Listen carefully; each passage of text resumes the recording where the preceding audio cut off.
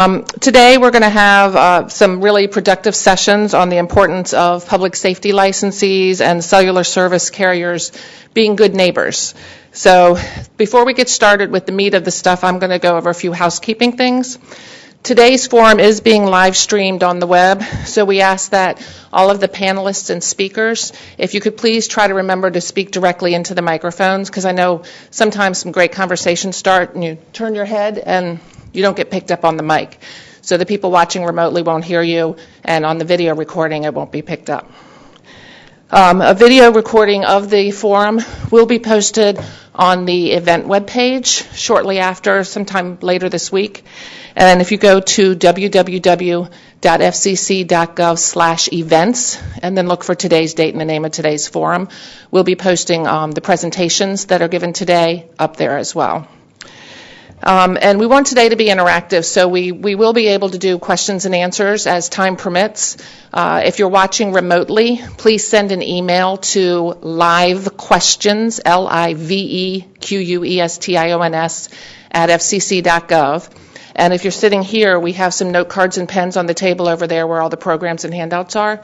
We ask that you write down your questions, and either myself or another member of the staff will be here. Just raise your hand and we'll collect your questions and get them to the moderators. As time permits and the volume of questions we get, we'll try to get to as many as possible. So now we're going to start off. We're going to have a forum this morning, a panel this morning from FCC staff, presentation on the what we've done to date in an effort to get the public safety entities free from interference. We'll hear a case study of a very complicated interference problem that happened in Oakland, California, and how they fixed that problem. Then we'll have a report on some surprising results of tests that were conducted on the receivers and radios that first responders use on a day-to-day basis. So we're going to have two panels after that. We'll have one from the cellular industry talking about deployment plans and testing, and then we'll have a second panel talking about the status of public safety receivers. We'll have a quick lunch break, and then we'll get into the second session, which will be kind of a solutions roundtable where all the panelists plus an additional member will kind of do a roundtable discussion. So now to get us started, I'd like to introduce Lisa Fowlkes. Lisa is the Chief of the FCC's Public Safety and Homeland Security Bureau.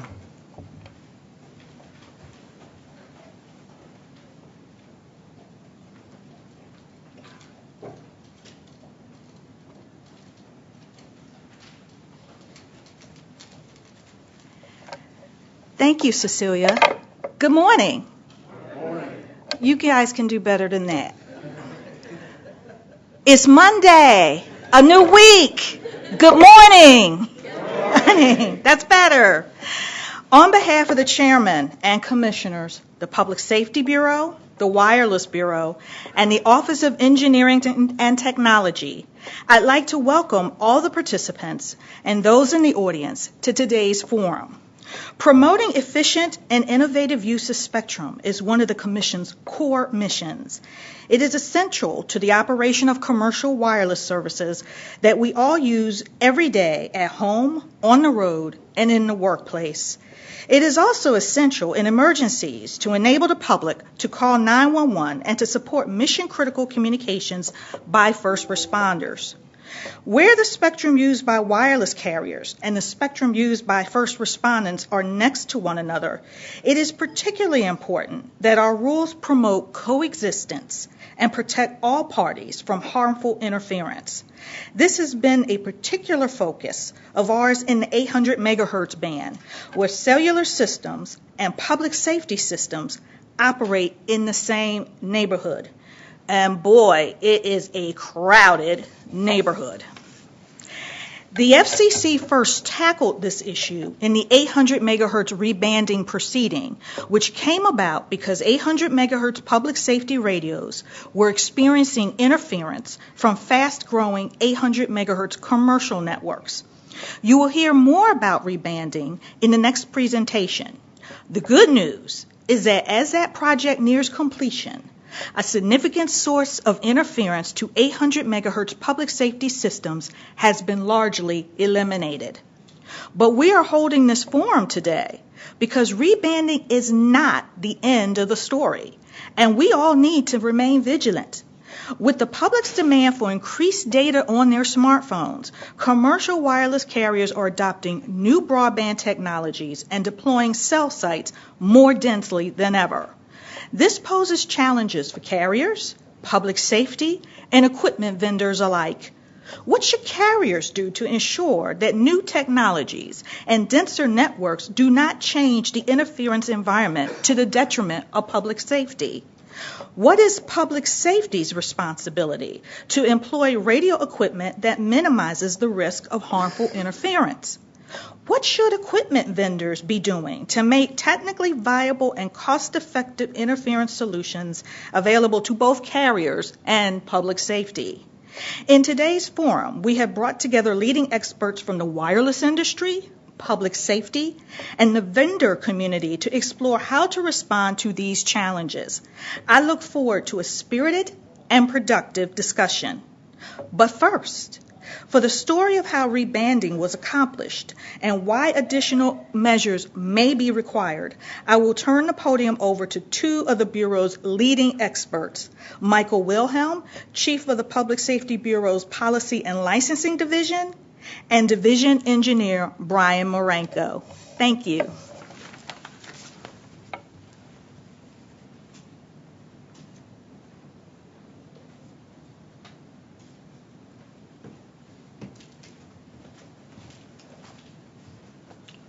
Thank you, Lisa, and thank you to all of the folks who are joining us here in the Commission meeting room and online.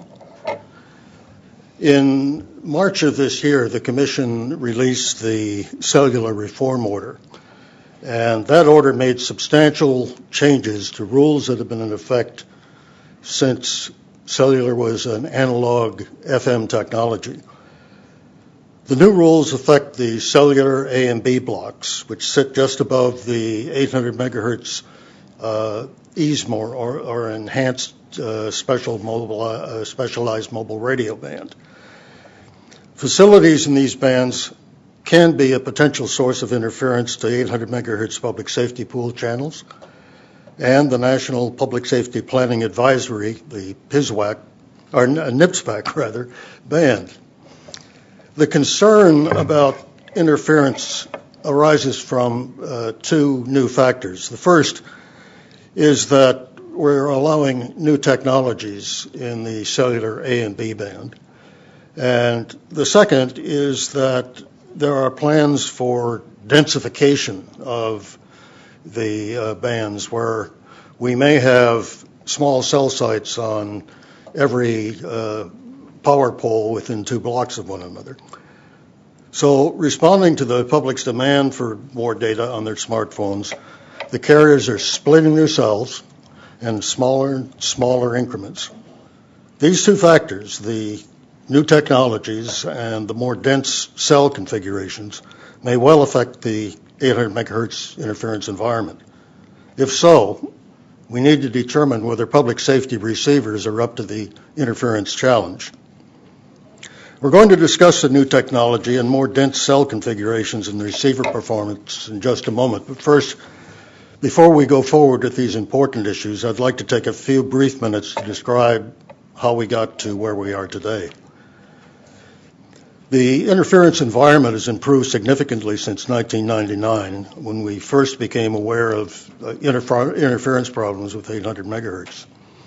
In response to the interference complaints, we convened a meeting of 800 megahertz stakeholders, and we learned two things. Brian, what were those? Thank you, Michael. Good morning, everyone. And can we have the slides on the screen, please? The first thing we learned is that public safety and first responder agencies in the 800 megahertz band were receiving interference from commercial mobile radio service, or CMRS, providers in the band. Secondly, we learned that first responders typically received interference on their mobile or handheld portable units when they operated in the vicinity of cell sites used by CMRS providers. The interference scenario is something we call the near-far problem, and it's depicted on this slide here. What you see is you have a first responder who's trying to communicate on her handheld radio with a public safety base station that's located 15 miles away. So she's receiving a relatively weak desired signal. She's standing near a cell site used by a CMRS provider, and her radio is receiving relatively strong undesired signals in the band. So this near-far problem, these are the conditions where the radio can experience interference when the radio is receiving weak desired signal and relatively strong undesired signals. Brian, the 800 megahertz stakeholders agreed on some best practices to avoid interference. How did those work out? Well, we didn't get a lot of interference reduction from the best practices. So in 2004, the Commission released a report and order that addressed the interference in two ways. If we can have the slide again. Thank you. First, the report and order addressed interference by ordering the reconfiguration of the 800 megahertz band to separate to the greatest extent possible public safety channels from commercial channels in the band. We often refer to this as rebanding. And what you see on the screen here is a picture of the 800 megahertz band before rebanding. And what you see is that in the lower half of the band, you had public safety and commercial operators interleaved throughout the entire lower portion. We then had a block of spectrum called the ESMR, which was occupied by Nextel at the time, now Sprint. And at the top of the band, what you see is a 3 by 3 megahertz block of spectrum allocated nationwide to public safety that we refer to as the NIPSBAC block, as Michael mentioned. Above that is the cellular band, which was the focus of our most recent rulemaking proceeding. So what rebanding did is it relocated the NIPSBAC public safety block from the top of the band to the bottom to relocate it as far as possible from the commercial segments of the band. It also ordered the CMRS providers to relocate out of the middle section of the band and provided a guard band. So now, once a region has completed rebanding, this is the band plan you'll see, where public safety operates in the lower segment. You have a guard band, and then you have the ESMR section, which is primarily operated by Sprint, adjacent to the cellular bands. So once band reconfiguration is complete, you have a clear demarcation in the band between public safety and commercial providers. Okay, Michael? Thanks, Brian. The rebanding process is considerably easier to explain than it was to execute. As I told an APCO convention several years ago, I'm 34 years old, and showing the wounds of the 800 megahertz proceeding. But today, except for a few stations in the Mexico border area, we are finished with rebanding. Thousands of base stations have been retuned, and over 2 million individual mobile and portable radios have been either retuned or replaced. We said that the 2004 order had two parts to it, the first being rebanding, of course.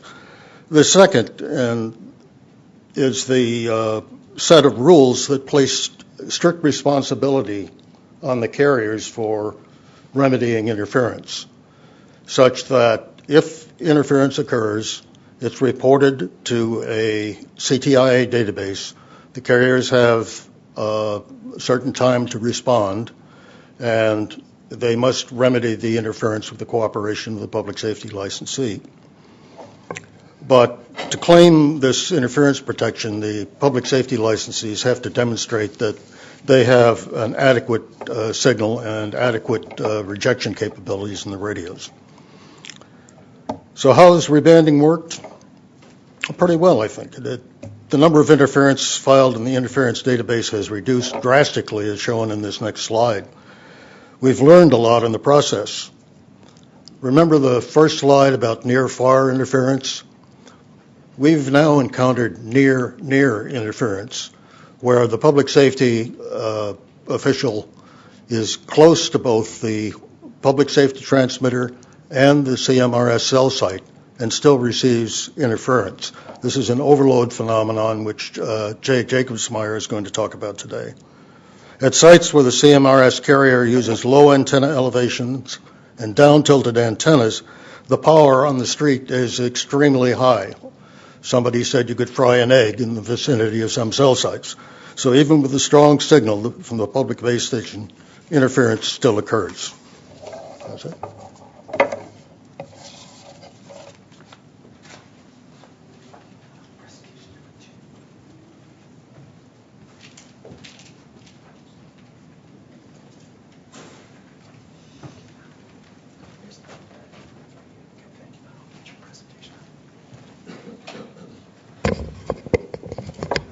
Good morning. My name is Alan Tillis. I'm an attorney at the Washington, D.C. area law firm Shulman, Rogers, Gandel, Porty, and Ecker.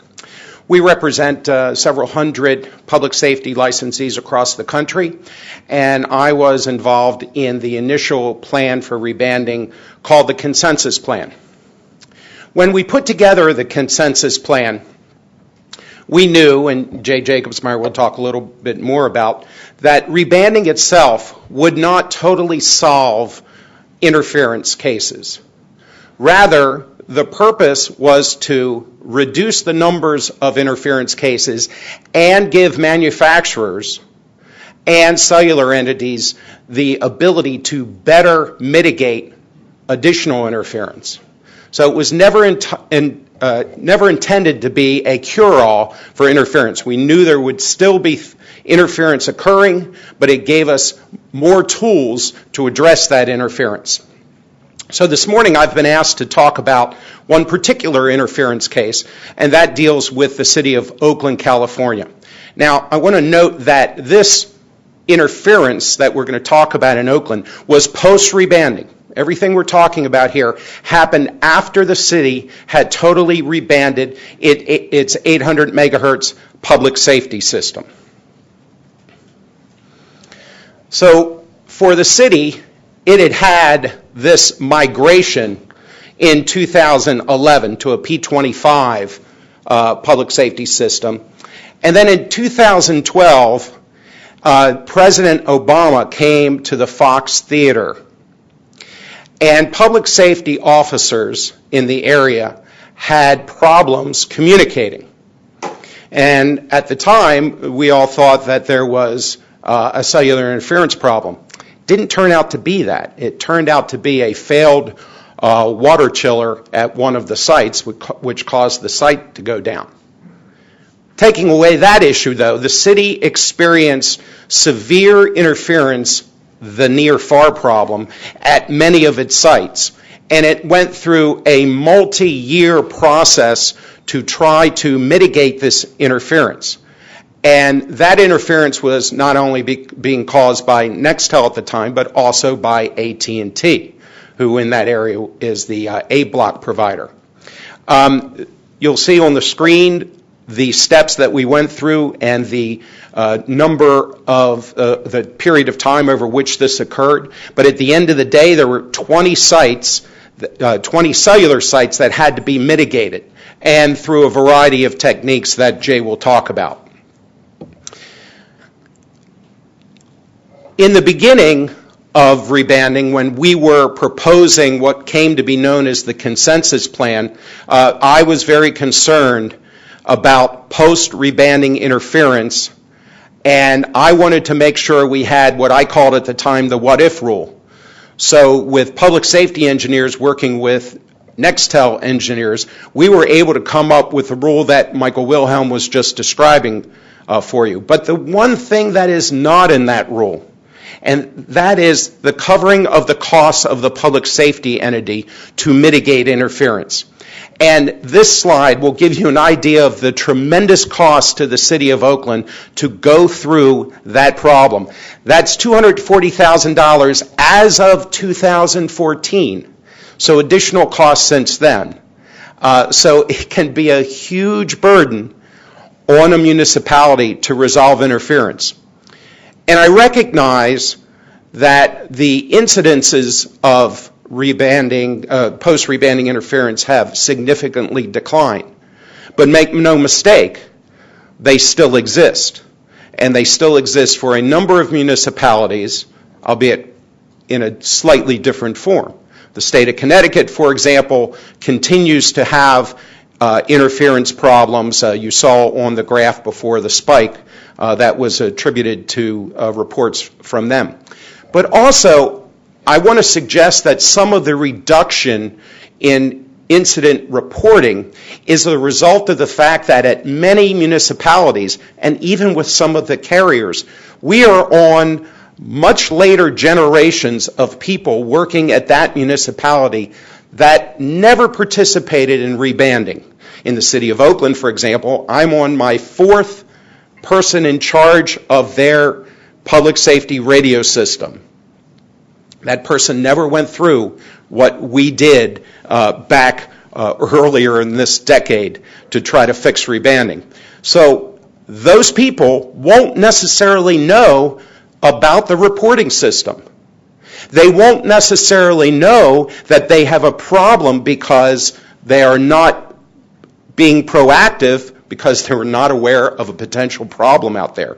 So a big problem that we have in the industry is making sure that municipalities know that the potential is there and know to go out and try to look for interference and not immediately assume that it is their system that's causing a dead spot. Now, you've heard this morning already talking about the public safety radios themselves and making sure that they're, for lack of a better term, up to snuff. Let me tell you that every radio that we are talking about here meets the Commission's rules for a radio that is entitled to public safety interference protection. Every one of them. Now, radios can be improved, and that's why we did, one of the reasons we did rebanding, to enable the manufacturers to do that. But let's be clear that the radios out there today for public safety are public safety grade and entitled to protection. So what we learned through this whole process, and perhaps we can go through a little bit more later, for Oakland, as well as some of the other municipalities that we've had to go through mitigation, is that it's really a tricky business when it's at the same time that you're doing a system upgrade. What you want to make sure is you use the tools that are available from the manufacturers to spot proactively interference, and listen to your officers when they complain about a particular area that they are having trouble communicating, and track that. Create a database. Jay will talk about in a little while that not all radios are created equal, and so as a municipality seeking to acquire new radios, you want to make sure that manufacturers provide you with interference information about interference resiliency from the manufacturer. You want to have that information in making your decision. And finally, and you might not have thought about this, but this was a huge problem in Oakland, have a media plan to make sure that when there is a problem and complaints surface in the media, as has happened in Oakland, that everybody within the municipality is on the same page about what is going on, how we're working to fix it, and how we're going to keep our people safe. Being proactive is the single most important thing that you can do in making sure that you know where interference is all of a sudden happening where it didn't happen before. You must document.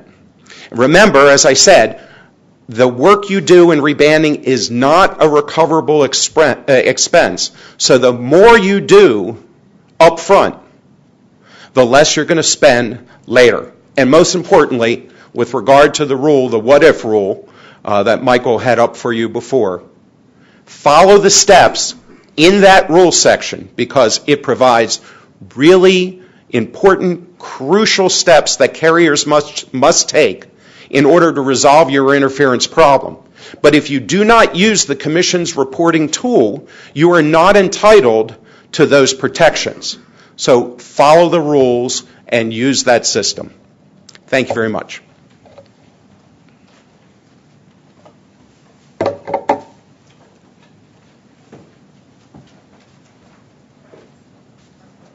Alan, thank you. Good advice. In this Oakland proceeding, Jay Jacobsmeyer did some measurements on receivers which produced some surprising results, and he's here today to tell us what those results were. Jay?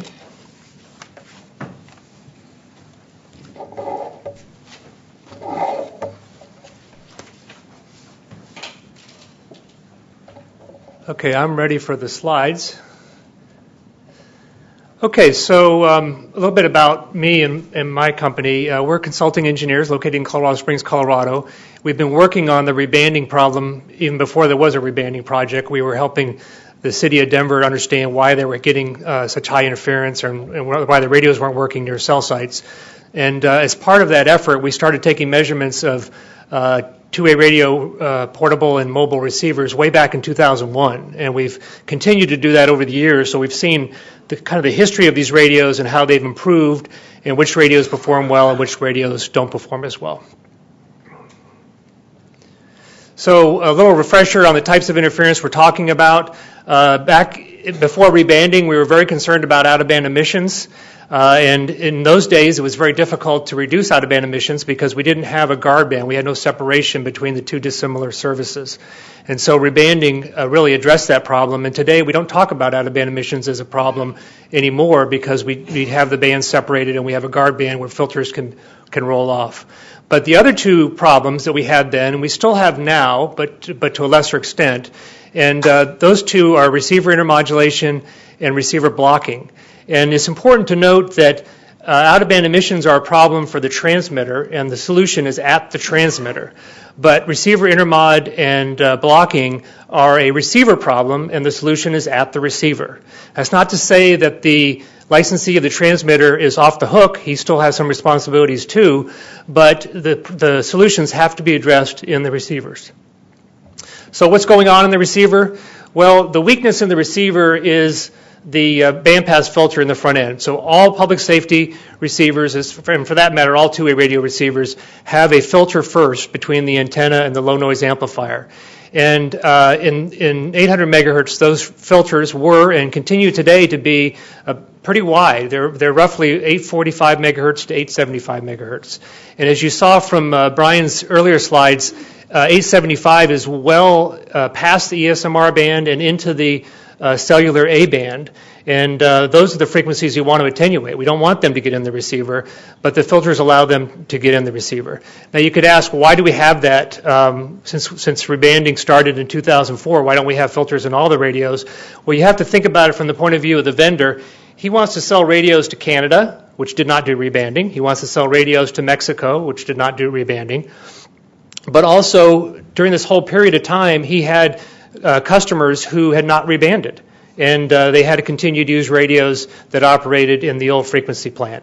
So it's only been recently that vendors can really put public safety filters in their receivers. And even then, filters are not brick wall. They do take some roll off. And so if you have a filter that you would like to end at 861 megahertz, it's going to roll off between 861 and 862. But rebanding does help with that. So that's a helpful plan. So in the absence of filters, what can you do? Well, the problem is in the low noise amplifier, and that's where these intermod products are occurring. And the crude thing to do, or the straightforward thing to do, is to make a more robust amplifier and put that amplifier in the receiver. The problem with doing that is that an amplifier with a higher third order intercept, which is a measure of its robustness, is going to draw more current, and you don't want receivers drawing more current when they're in portable devices that operate on batteries. So there's a limit to what you can do there. So we talk about intermod, and in the abstract, what is that? Well, it's really a mathematical relationship, and as you see here, we can get intermod products from the ESMR provider, the one that's operating from 862 to 869 megahertz, and we can also get mixes between the ESMR provider and the A-band provider, and beyond that, and those are third-order mixes. We can also get fifth-order mixes just from the A-band provider, and we got a lot of those in Oakland where AT&T was causing interference, again, indirectly. The interference was actually induced inside the receiver, but there was no Sprint site nearby. It was just AT&T. So without a filter, what can manufacturers do? And Alan mentioned that not all radios are created equally, and some perform really well and some perform really poorly.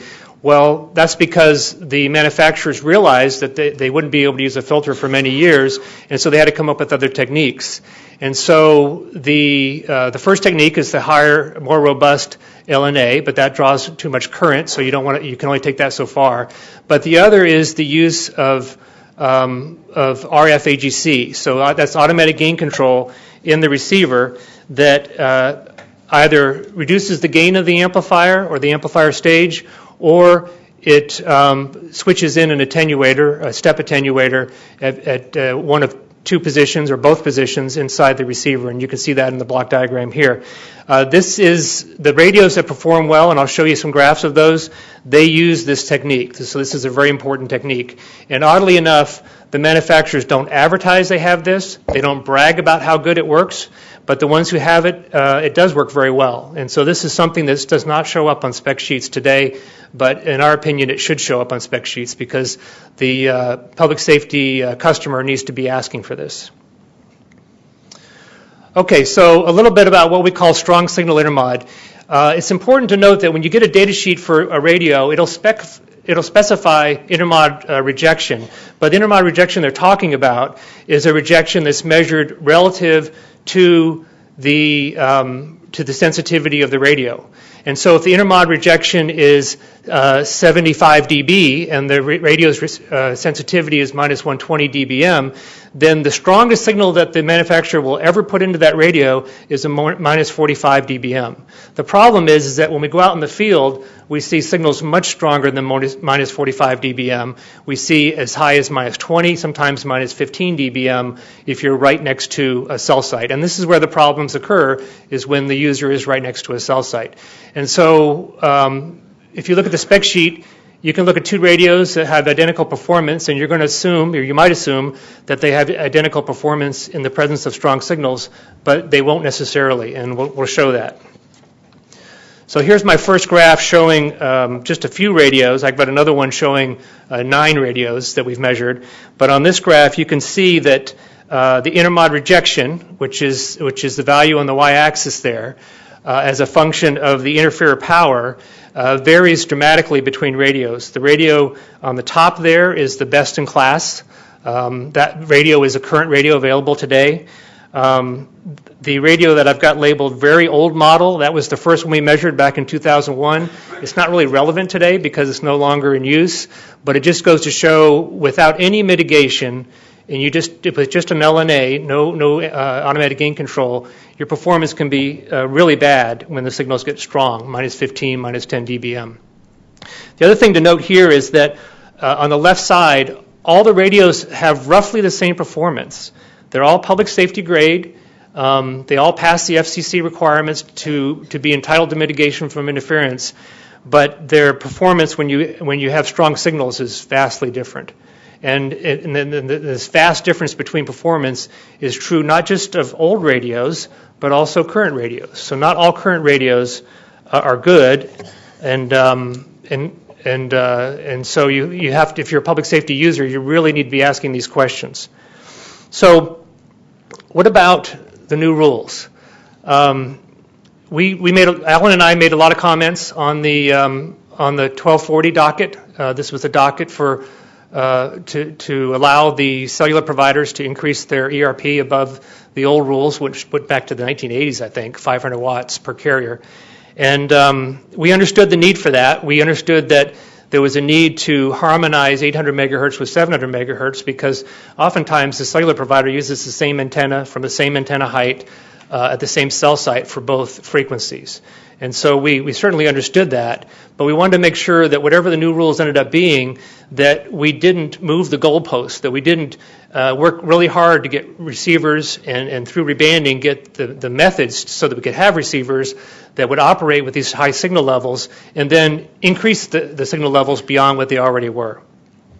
So one of the things we noticed was that the new rules don't truly harmonize with 700. If you look at this table here, you'll see that the max power flux density, and this is the thing that protects the receiver on the ground. It's a maximum power density that the cellular provider is allowed to create on the ground, and that protects the receiver, and the receiver manufacturer should be designing for that. So that's really a design spec of sorts. But if you look at the 700 megahertz, it's 3,000 microwatts per meter squared. But at 800 megahertz, under the new rules, it's 3,000 microwatts per meter squared per megahertz. So if it's a 10 megahertz wide LTE signal, now it's 10 dB higher than 700 megahertz. And so we weren't very happy when we saw this was being proposed. We did comment on this. The important thing to remember is it's not the power density with public safety receivers that matters as much. It's the power. The power causes a nonlinearity in the receiver, and the power is more important than the power density. The other thing that we noticed was that at 700 megahertz, the protection is out to 1 kilometer from the cell site, and at 800 megahertz, it's 98% of 1 kilometer from the cell site. Well, that sounds good, but the problem with 98% is the 2% is right around the cell site, and that's where all the problems occur. So you're not going to have problems a kilometer away from a cell site. You're going to have problems within 150 yards of the cell site.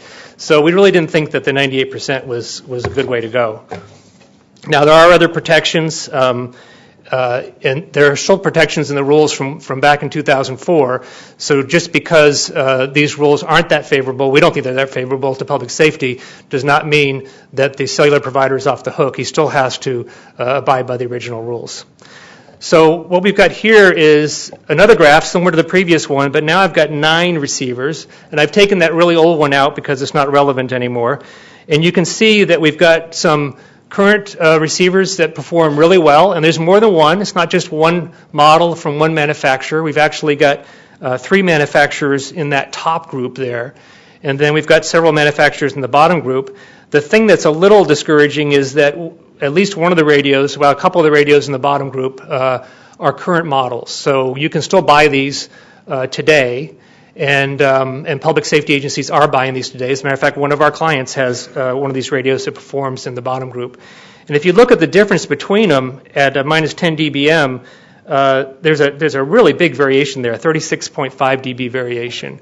So just looking at the spec, you would see the values at the left-hand side, basically a 75 dB radio for intermod rejection. They would all look the same. You would think they're all the same, but they're not the same. Because where it matters, when you have strong signals, that's where the problem shows up. Now, you might notice that I don't have any manufacturers' names on here. The point of this is not to say, buy this radio from this manufacturer because it's better. The point is, these are the radios that public safety is using today. This is the environment that they're facing, and this is the performance that they're giving. Okay, so maybe 36.5 dB doesn't seem like a lot to some people. What does it really mean to the public safety user? Well, just take the case of an interferer that's coming in at a minus 20 dBm, for example. If the rejection is 70 dB, which is pretty good, the good radios had at least 70 dB rejection, then the radio requires a minus 90 dBm to overcome this interference. And remember, the sensitivity of the radio is minus 120. So minus 90 is 30 dB of descents. And 30 dB of descent sounds really bad, but if you have a minus 90, you don't care that it's 30 dB of descent. All you care about is the radio works or it doesn't work. Well, it turns out that if you look at the distribution of signal strengths in most public safety service areas, minus 90 occurs over most of the area. So most of the area will be in pretty good shape in terms of a minus 90 dBm signal. But if you had one of the worst performers, where the intermod rejection is only 38 dB, now you need a signal that's a minus 58 dBm. And if you spent much time doing drive testing, you almost never see a minus 58 dBm unless you're right next to the repeater site. So you'd have to be, so you've shrunk the coverage of the system essentially by requiring that the signal be that large to be able to overcome interference. So the bottom line is that poor performing radios will have a lot of outages near 800 megahertz cell sites, and the good performing radios, you may never notice that it's a problem. And that's what we see in the field. As a matter of fact, with the city of Oakland, we spent a lot of time troubleshooting there. They did not have a great radio. But they also they were also facing very low cell sites from AT&T that were only maybe 30 feet, 50 feet off the ground. So they had both problems. But when they did replace their radios with better performing radios, then the system performed much better. So some conclusions. As Alan said, rebanding does not eliminate interference. We knew that. So the goal was to create an environment where we could mitigate the interference and address it. But it doesn't do that by itself. Coexistence is a shared responsibility. The radio vendor must provide a radio that's robust. And the public safety users should be asking for these radios, which they don't do today because they don't know. And the operator still has responsibilities. He's not off the hook just because the problem is occurring in the public safety receiver. There's a limit to what the vendor can do to make that radio robust, and that means we need to limit the power flux density on the ground. So technology solutions are being adopted. Sometimes we're asked, well, why haven't the public safety radio vendors done anything? Well, they have done things, but the development cycles on these radios are quite long. A radio that's in service today might have been started 10 years ago in terms of the design phase. The one good thing that we're seeing now is that with the end of rebanding, we don't have to depend just on RF-AGC. We can also depend on filters. So we're starting to see filters in the radios for the first time. That's new, and the filter is the fastest, easiest way to deal with the interference if you have a market where you can do that. And we're starting to get that now that rebanding is just about concluded. In terms of the new Part 22.913 issues, these came out of the 1240 docket. It does increase the cellular ERP, so places where we did not have a problem before, we might have a problem today. It doesn't automatically mean we'll have a problem today, but the probability of having a problem is going to go up. You could get signals as high as a -3 dBm instead of a -13 dBm at 700 megahertz because the standard is now per megahertz. It's a power spectral density standard. We don't even measure our radios above a -10 dBm, so we've never measured any at -3. We suspect that some of these are going to crater at levels that high, but we have not measured them yet. And keep in mind that even if you had a good radio that maintained a 70 dB rejection, the desense is going to be 47 dB. So you're going to need a signal 47 dB stronger than your sensitivity to overcome that -3 dBm. So bottom line, receiver improvements are appearing, but we're a little concerned that the new Part 22.913 kind of moved the goalpost. We knew where we were before. Now we've got a higher standard or a potentially higher standard. And so what we'd ask the operators to do is think twice about raising the ERP at all your sites, especially we would rather that you not raise them at the low sites where we're likely to have these problems. So in Oakland, for example, AT&T knows where the problem sites were, and that could be part of the design process is don't automatically raise the ERP at all sites. Another thing that we found in Oakland was that because it wasn't a design criterion, AT&T did not have suppressed side lobes in their antennas. So they were actually filling nulls and putting a lot of energy on the street because they were trying to reach into a basement of a building or a parking garage, which is a legitimate approach, except when you have public safety users trying to operate near that cell site. So antennas with suppressed side lobes would be preferred from a public safety point of view. And then it would be great if the carrier could notify the public safety licensee when they expect to see high power flux densities, because a lot of time is taken up by the public safety agency trying to discover where these problems are, trying to troubleshoot them before they even contact the cellular carrier. If they knew that a site was potentially going to be a problem, they could cut that short and get to the bottom of it a lot faster. And right now, we just don't have that information. We get notification, but we don't really get notification of what the carrier thinks the problem could be or what the power flux density will be at that location. And that's all I have.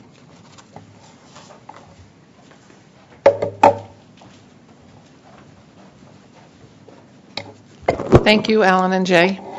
So now we're going to take a short break. We're going to reconvene back at 10 o'clock, so we have about 10, 12 minutes. There is some coffee in the back here.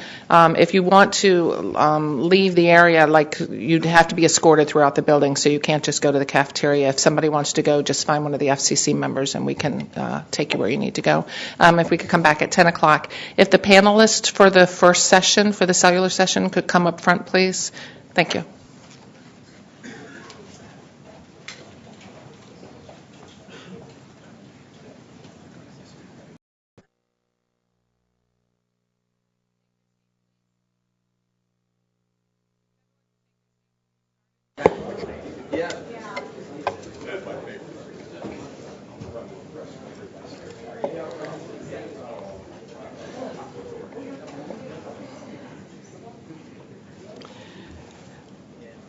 So again, I'd like to remind those sitting in the audience, if you'd like to ask a question, we have note cards and pens on the back table. You can grab that or raise your hand and we'll bring them to you, and then just raise your hand when you're done writing your question. If you're watching online and you've just joined us, you can submit questions at any time by sending an email to livequestions, livequestions, @fcc.gov.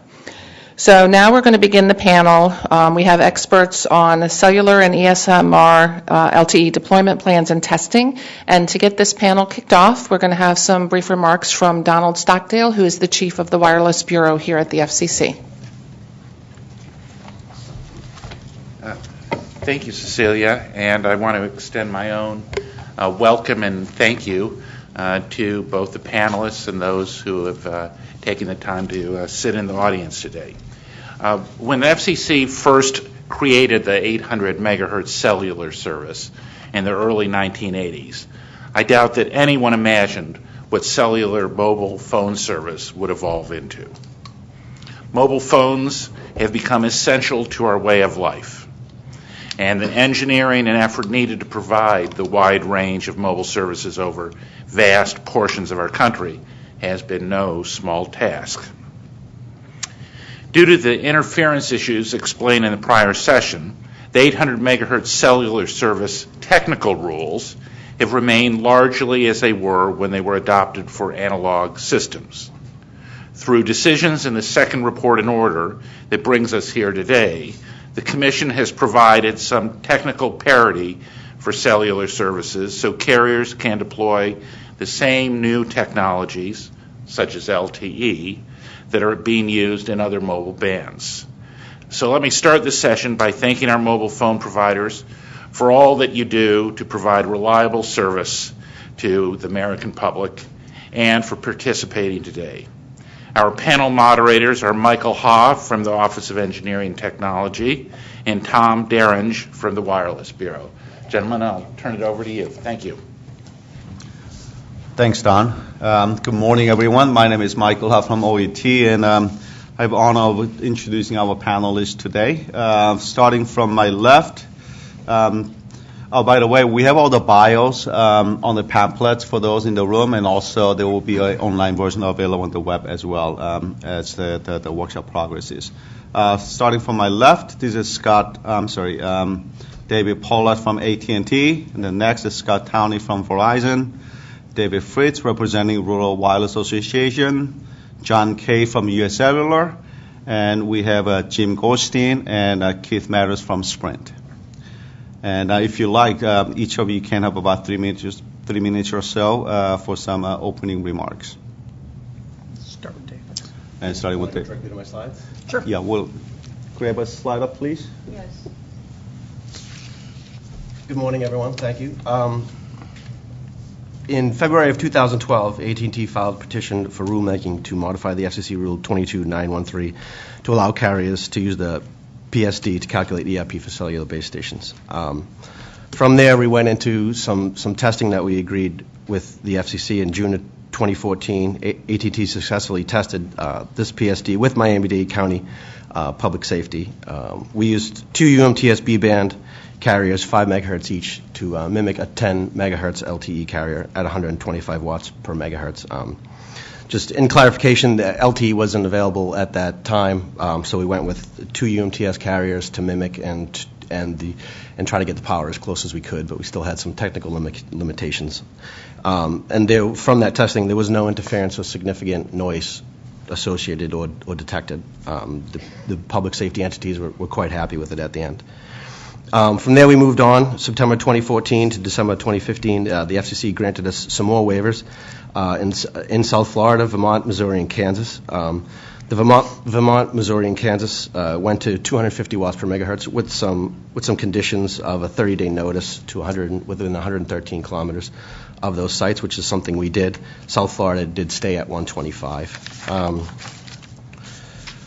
From there, with no interference found in any of those waiver markets, as far as I can tell, public safety was happy with it. And March 2017, the FCC adopted the RNO, why we're here, allowing cellular carriers to use the PSD bands to calculate ERP, as we discussed earlier, bringing harmony with the other spectrum bands. This rule starts with 400 watts per megahertz in non-rule, 800 watts in rule, without a PFD requirement. With PFD requirements, you can go up to 1,000 watts per megahertz in non-rule and 2,000 watts in rule until May of 2024. This is, as we've heard earlier, it was 3,000 microwatts per meter squared per megahertz at 1.6 meters AGL over 98% within a 1 kilometer radius. That also has an advanced notice within 113 kilometers. So this is something that AT&T will take into consideration. Obviously, we have to if we go above the 400. Also, part of that RNO, AT&T and Verizon have committed to test with public safety in 6 more markets.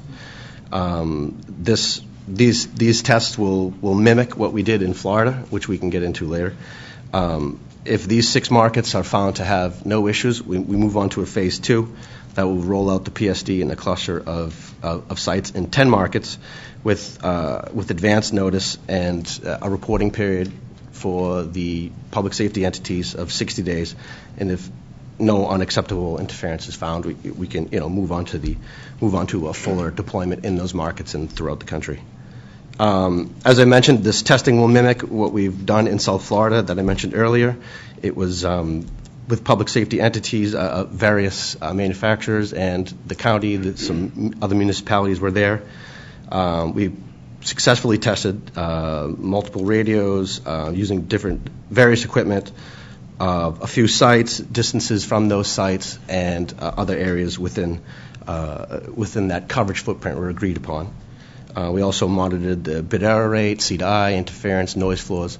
All these indicators were found to be positive, and I think that testing went very well, as I stated in Florida, and this is what we would use for the rest of the. And I don't have any other comments. Scott Townley, you want to tell us a little bit about your presentation? Okay. Thank you. Scott Townley with Verizon. Sorry, yes, yeah, please. Right up. Thank you. Okay. So currently Verizon's started deploying LTE in the 850 band under the current rule set, of course, 500 watts ERP in urban counties, et cetera. Primarily in the southeast, where we have a lot of licensed markets with both A block and B block licenses, so we have room to continue our 3G service offerings and add LTE as well. Again, these are all under the current rules. We have not received, to my knowledge, any interference complaints from any public safety licensees. It's kind of apples and oranges at this point. This would be just LTE versus CDMA rather than power level shifts, obviously, since that hasn't happened yet. But we do have a lot of sites in the ground already, and we'll continue to roll out under both the old and new rules as time goes on. To that, next slide, please.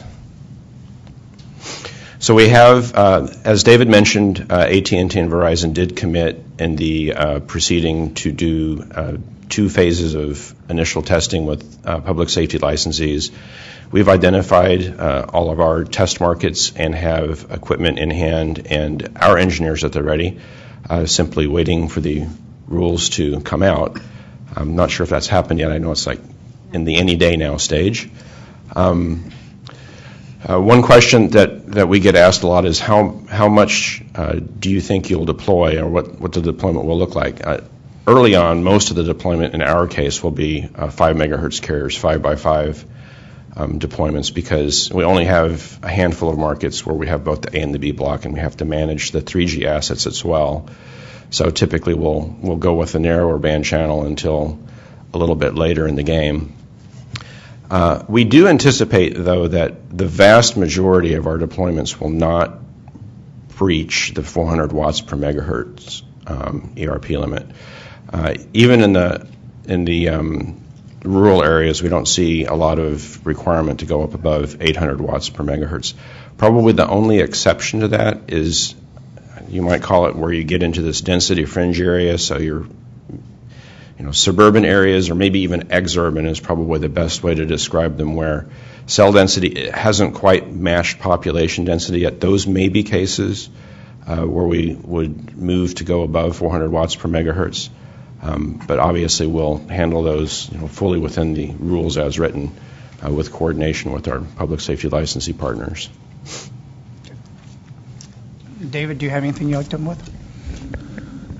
Good morning, David Fritz, representing RWA. Probably make some comments just about RWA and some of the members and the experienced members have had with public safety. So RWA is a trade association representing rural wireless carriers who each serve fewer than 100,000 subscribers. So we're talking the rural of rural. The majority of the members only operate in the B block cellular band, so from a frequency standpoint, the furthest away from public safety themselves. There are a few members that do operate in the A block cellular, but in areas similar that are very remote, like Alaska, or some of the small CGSAs that were acquired through the unserved area rules. RWA members traditionally already have a close relationship with their local public safety. Typically, public safety not only uses the trunk radio system, but also uses our members' cellular networks to communicate for both critical and non-critical communications. The majority of the interference coordination between RWA members and public safety have really been around the bidirectional amplifiers that consumers have purchased, typically off the internet, and have deployed into the network, either not deploying it correctly and or they have not notified their carrier that they are deploying it under the new rules that the FCC set up for bidirectional amplifiers. The interference issues that we heard about this morning haven't really developed in the rural areas due to the height above average terrain limitations. Most of the cellular facilities are up at high elevations or high above ground elevations, as well as there's really not many tower sites out in the rural areas. So from a standpoint of co-location, most of the public safety radios are co-located on the same tower, so not necessarily a near-far issue. RWA is certainly excited for the new rules to come out, and as they develop and deploy the newer technologies, it's certainly going to help.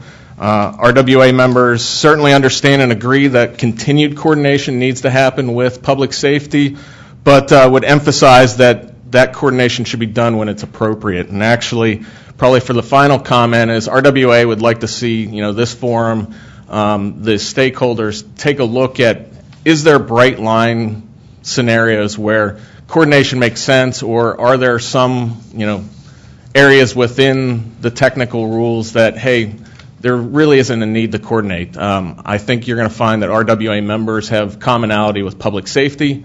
They have limited resources, limited staff. So just to coordinate for the sake of coordinating is not necessarily something that RWA would want to do. But certainly understand that there is a need in some areas, but maybe not all. Thank you. John, do you have anything? Yes, good morning. For those not familiar, U.S. Cellular is the fifth largest carrier in the U.S. We're the largest of the regional operators, and we're serving over 5 million subscribers. So, kind of like my neighbor here next door to us, over 80% of our counties that we serve would fall under the rural category, and with those, of course, high cell sites. U.S. Cellular, we're excited. We support the Commission's recent changes to the power rules. since those power rules were outdated and not reflective of the advances in the wireless communications in the past decade or so. So we have currently deployed the 800 megahertz cellular services across our entire licensed geographic footprint. We're utilizing the 800 band for both CDMA and LTE technologies today.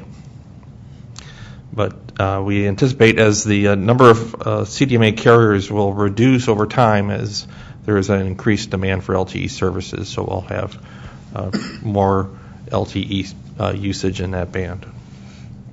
And then regarding public safety interference, we've received no interference complaints in the last several years from public safety users. And we do participate in the public safety interference reporting system, and we'll respond to any issues as they arise. Thank you. Thank you. Sprint? Sure. Thank you, everyone. I'm here on behalf of Sprint with Keith Mathers, our kind of lead technical engineer, who's along with me and a team of business people, rebanding specialists, and engineers have been working on the public safety CMRS interference problem for close to 20 years at this point, since the first cases of interference were kind of discovered in near Portland, Oregon, Denver, Baton Rouge, Louisiana in the late 90s.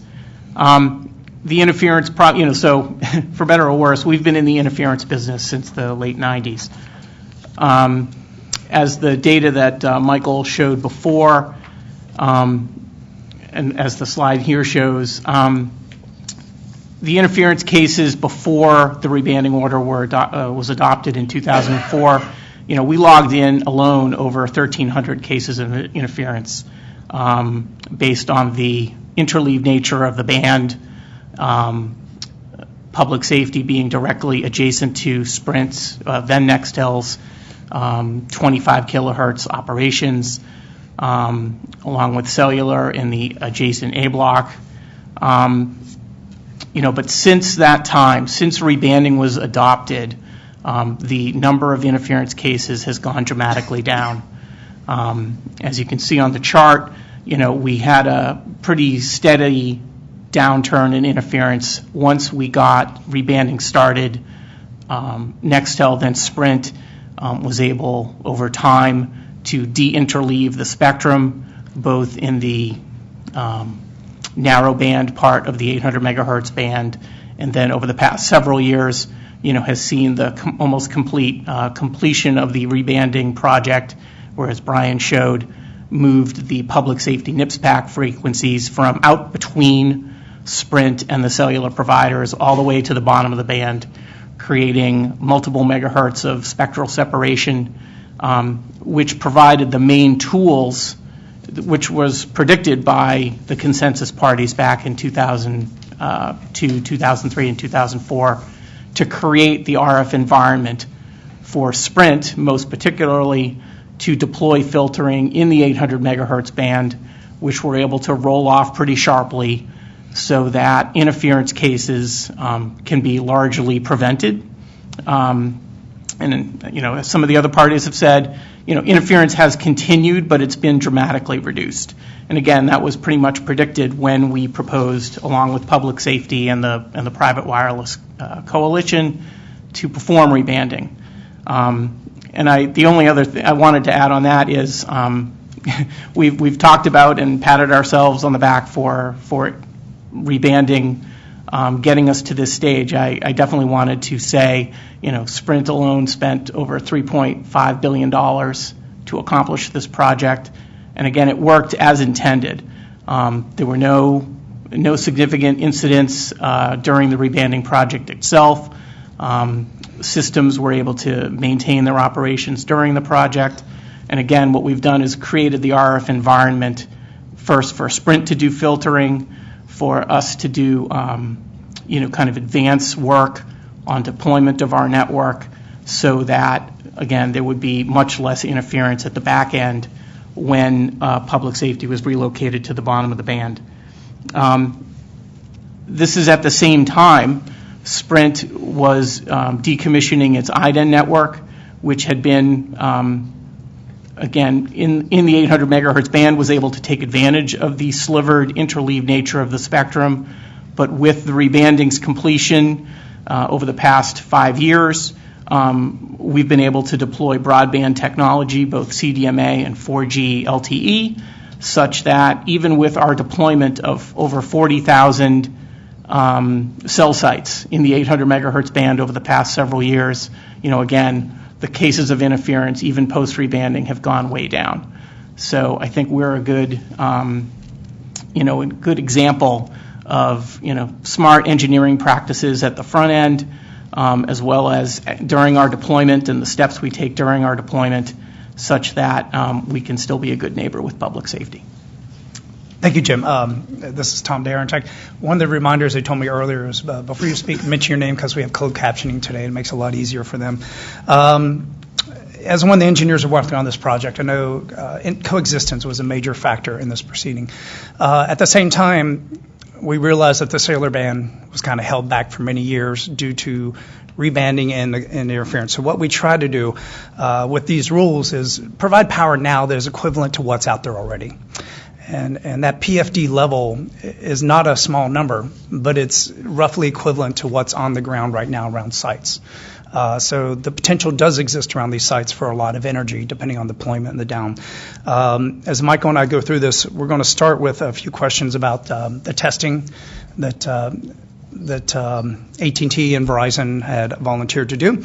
Then we're going to go into how the power will change around the cell sites going forward, because everyone knows the environment at 800 megahertz has changed significantly over the past 15 years or so, and now it's probably going to change again now that we've changed the rules. So just starting with AT&T, you've done some testing at lower levels. As you roll out and do testing, it looks like you're going to have drive testing. You'll focus around sites, of course, and you're going to have represented models. Are you going to bring the public safety entities into this testing process to have relevant radios and have them involved, or will they know where these sites are and be actively involved in the testing according to your plans? Yes, Dave Pollard, AT&T. It's an integral part of the testing is to have public safety present. During the Florida testing and our first go around for testing such as this, there was many representatives, Harris and some other public safety entities were present during the testing. We worked with them. We let them select where they wanted to test within the sites. I think this had been and this area had issues previously, so we thought it would be good. That had been mitigated. We thought it would be good to, hey, let's go back to a place where, you said you had some issues. Let's test again. Where do you want to test? How far from the sites? Which sites? So we worked in inclusion with them to make all those decisions, and that is something that we definitely are working towards now. As Verizon has said, we've identified test markets, and now we're working through the process of identifying who the public safety entities will be in those test markets. Who should we call? How many? The more the merrier. It's fine with us. We're already going to be there on the ground with our test equipment, and the engineers, they bring theirs too. Okay. Scott, do you have anything to add? Not particularly. I think AT&T did a good job up front.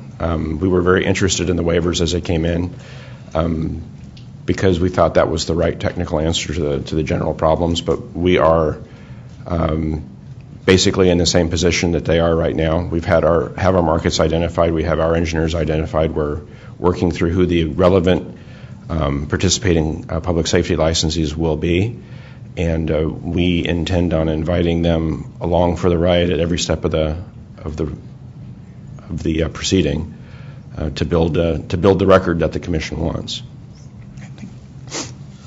So, it sounds like some of you have already deployed limited LTE system in certain markets, and others might be waiting, whereas Sprint probably has LTE deployed in most of the cell sites. Can we talk about the science behind how you're selecting those markets first?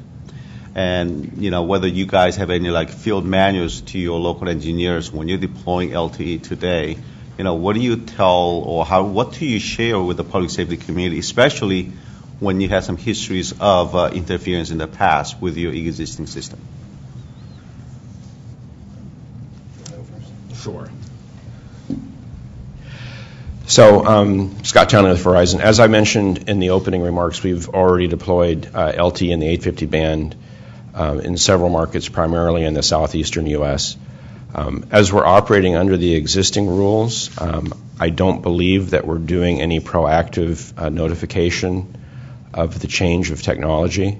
We're still operating under the 500 watt or 1,000 watt ERP limit as appropriate for the county where that deployment is.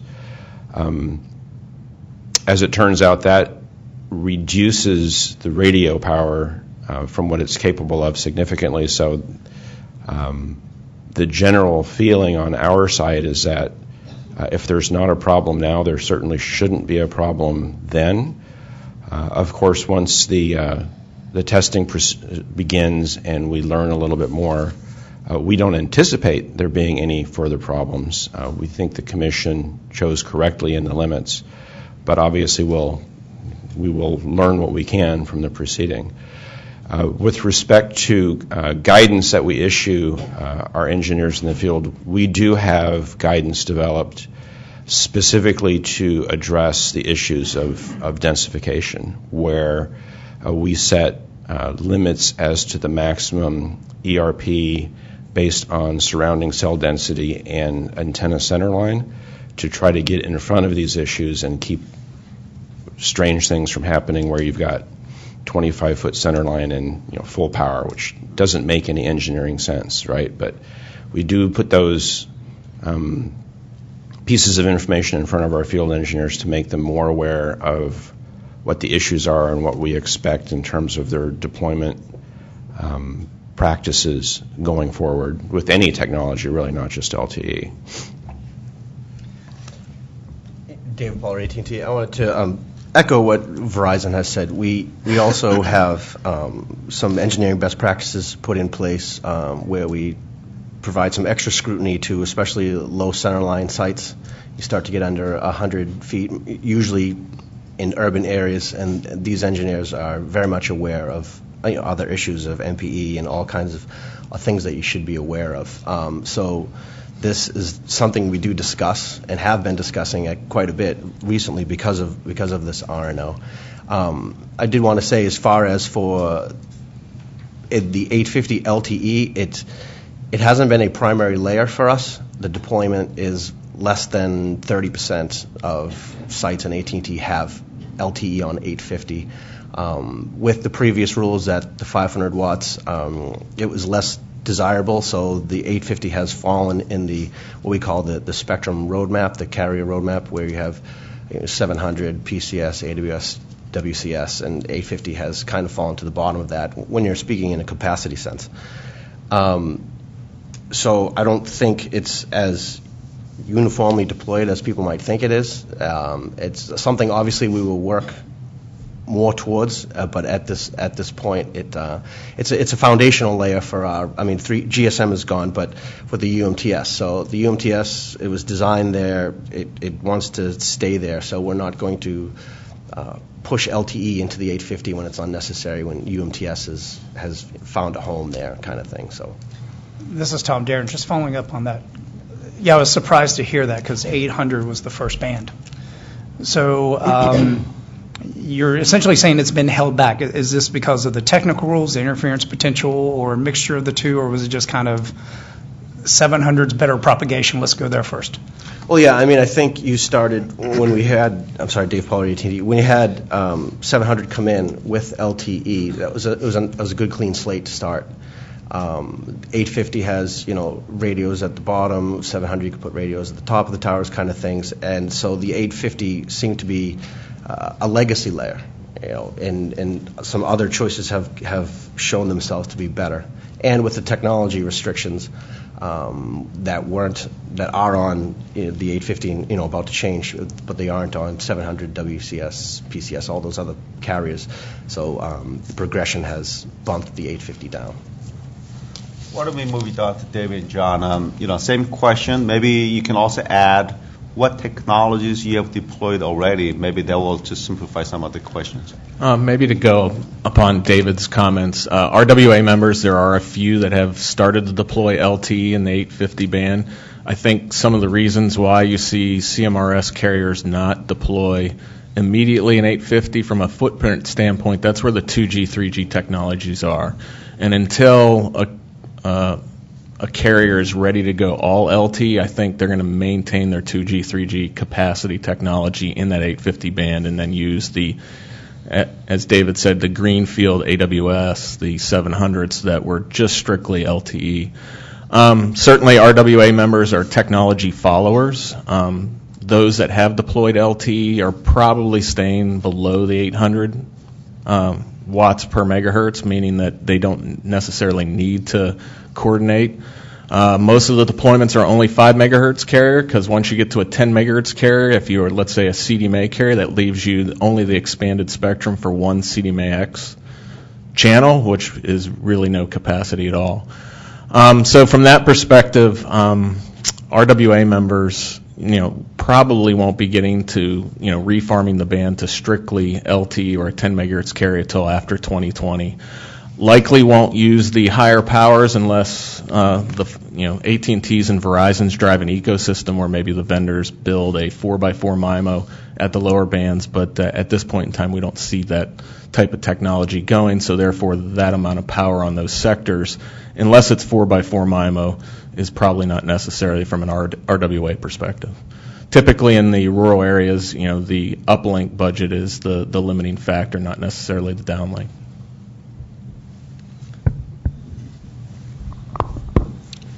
John Kay, U.S. Cellular.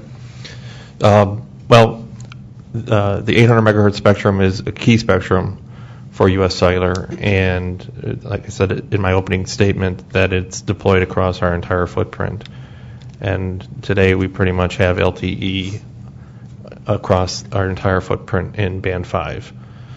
So we've already deployed it at 5 megahertz wide channel with a mixture of CDMA carriers as well. So we're currently using the current rural power limits, and they've been effective for us to date. But we look forward to, like David said here, if manufacturers do come up with a 4x4 MIMO type of base station equipment that would allow us to use those higher power limits, then that was something we'd explore. But currently, again, with a large amount of rural area that we cover, the uplink is a limiting factor. I got a question from the outside. It's a really quick one. For the testing and the coordination with public safety, we got a question from the outside asking if you would invite land mobile radio vendors to participate in the testing. Is that something that... It came from Harris, but Sure. So, I don't see why not. I guess if they are truly interested, they will get in touch with you. Michael and I have a lot of questions, but we're short on time, so I think we're going to jump right into power questions, because that's what people are most interested about. I want to start with Sprint on this one, because they've been in the band for a long time, and you're already doing LTE, and you're the closest in spectrum to the entities. So can you help me understand, when you've deployed LTE, what power level? I think you're allowed 1,000 watts per megahertz. So you're doing 200 watts per megahertz. And then how does MIMO affect that? So what is your total power in the band, and what power to use your CDMA carrier on there as well, if you have that in that range? And when you switched over to LTE from your old technology, did you see any result in the interference? I'll hit the second question first. I guess I'd say when we transitioned from IDEN to CDMA and LTE, I guess I would say, we've seen a reduction in interference, which was one of the things we expected when we made that transition to a wider band technology, that we expected to be at lower power relative both to public safety and to individual channels in the band. So it kind of worked out that way for us. In addition, as I said before, we were able to deploy filtering on our spectrum that would dramatically reduce the out-of-band emissions in a way that wasn't we or no carrier would have been capable of doing when the band was structured the way it was. So rebanding created the environment for us to curtail, the higher power signals relative to public safety. But Keith, I'll ask you to comment on kind of the on the ground on our deployment at 800. Yeah, Keith Mathers with Sprint. You were asking about power? Just give us a feel for what power you currently use at 800, and if it is 200 watts per megahertz, does that seem adequate in rural areas, or you face power limits there doing that approach? As John with U.S. Cellular mentioned, we're uplink limited most everywhere, so we haven't found that what we're using. We've got a CDMA carrier and a 5 megahertz LTE carrier in that 800 band. We've got 7 megahertz for those that saw the presentation that was on the screen earlier, and so that's all the spectrum we've got. We put 20 watts on the CDMA carrier and 2 40 watt. It's an LTE carrier, but it's 2 ports, 40 watts, 20 watts each for each port. So that's what we do. So we're at a very low power. Yeah, relative we're at pretty low power. Yeah. we're not. So, related to this power discussion, we have a question from the audience, and I'll just tweak that a little bit too. That, so some of you are transitioning, like as what Jim said, item 25 kilohertz to 1.25 megahertz CDMA system to 5 megahertz or 10 megahertz LTE. Some may have a 5 megahertz UMTS going to LTE. Others may not have a GSM going to 5, 10 megahertz LTE. So there's a lot of different equations involved. When it comes to power, though, how do you see that the power level changing? Do you generally feel that you need to have more power? If you're putting more power, what's driving that more power? Is that because of the coverage, the capacity? Are you trying to cover indoors? In the morning earlier, the Oakland example, there's some discussions of antenna side ropes, so that they needed to eliminate some of that to avoid a very high power in such a short distance right under the antenna, where public safety happens to have a pretty busy area to monitor. So can we just get some feedback from you that where are you going to 5 megahertz to 10 megahertz LTE, and then the power in general, what's driving more power from you? This is Tom Derenge. Just to add on to that, I'm particularly interested in the urban areas.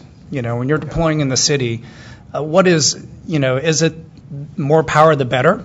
What is that determining factor that determines whether you're using full power? Frequency reuse may not be as big of a factor as it used to be. Is it now in-building penetration, urban clutter? What are the determining factors and the limitations you may think about as you're deploying in urban areas? So as Dave Poirier, so as far as urban areas are concerned, more power is necessarily not always better. Yes, we're moving towards a strategy where we want in-building penetration, but it's not something we're going to be looking for in the 850 as much as where, like I said, the 850 has moved to the kind of the bottom of the pecking order.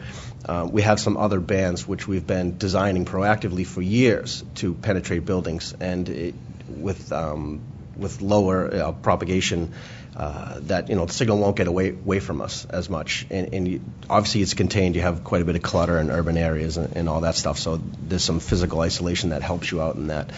But for power, it does have a mix of capacity and coverage, and more coverage in rural areas, which are, to be honest, those are the areas I've heard from that would like to look at these new power levels. Somebody who maybe doesn't have 700 and is looking to get a little bit more out of the 800. The denser urban areas, they've got other plans. They're going ASG. They're looking for more in-building systems to address that, and maybe some obviously 5G is not here yet, but some much higher frequencies that they can control better inside urban areas. Does anyone else want to address? Dave Fritz, RWA. Signal noise ratio. As we go to these broadband technologies, it's an N=1 reuse. And therefore, if you want to do these high broadband schemes, 64 QAM, you need to be much better than your adjacent sites or sectors. And so what drives the signal to noise ratio certainly is power. Hopefully carriers will design their systems appropriately and not blast power everywhere like we did in analog and GSM, where I could frequency plan away my interference. In an N=1, certainly you want to focus in on a specific area and push the power to that. So that's typically what's driving, at least in the rural areas, and even RWA members have college campuses and some areas that do need high capacity coverage, and it all comes down to that signal to noise ratio. Scott Townley with Verizon. So one of our drivers, or at least from our field engineering staff's point of view, drivers in terms of power levels required, really stems a lot from our experience in the 700 band with industrial interference, especially in the urban areas when you go in building.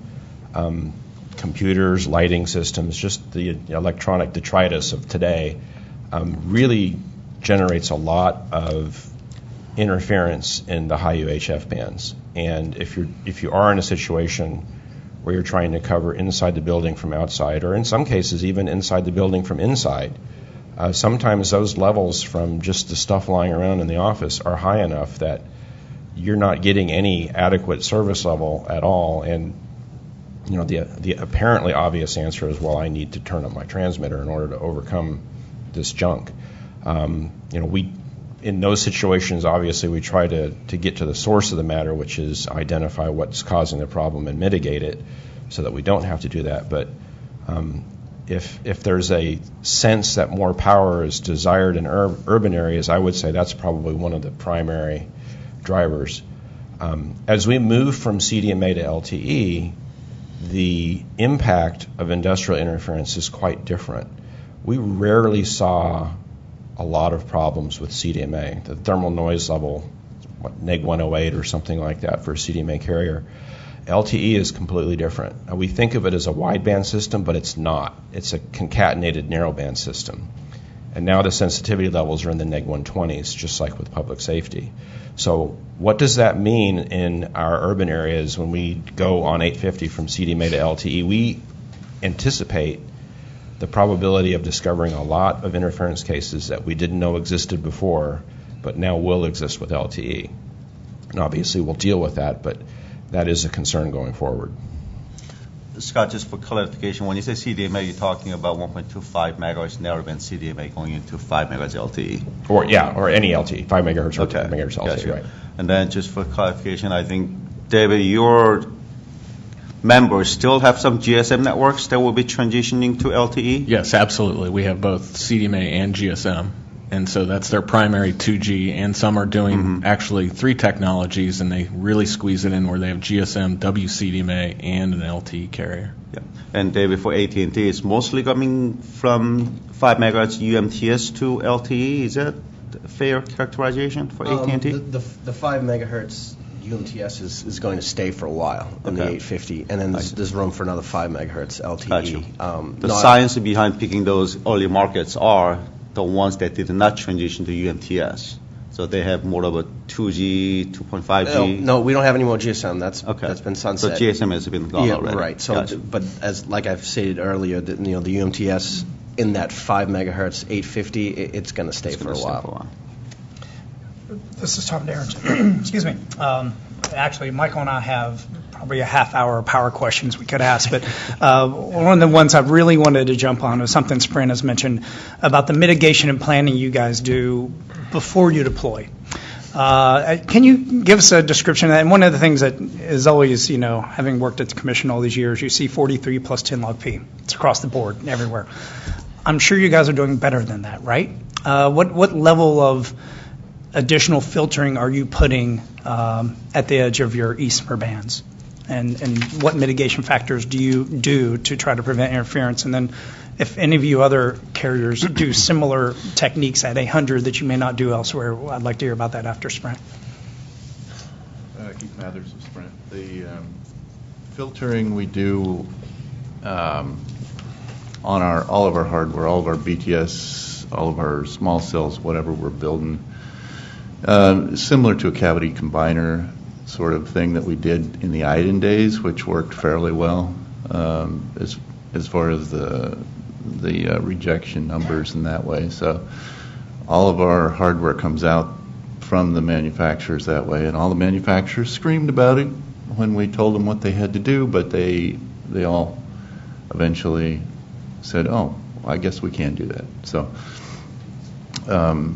they eventually provided equipment that was a little more public safety friendly, if you want to call it that, but added a little extra filtering on and that's what the band that the separation band or the guard band, whatever you want to call it, that we saw earlier on the slide on the screen.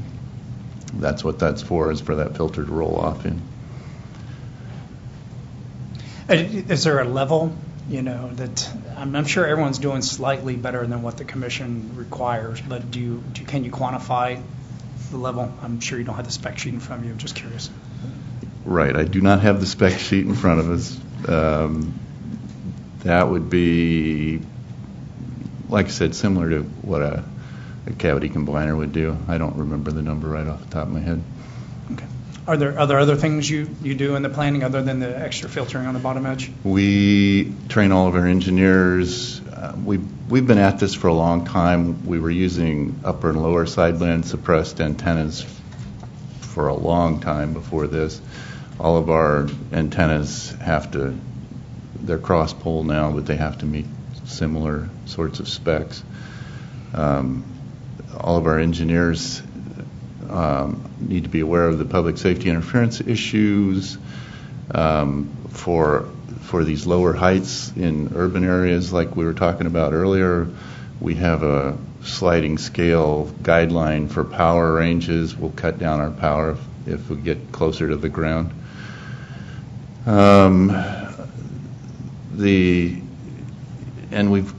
We've got other options as far as spectrum bands goes. If 800 is just not going to work at some site, we can move up. I think that sums it up fairly well. Okay. Do any other carriers take specific action at 800 for this? Well, Scott Townley with Verizon. I wasn't going to comment on any specific action other than we typically, in the 850 band, historically with our CDMA system, we've always made sure that the base stations were equipped with block-specific filters rather than full-band filters. They work better. But with respect to LTE, I would point out simply that as compared to CDMA, and I'm not as familiar with UMTS, so I can't really comment, CDMA, or EBDO more specifically, the maximum modulation scheme is 16 QAM. So that sets a specific minimum linearity requirement for the base station amplifier. With LTE running up to 64 QAM and now with a more recent release supporting 256 QAM, the linearity requirements on the base station PA go up. And one of the nice side effects of having more highly linear amplifiers is that the spectral regrowth is reduced. So even with minimal filtering, we find that the equipment that we have from our manufacturers easily exceeds the 43 plus 10 log P out of the box, and then filtering is icing on the cake. Not to suggest that we wouldn't filter, but it's nice to have something clean that you're filtering rather than something that's a mess.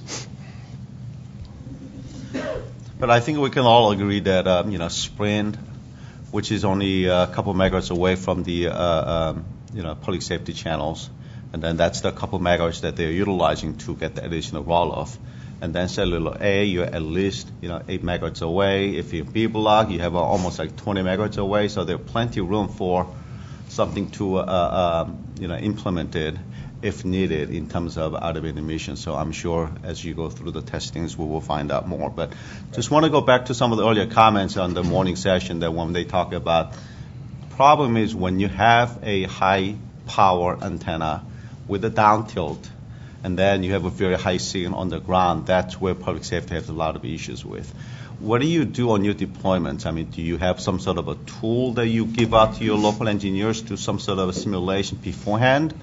Or do you have some sort of guidelines how to avoid those situations based on your past experience when it comes to new LT deployments? Software simulations are critical. It's the designer's best tool. We have propagation tools. So there's many aspects to consider when you're designing a new site. Am I looking for coverage? Am I looking for capacity? Am I trying to help out a certain area? Do I have traffic issues? So where that power is on the ground is critical. Am I putting it in the correct place to serve the traffic that I want to serve? Is my density good enough that I can, my UEs, my consumers can get to the next site? Can they have good throughput? Obviously, is a big one now. I think we would carry that over into other cell sites. So where your signal is and how powerful that signal is on the ground is something. It's a number one consideration. It's the point, really. You know what I mean? This is Tom Derenge. So it's not just when you have your software that you're planning a site and maybe have different sites in there so you can see the total area. You're not just looking at the cell edge. You're also looking right where where that traffic is and where the power is, and am I reaching that traffic? Is it over here? Is it over here? Sometimes it's not right in front of the beyond traffic. site. It's not just. I mean, cellular traffic, not cars. Exactly. But I guess my point is it in the mind of the design engineer, or should it be in the mind of the design engineers? Where's that hot point at? Where's that area? One of the things that was instructional in the cellular proceeding was the PFD plots provided in the record, where it just a little small area can spike really high. Right. And where does that part fall? Right. Is that something you guys have looked at or that you can look at, or is that just such a massive undertaking in the redesign of how you currently deploy? We're looking into it now, definitely, as the rules have changed with the PFD requirement. We're reaching out to our software vendors to give us a package, a tool that can tell us that easily. So we don't have many different markets with many different engineers in different levels of knowledge. So these guys can run it. There's many standard plots that you would run and have that go into design reviews, and this would be added to it. But at the current time, calculating those numbers is not something that's easily done. Yeah. So to echo almost what Verizon said earlier, I don't anticipate we would go out for seeking those higher PFDs in the early stages until we have a solid procedure. Or at least not in an urban area, maybe in the rural area where it's worth it. Right. And those tend to be higher sites with everybody on them. Don't have the problem. Right. Yeah. So maybe we'll go back to Sprint. That when you come to some sort of a collaboration or doing some joint testings with the public safety communities, what do you find to be most helpful to share with public safety community? How much information do they want to understand and have from Sprint?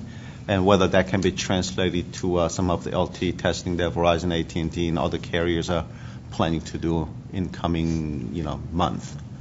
I don't know if you guys do testing because you're not really in the cellular proceeding, but along those lines, I guess the education point maybe is when you've been in contact with the public safety community, what is their concern usually, and how have you most been able to address the interference occurrences that do happen with techniques? A couple things. One, so we traditionally have not done pre-testing of sites with public safety.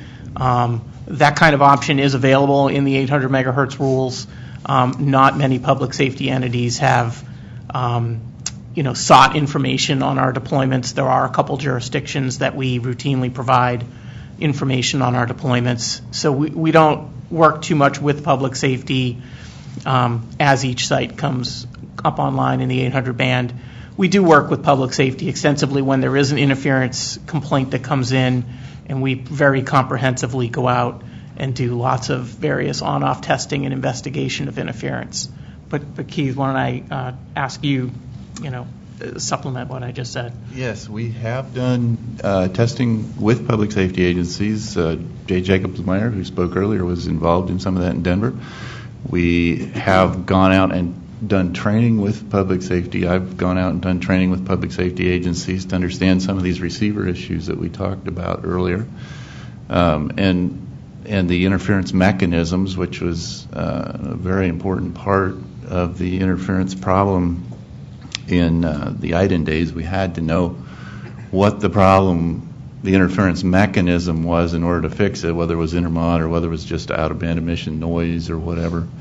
The only way to, we could spend days out there on a site fiddling with stuff in the IDEN days and not get anywhere unless we understood the mechanism involved first time around. And we developed tools to measure, and automated tools actually to measure and spit out what the mechanism was and what the power levels were and how much power reduction we would need.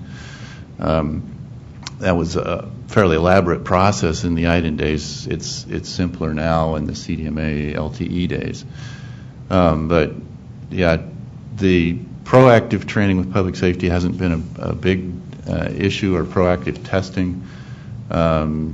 Usually we just mitigate as we go along. Our equipment is such that our specs are fairly conservative, and we don't usually expect to see interference problems. So it's unusual. Now, if we're co-located with AT&T or Verizon, then it's more usual, I guess you could say. But yeah, anyway, there's been a lot of interaction with public safety training and just explaining situations to them as we go along. Not necessarily proactive in our case. Anyone have anything else to add on that one? It's Tom Derenge again. We did get a call or an email from the public, and they wanted to ask whether Sprint and Verizon had, AT&T and Verizon has specific cities and dates at which you're going to start the testing. No, not yet. We have some markets that are interested, and we're waiting for the smoke to clear with the rules before we would start contacting and get too far down the road. But they've been identified, but not specifically areas. So Scott Chandler with Verizon, we do have our list built, but again, we haven't started the notification proceedings until there's a rule set to do it under. So yeah, we're hoping that will be very soon. So yeah, it will be the same day. Okay, great.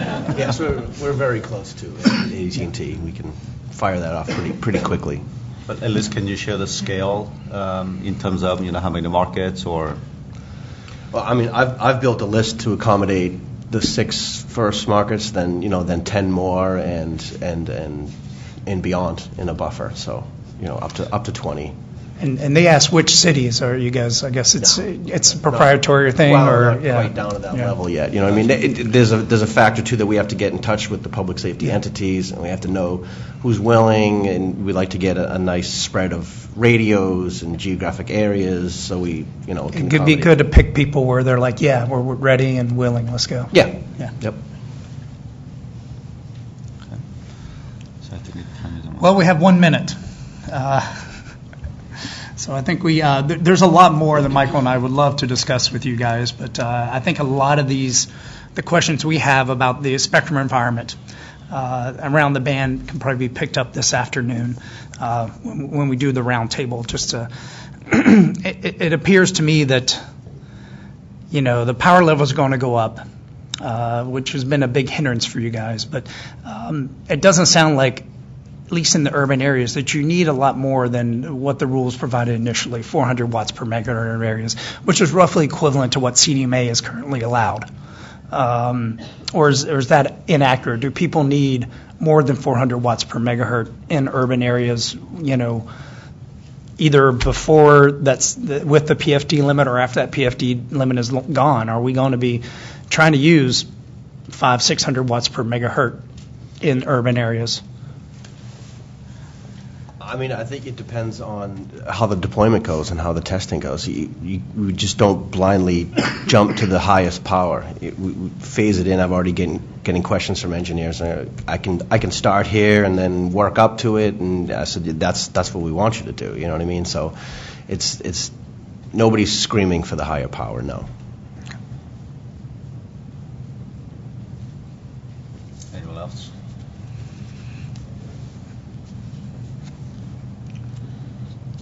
Well, the rural areas, you're dying to go. But yeah, Except for him. Yeah. Still have the uplink. Yeah, and there's that limit. Some of the RWA members do more than just mobility. They do fixed wireless, and so there it's a case-by-case basis where if I have high-gain antenna on my end-user device, then certainly the higher power, having the ability to stretch. So certainly RWA likes the flexibility and the rules to take, hey, on this specific case, maybe I'm out in Alaska on the ice shelf, and I really want to get as much out of this as I can so I can provide fixed wireless. So those flexibilities being put into the rules are very important. So I think we have a general understanding of, some of these specific cases where the interference is more likely to occur when you have a more high power in the lower heights with line of sight. Down tilt. Down tilts. And I think some of those cases we'll have an opportunity to discuss with the public safety committee in the afternoon session as well. With the time at 11 o'clock, any last words? I think Cecilia will give us. Oh, she's going to give us a little? Okay. So we're going to take a short break. We'll come back here at 11:15. For those of you watching online, we know there's been some technical difficulties with the feed, so just keep trying to refresh or use different browsers. And remember that this will be posted, recording will be posted on the website. So we'll reconvene at 11:15. At 10 after, if the speakers for the public safety panel could come up front, please.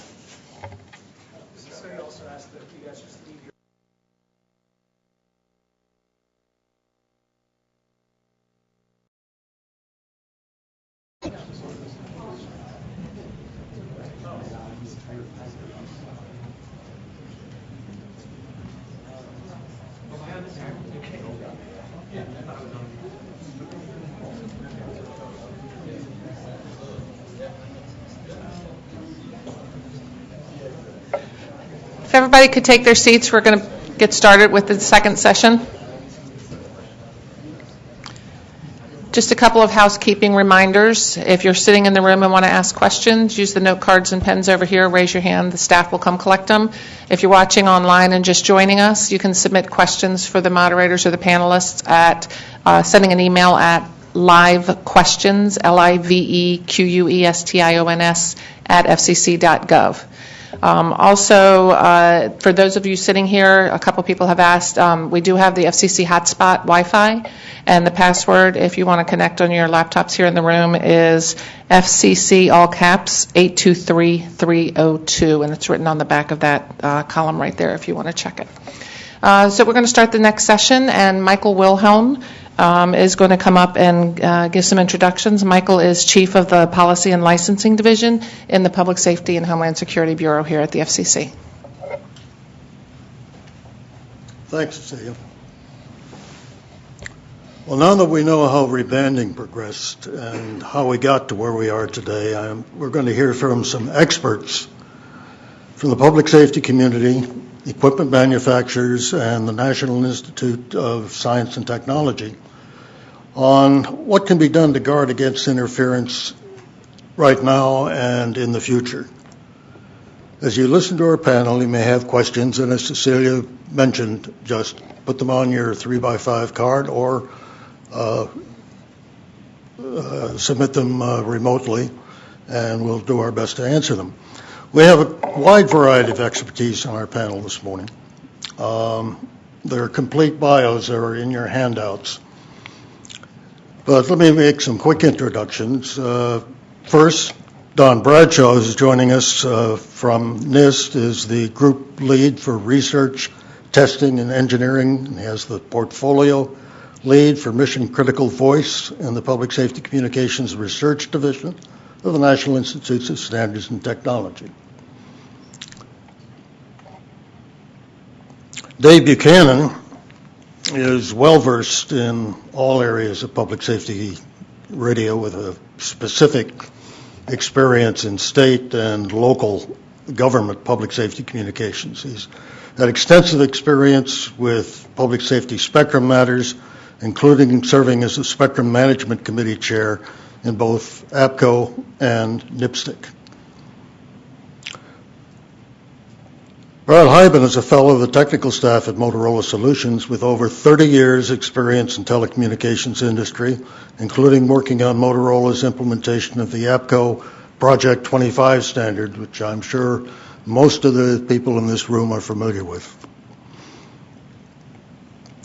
Dr. Dennis Martinez of Harris Corporation is an expert in the development of advanced telecommunications products and systems, serving mission-critical markets including national defense, public safety, critical infrastructure, and enterprises that rely on wireless communications.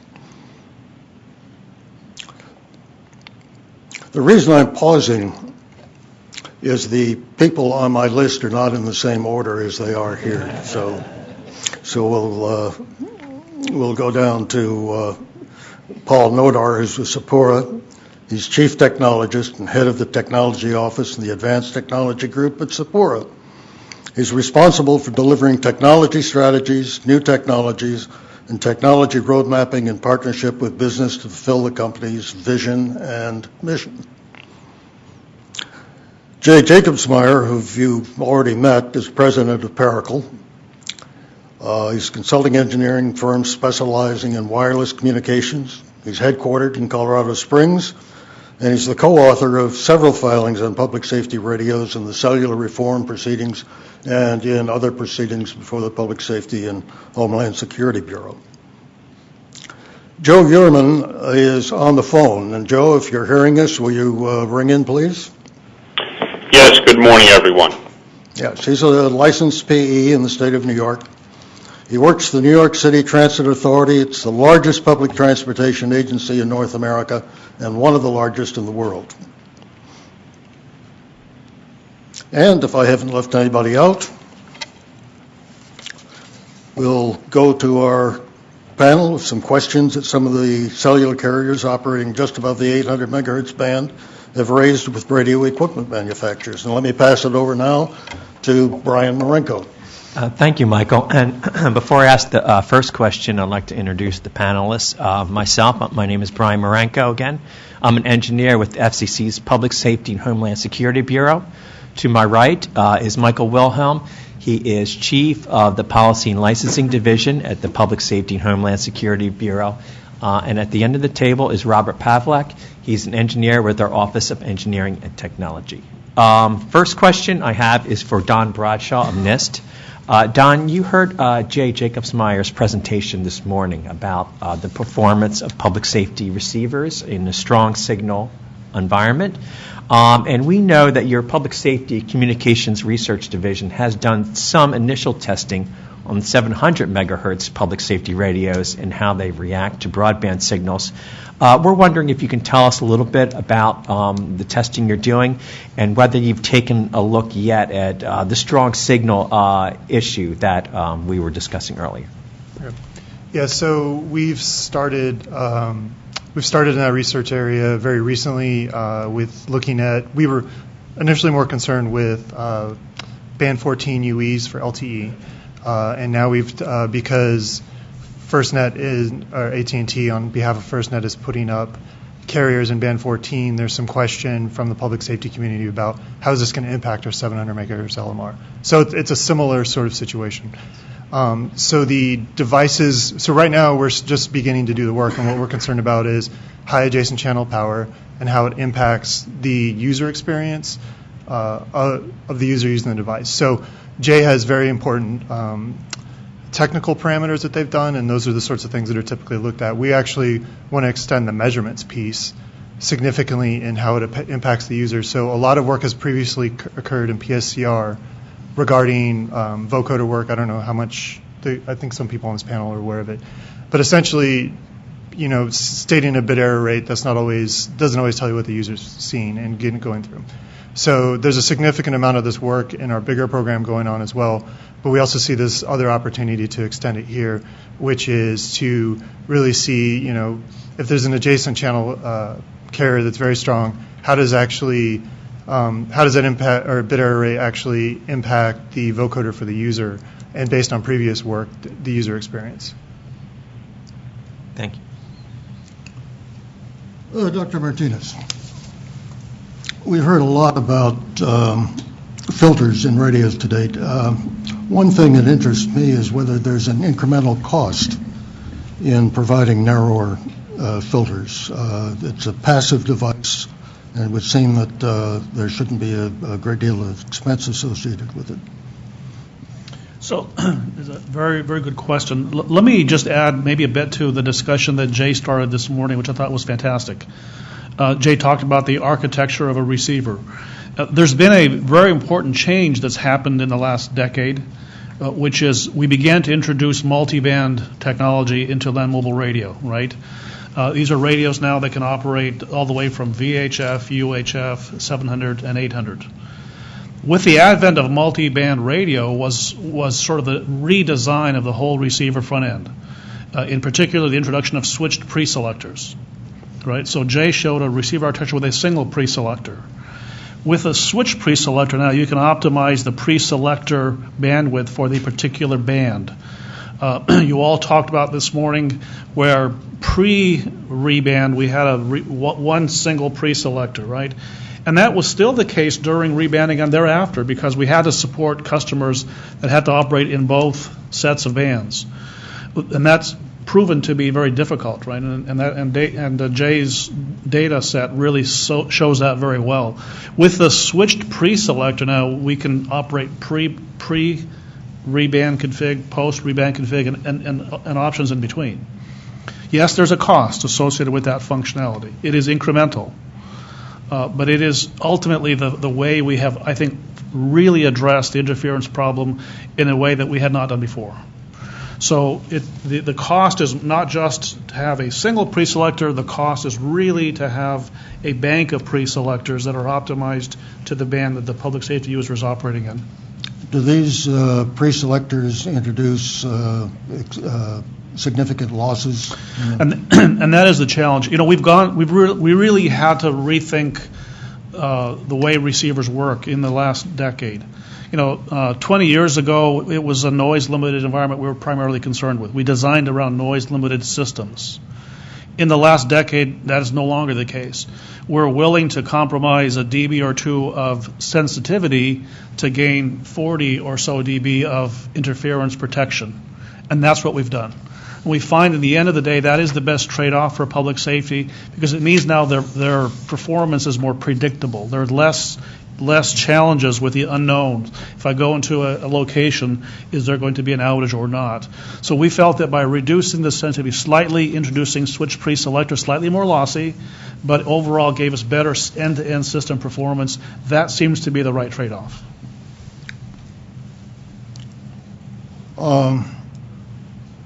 We talked today about automatic switch attenuators in radios.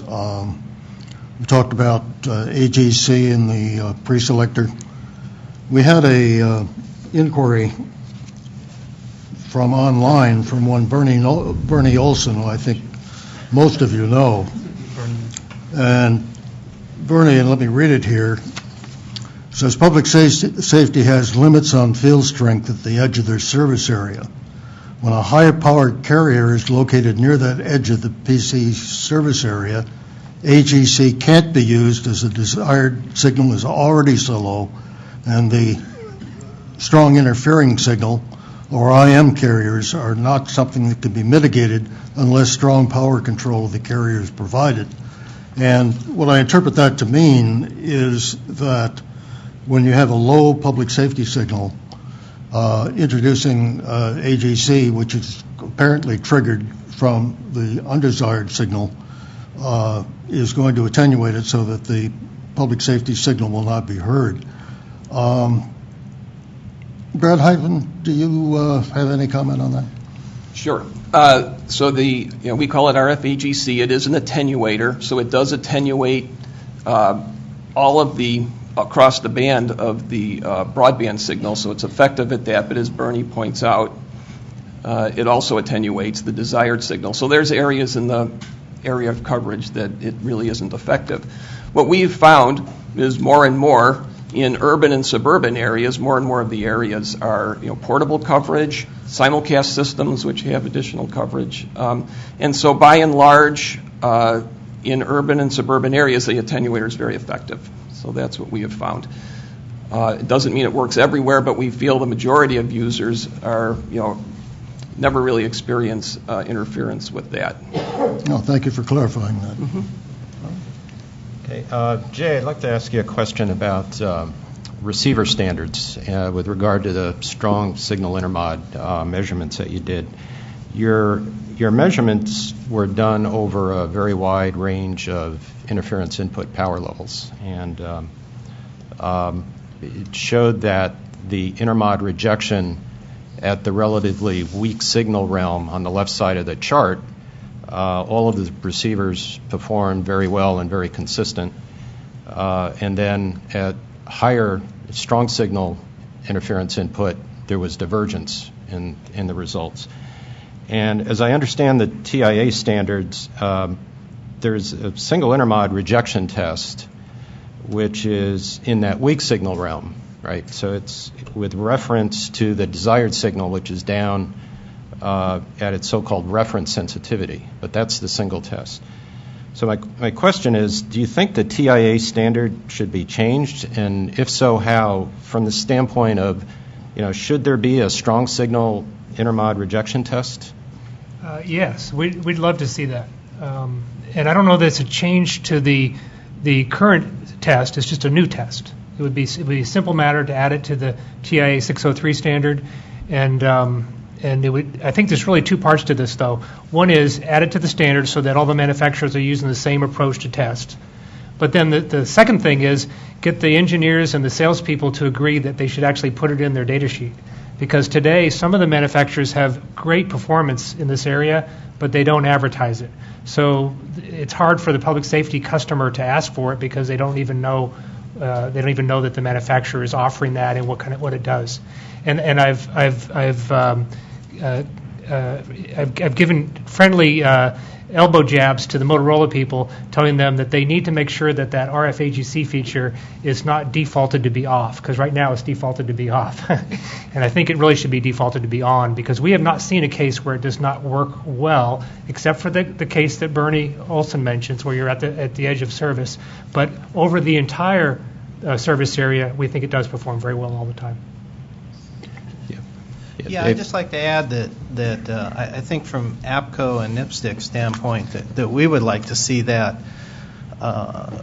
standard be developed, and I suspect we'd want to participate in helping facilitate that, because as Jay said, it's very, very hard for a public safety agency, in absence of a standard, to put that into an RFP in any good way. They simply get into trouble with the vendors. If you don't have a standard that you can reference, it can be done, but it gets very hard to do it and keep the purchase process clean and not get into problems with that. Any other comments on that, Paul or Brad? About I would say that TIA is the place to codify a test like that. But I wouldn't make it a pass-fail test. I would make it basically you want to see the data. You want the manufacturer to show you the data, but not necessarily a pass-fail, because there's lots of other criteria that you want to weigh when you're buying a new radio system. And I think it's better to see the data than to say that it passes or fails. So I agree that TIA is the right place to standardize such a test. I would also add that CAP might be a place to further bring that into the policy regime. We've done that work recently, even in CAP, and update CAP to its most recent rendition. Maybe that's the next step, which is to take and standardize a test approach for strong signal environments, interference, high interference situations, and then introduce that into the CAP process for certification. For our audience, Dr. Martinez, would you explain CAP and what it does? Actually, our friends in NIST have been very instrumental in that, but I'll just add that, for the longest time in the P25 world, we had a standard but no method of really certifying. It was vendor certified adherence, and so you put a brand on your radio that says I'm P25. Well, what does that really mean? So we introduced CAP, Compliance Assessment Program, to test for features, functions, interoperability, and now it's part of the FCC rules in certain scenarios. And so, but NIST did a wonderful job of leading the work in developing the P25 CAP program. Paul, do you have any comment about the process in Europe on this topic of strong signal intermod? Well, the process in Europe is not standardized in the same way. There is no equivalent as the TIA standards of CAP program in Europe.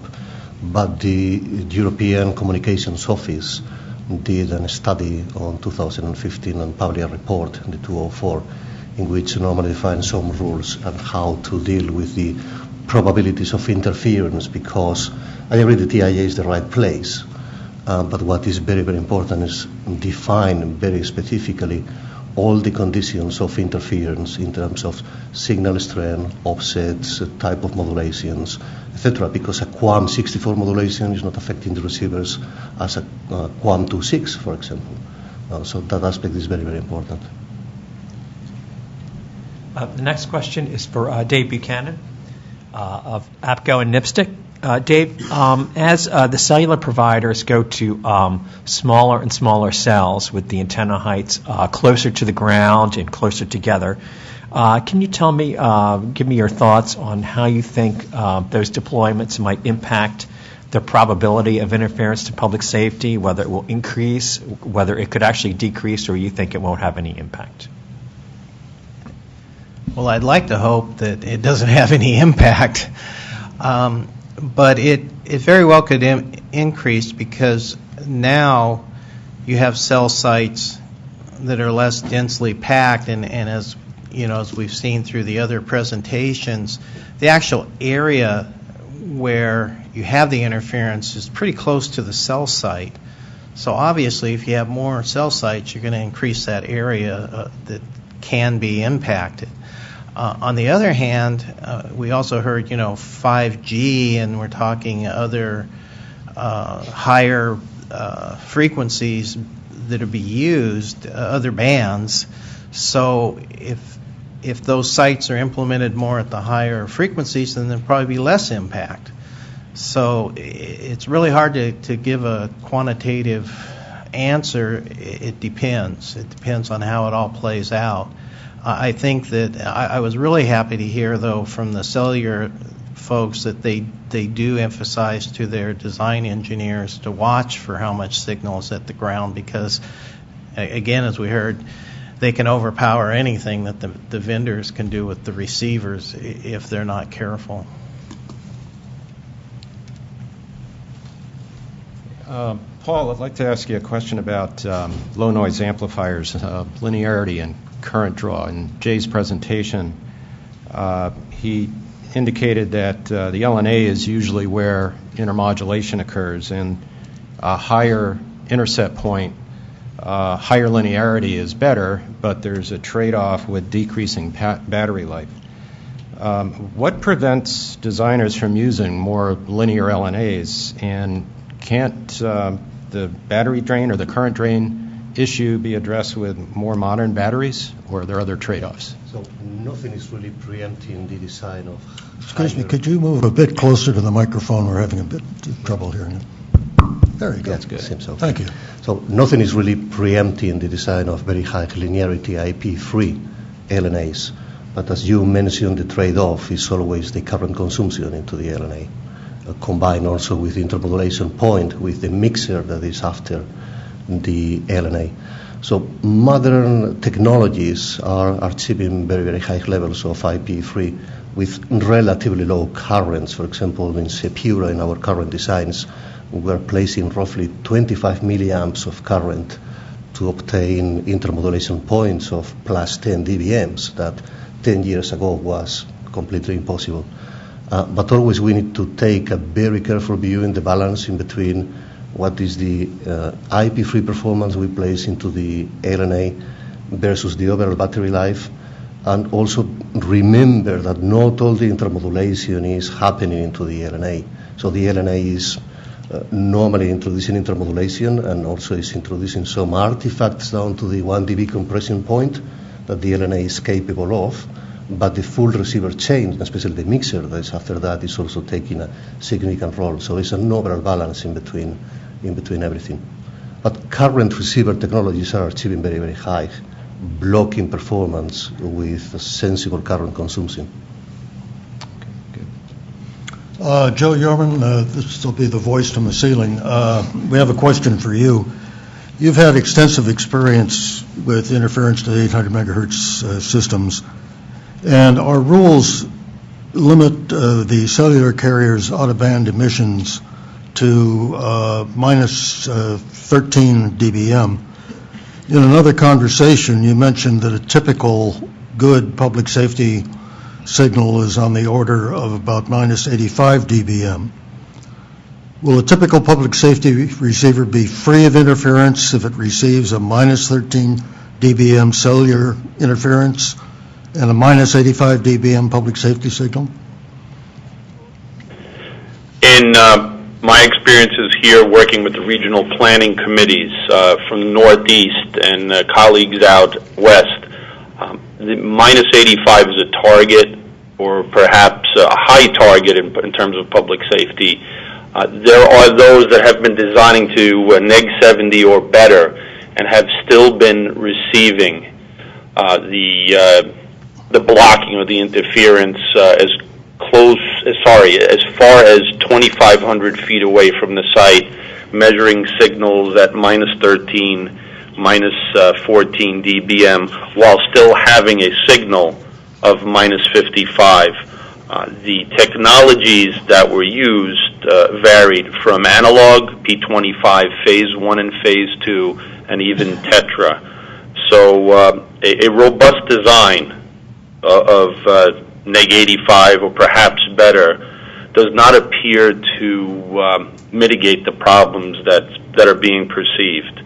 And the 3,000 microwatts per meter squared translates to roughly the same signal of neg 13 dBm. So it appears that it will not have an effect. And as long as the hardware that's out there, the mobile and portable radios, are the same. I recognize Mr. Jacobsmeyer and acknowledge that he went to the key areas that we should be looking at: our receiver intermod, and whether or not the signal is blocking the front ends. The rebanding effort took place. However, the physical hardware remained the same for the most part, so it's anticipated that it will still continue. Well, is one answer for the carriers to suppress their out-of-band emissions to perhaps greater than the level permitted now under the rules? That's a consideration that I suspect we'll be discussing when we have our open forum. Mr. Jacobsmeyer put up a graph that showed the typical specifications up on the one corner and down at areas of strong signal intermod. Perhaps until everyone has transitioned to newer equipment that might have tighter specifications for the blocking, we could utilize those levels that were on the far right for the strong signal intermod as a proposal for the amount of PFD and power levels that could be measured at a distance away from a site. It may be very difficult to have that adopted, but it would give us some level of assurance that the interference would not continue. Well, Sprint mentioned that they found cavity filters effective to suppress out-of-band emissions, and of course they're much closer to public safety than the cellular carriers. Are the use of cavity filters a possible remedy for this excessive out-of-band interference? That would be one part of the solution. However, my colleagues and the different RPC users have advised me that their portables and mobile radios still, in many cases, are able to receive and get the signal in up to 875 megahertz. So even with that cavity filter, the cellular desired signal will still be blocking the input to the system. So while it would be a good measure to reduce the out-of-band emissions outside of their band, it would not attenuate their desired signal, and it would still perhaps be causing the problem, as the portable and mobile radios would still be receiving that signal. Okay, thank you. Brian? Thank you, Michael. My next question is for Paul Nador of Sapporo. And it involves the carriers converting to broadband technology in the 800 megahertz band, converting to LTE and possibly 5G in the future. My question is that when you go to the wider band technology, do you think that the impact on interference to public safety could increase, decrease, or what impact it might have, given the fact that, one, the broader signals could potentially have almost an infinite number of intermodulation products, but on the other hand, the power is spread over a much wider bandwidth, and we're wondering if you had some thoughts on what impact you anticipate seeing for public safety receivers. So that fully depends. That fully depends on how we treat the problem. There are multiple aspects involved. The first aspect is power. So normally power doesn't matter if it's just narrowband power or broadband power if drops inside the pass band of the receiver. We have discussed different technologies before and how to potentially just limit that input of power inside the receiver.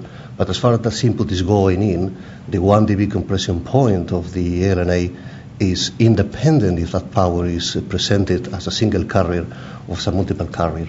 So the fundamental parameter is what is the power presented to the receiver and how good the performance of the receiver in terms of blocking 1 dB compression point and intermodulation is. So the type of technology is really not affecting these parameters. On the other hand, what is happening, and you mentioned 5G in the equation, is that the modulation rate is increasing. So the previous technologies previously were QAM 64, and the emission mask on QAM 64 was not pretty good, and the out-of-band emissions and the spectral regrowth was normally pretty bad. But as far as we are moving to 5G technologies and all the manufacturers, we are preempting that, the linearity of the power amplifiers needs to increase dramatically. And that increase in linearity immediately means that the out-of-band emissions drop also significantly, so it's reducing the problem. So at the end, it's a balance in between everything. But the direction of moving to 5G will help, but it's not going to resolve the fundamental intrinsic problems on the receivers if the power is too much and the offset is not enough to be into the limits of the blocking performance.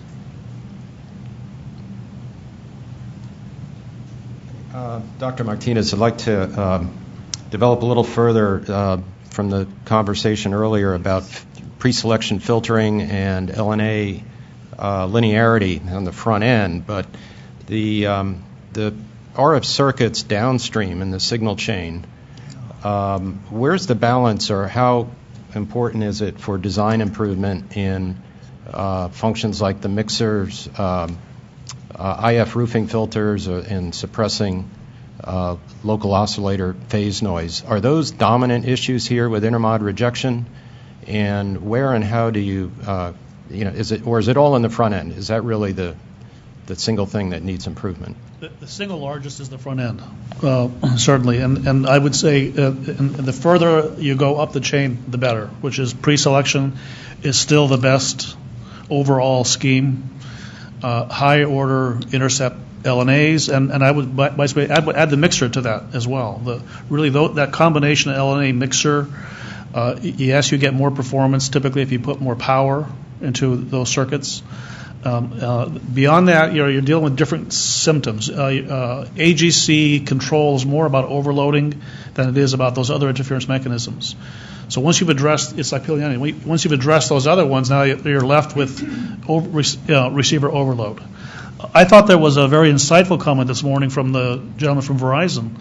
LTE in general will be, and it is, a more friendly signal because of the linearity requirements for the high-order modulation schemes.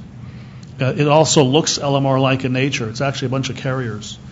And so it's a bit more predictable. I think that the prospect is promising for LMR and LTE coexistence as opposed to the other technologies.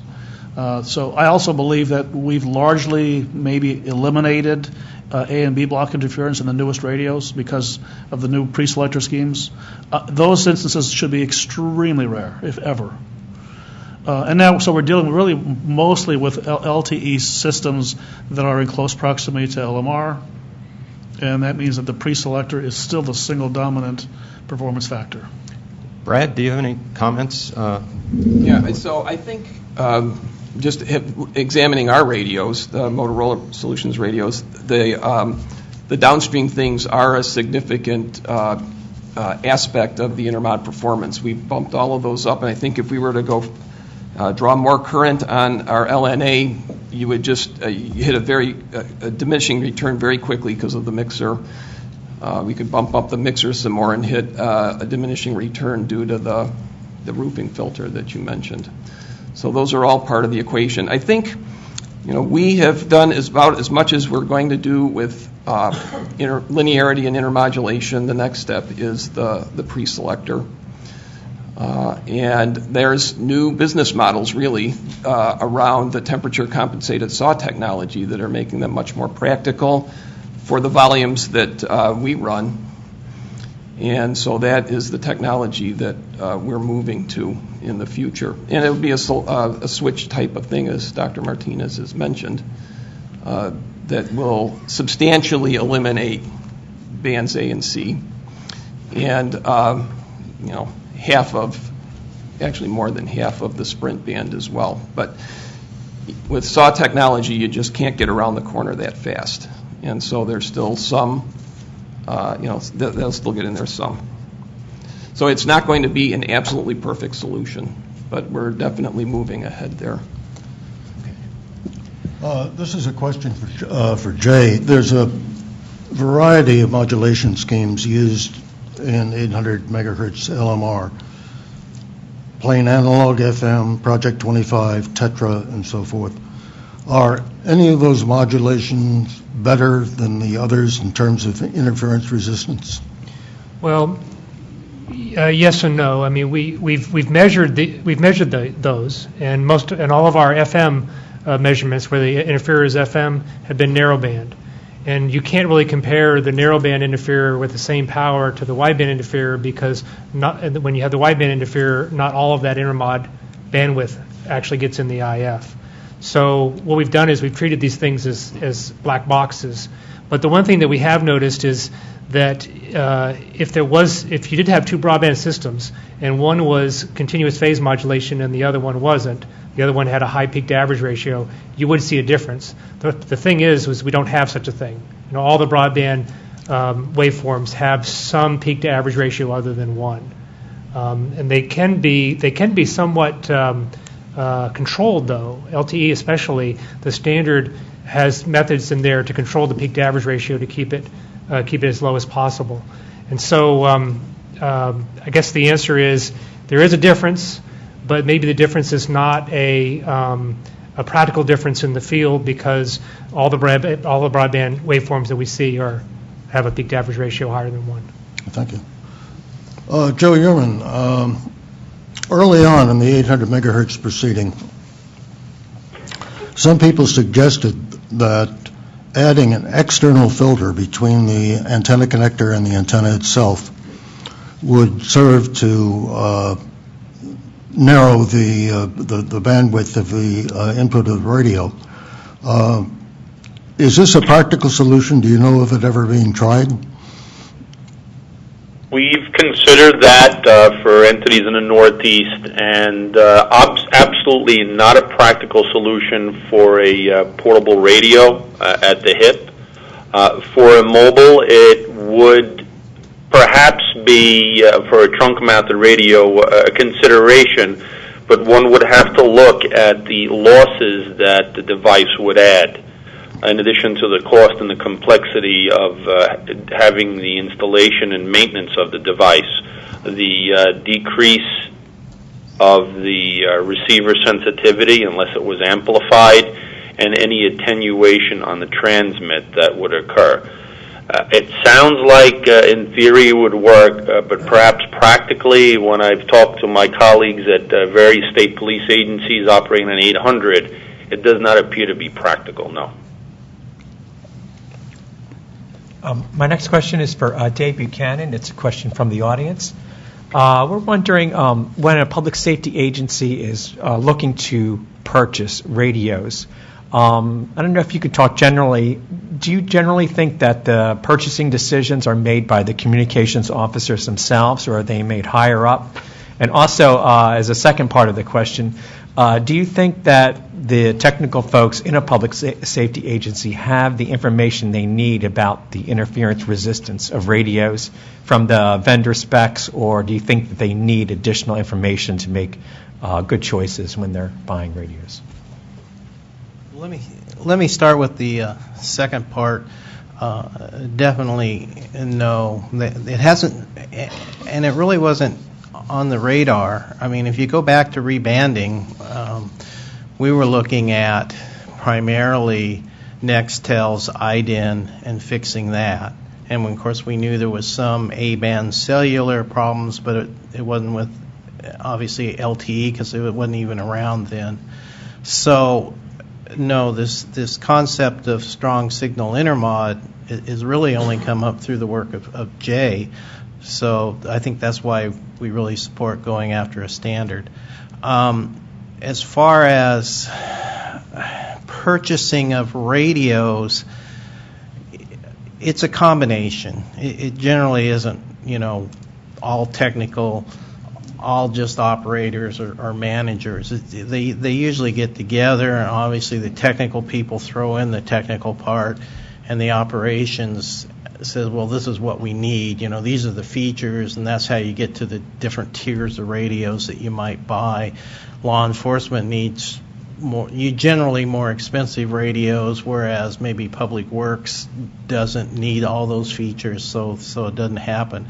I think one other important point, too, that I've found in talking to folks, when they look to upgrade a system, and it's usually not there's not as many brand new systems going in anymore. It's usually now upgrades of existing systems.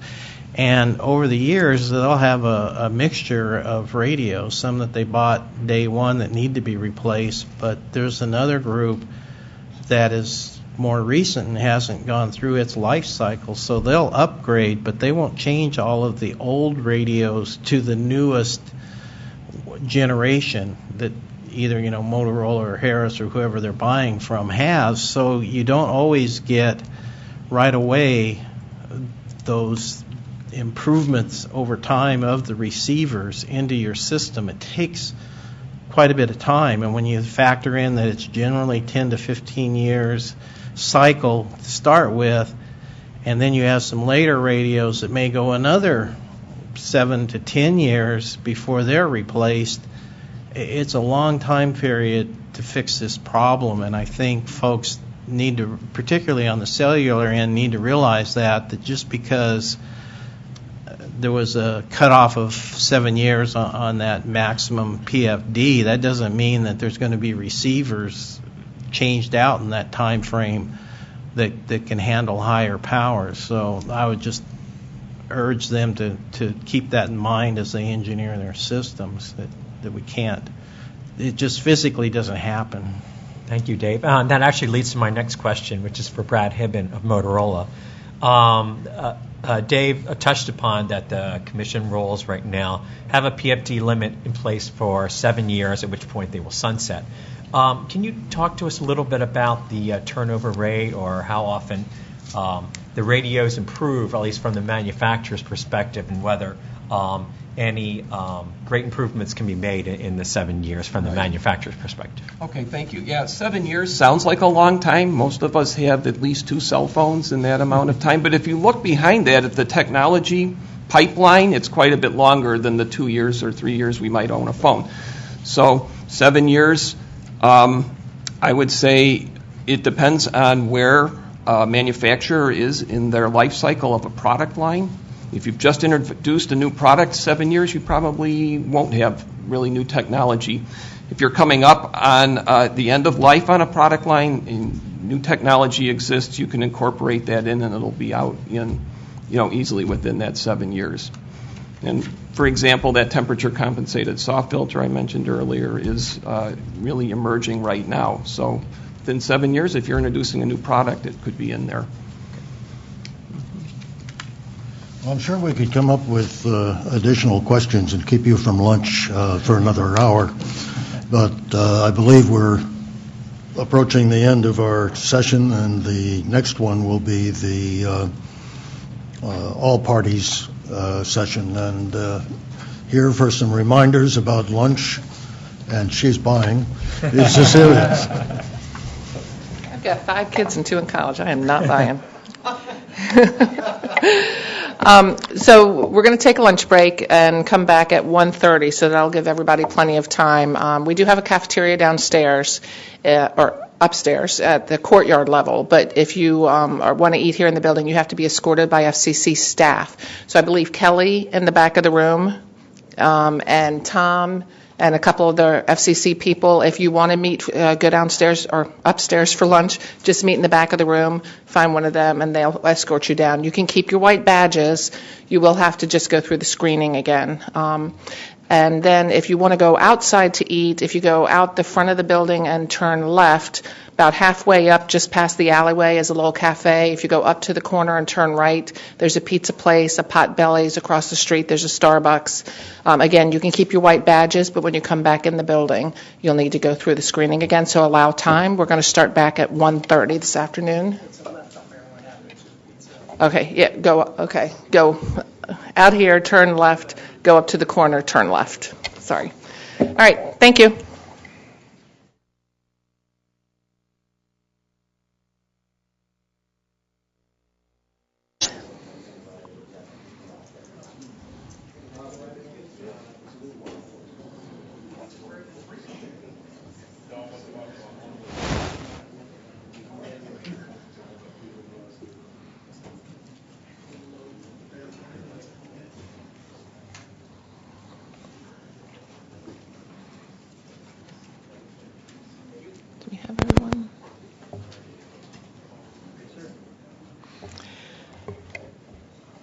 So we're about to start the Solutions Roundtable, which will include all of the speakers we had from this morning. And then just a reminder that if you're sitting in the audience, although most of the audience is now sitting at the table, but if you have questions, please feel free to raise your hand and we'll bring you a note card so you can write your questions down and we'll get them to the moderators. I have 5 kids. I've got it all right. And then also, if you're watching remotely, please feel free to send an email to livequestions, livequestions @fcc.gov. Please do your questions as soon as you think of them, so that we can get to as many as we can throughout the session. So now to start off our last session here, we have Michael Wilhelm, who you've seen many times today already. Michael's the Chief of the Policy and Licensing Division in our Public Safety Bureau.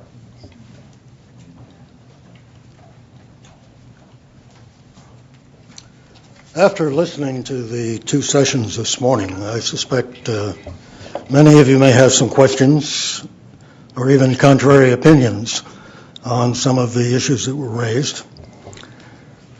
To answer those questions and to ventilate some of the opinions, we've convened a panel of the whole this afternoon, including 1 new panelist and that's Sergeant Jason Matthews. Jason's the regional chairman of the Florida Region 9 for 700 and 800 megahertz. He's an active DHS FEMA Communications Unit leader trainer. He also serves the APCO Florida chapter of the Local Frequency Advisor. He serves as vice chair of the National Public Safety Telecommunications Council Interoperability Committee, and he tells me that he's also a rescue diver who pulls people out of the lake. So with that, let me go to see if we have any questions from the audience or from the panel to one another in particular.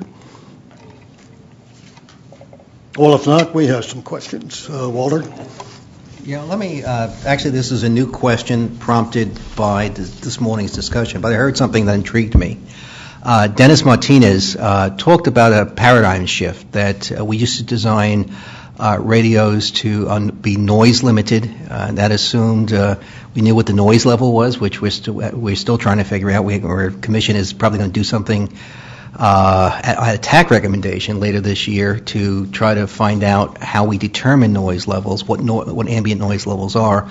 But Dennis pointed out that we're moving from focusing on noise-limited design to design predictability as the more effective design goal. And I'd like to ask, starting with maybe NIST, what about that? What about changing the paradigm to where we're not focused as one-dimensionally on noise-limited services, but focusing on a predictable environment in which, within an area, we know the capabilities of communications for public safety? Is that an appropriate goal? Are there other things that should be considered? Unfortunately, I think that's probably a little outside of my area, so I don't really have a good push on that one. Okay, then APCO? Yeah, David Buchanan. I think the trend is in the public safety systems to design them more at a higher level and more interference limited rather than noise limited, but it's not consistent, certainly throughout the United States, so you can't depend on it. There are also a lot of limitations on just how much you can do as far as how high a level, particularly in the interleave band, because you have all the restrictions on where you can place your sites versus who else is there, the short spacing. Of course, you've got ERP limits, so it's particularly hard there to get the signal levels up higher for public safety. I'm not saying you can't do it. And there is the proceeding and the thought to use the interstitial channels there, which is going to make that even harder. People are going to be more boxed in. So saying, oh, well, if you add a site here, you can make your system overall at a higher level. That can get problematic. I don't know how well it's going to work. It would be I'm not saying it's not a good idea, because it is. It's great. It would be great if we could raise the levels. That would help too, obviously, from what we heard from Jay.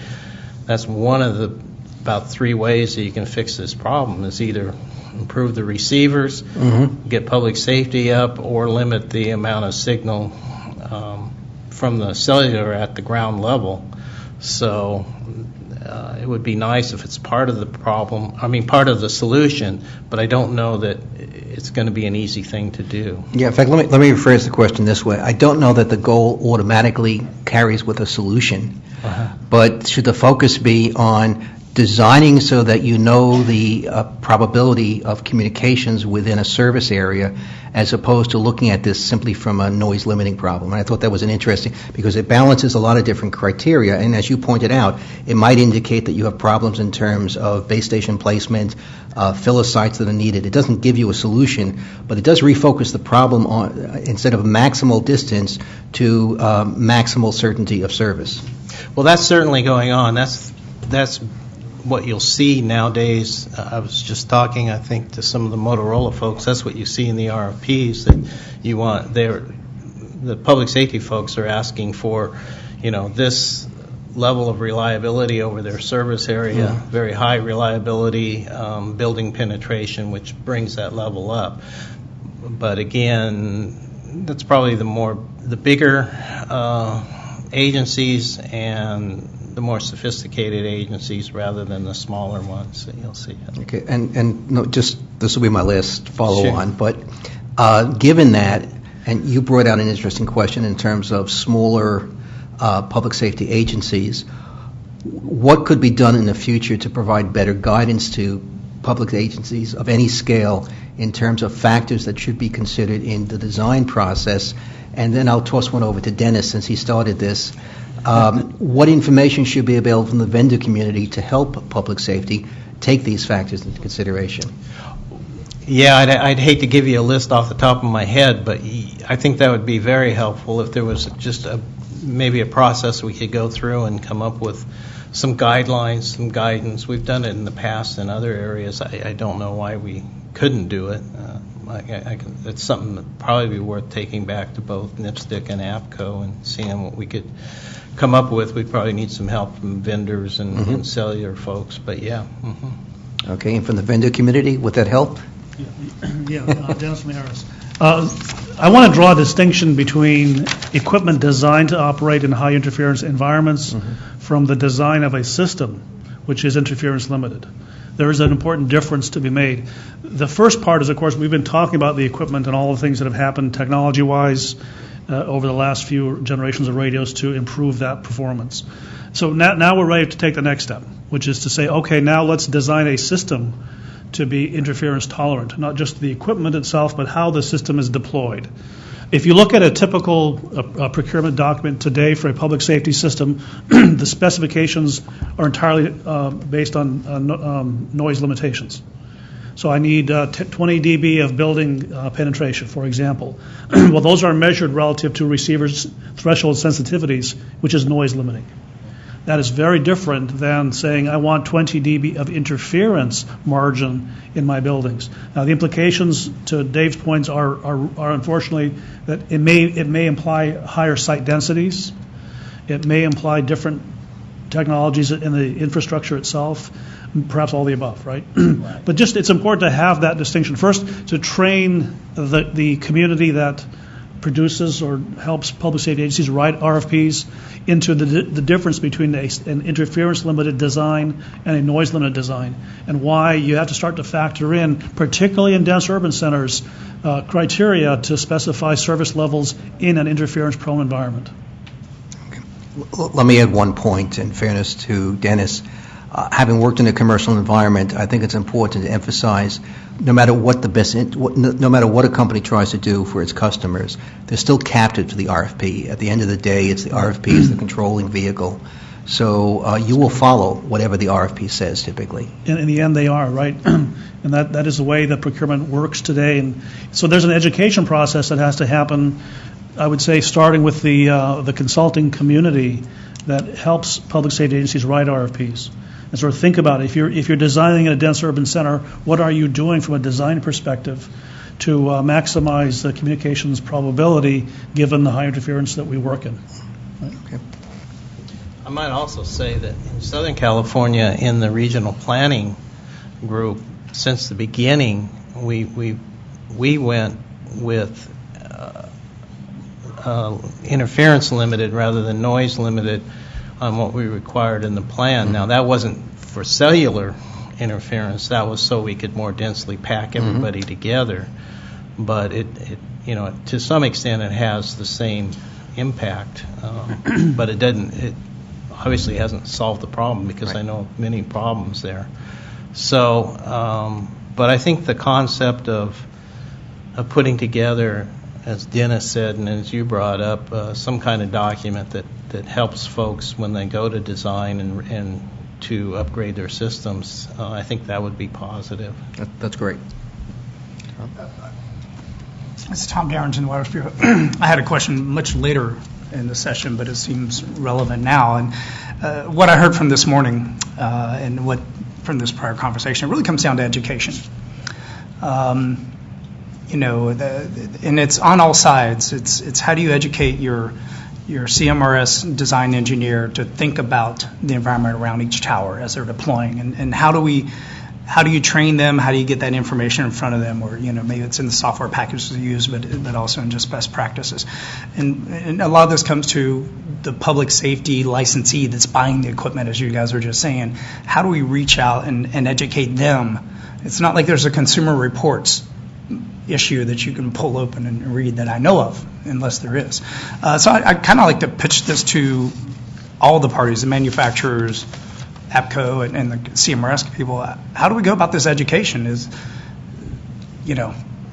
I don't know if you want the commission to come out with these reports. It's usually the industry associations, the standard setting bodies that do that. But how do we improve the education of the people that are making the decision points on this? Alan Tillis. I think those educational opportunities are available, but let's remember that the public safety communications industry is vast, many of which are small agencies. So perhaps, for where Dave is from, San Bernardino County, large sophisticated agency, they know what they need to be aware of. They have they have that knowledge. They know where to acquire it. But you get into your smaller agencies, they have neither the manpower nor the time to be able to stay on top of this all of the time. And so we offer those things from an educational standpoint, and there's certain times that we can make that available, but we continually try to do more to get, I was at IACP a couple of weeks ago up in Philadelphia, and I was talking to a chief at a small agency. I think he had 10 officers, and I said, you'd probably be a perfect customer for FirstNet. And he said, what? Now, this is somebody at that conference, so you would think a more knowledgeable person. So the FCC cannot reach out to every single licensee from the public safety side, and we do try as an industry to do as much of that as possible, and we need to do more. We need to continually do it, but there's going to be those cracks that fall through. But I'd like to go back to what you were asking before. There's a societal question here, and that question is, the implication I got from your question was that, perhaps public safety agencies should be putting up more sites. That's what I heard, and perhaps other people might have heard the same thing. Where do the costs for that go to? Do I now need to put in a whole bunch of additional money to build my public safety system in a particular municipality? And are my citizens able to afford to pay that? And I don't know what the interference environment it is that I'm going to be building in, because I have limited information from the various carriers. I'm not really sure what the environment will be today, nor 10 years from now when that system's still supposed to be working for me. So it's a little difficult for us to do. I'm not saying that we can't do better and we can't do more, but there's only so much burden that can be placed on public safety agencies.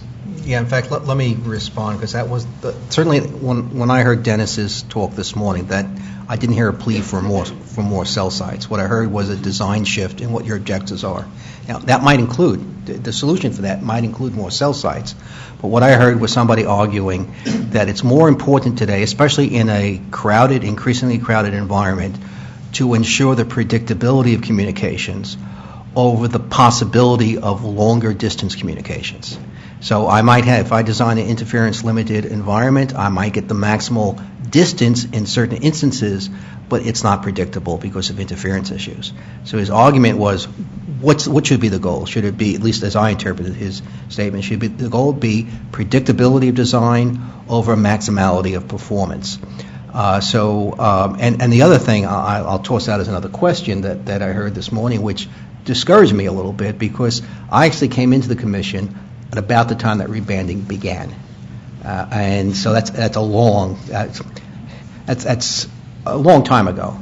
And when Jay Jacobsmeyer gave his excellent presentation, but I really enjoyed it this morning, You pointed out that there's this great divide in performance between radios that are still selling in the market today.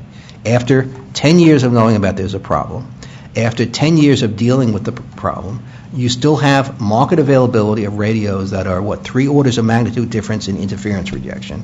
And the question in my mind, why is that the case? I could have imagined that divide starting, but to have it endure, exist over 10 years period of time, have a 3-order magnitude difference in interference rejection, and not having the user marketplace knowledgeable about that, I think is a major problem.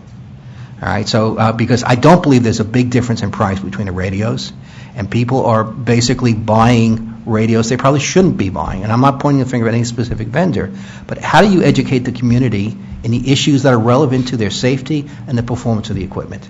And that's what I got out of Jay's talk, was that there's a knowledge gap there somewhere, because I think if any rational person saw that difference, they'd strongly consider what they're buying. I think I can answer part of that. If you look at the specs that's available to public safety right now, it's standard intermod specification. And I took a little bit of look at some of the specifications on the different tiers of radios, and there's very little difference. And you can see it on Jay's graph when you look at it at the low signal. This high signal strength is frankly, it's totally brand new to public safety. It's not a problem that they dealt with in the past. It wasn't even the focus. When you say rebanding, rebanding's focus was to fix the problem with Nextel, which was IDIN. It wasn't to fix LTE and broadband with the A-band cellulars and all that. So if you look at what we put in, I think, and what Sprint has said about the complaints that they've dealt with, they've gone down, but it hasn't gone away. And frankly, it scares me to see some of the high levels that you're allowing after 7 years. Where, at some point, we have to know predictability on the cellular side. Where are they going to be at? How can we design to it? And you got to give public safety time to react to all this. We're just starting to react to it, even after this time. It's a slow process with public safety. They don't have the resources. Everyone's strapped. You ask for more money, the receivers. The biggest expense when you go to upgrade a system is in the subscriber unit. It's not in the infrastructure. And so when you say, well, maybe it's a $500 charge. Well, $500 over 15,000 radios is a lot of money to a public safety person. So at some point, it needs to get more predictable on both sides. One other question that, based upon comments you said earlier this morning, because we talked about this issue, and one of the comments made was we need standards in this area, because you made the comment that when you look at the current information, it doesn't look all that different. It's only when you look at it in a specific perspective that the differences become apparent. But I would question, standards are great, and I wouldn't stand in the way of developing standards in this area. But it's what do you do before the doctor comes? Is there information that we can ask validly of the vendor community that would be relevant? Do we have to wait for standards in this area before valid information becomes available? And I'd restrict this question to the vendor community in terms of, I'll start, unfortunately, I pick on Dennis, I'll pick on Brad this time. Okay, thanks. This is Brad Hibben from Motorola. I think that's the most transparent, reliable way, is to go with a TIA standard. But it's a long process. It can be, or it doesn't necessarily have to be, but it is a consensus-driven process. This is let me try it this way. I came in not knowing much about P25 when I came into the commission. I understand the long road in terms of the P25 standard.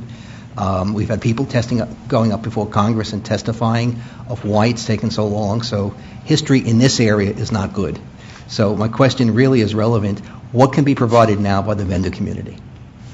Okay, so just to back up, P25 took a long time. That's a standard you're talking about all different types, levels of, technologies and protocols and things like that. But do we have to wait for standards? That's the simple question. Well, I think it's the best, because then we will have a completely transparent view of what the test is and what the results are.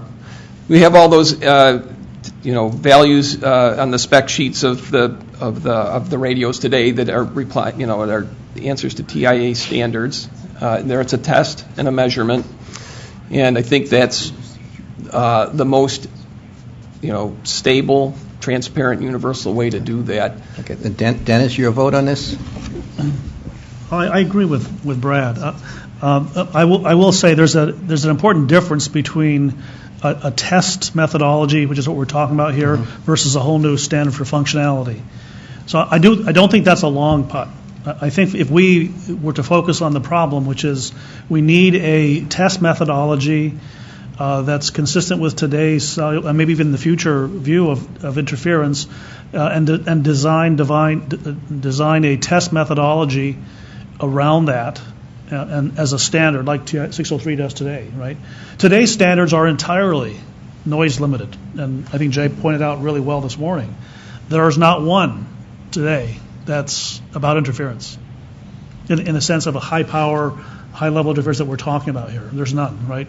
So I think it is not a long putt. I think TIA still is the right place to start, and then follow it up with, as I said, a regulatory component, and CAP probably today is the right place to do that.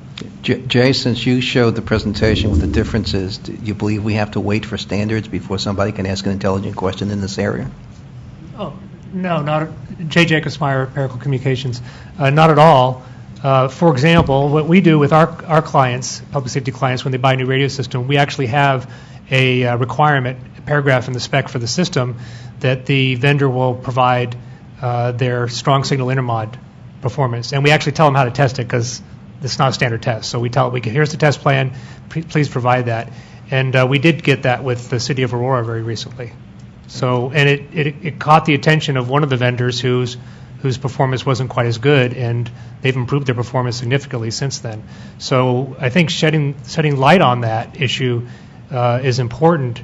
But that was one customer. Right. It was one big vendor though, and that vendor's got much better radios now. Now maybe they were going to do that anyway, I don't know, but the radios are much better now than they were. So I don't think we have to wait in that sense, but I do think that it would be good to have a standard, because there's a game of chicken that happens with spec sheets.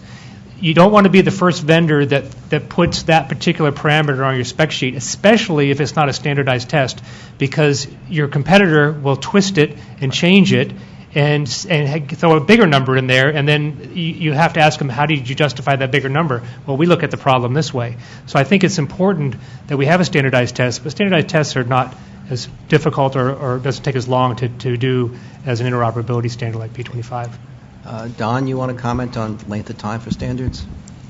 The standards process is not short. I agree with that. So, but it's important I think it's important to take that track, because it does become more enforceable on the compliance side. Mm-hmm.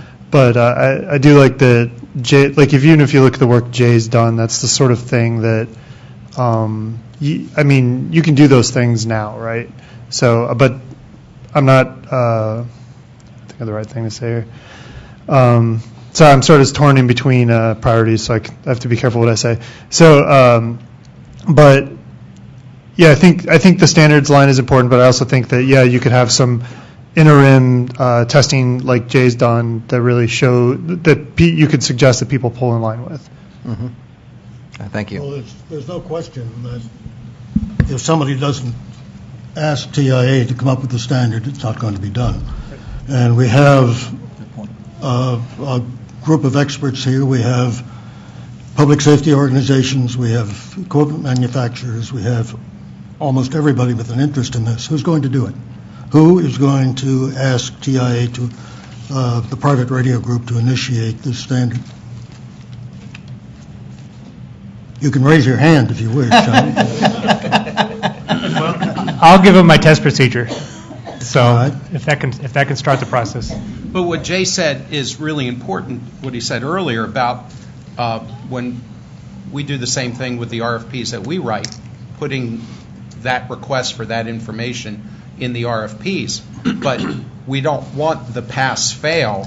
We want the information itself so that we can make an educated decision. I mean, if the radio that is so much better from an interference standpoint costs, I'm making this up obviously and exaggerating, $10,000 more, well, that's not a realistic choice. So give us all the information, and then we can make educated decisions.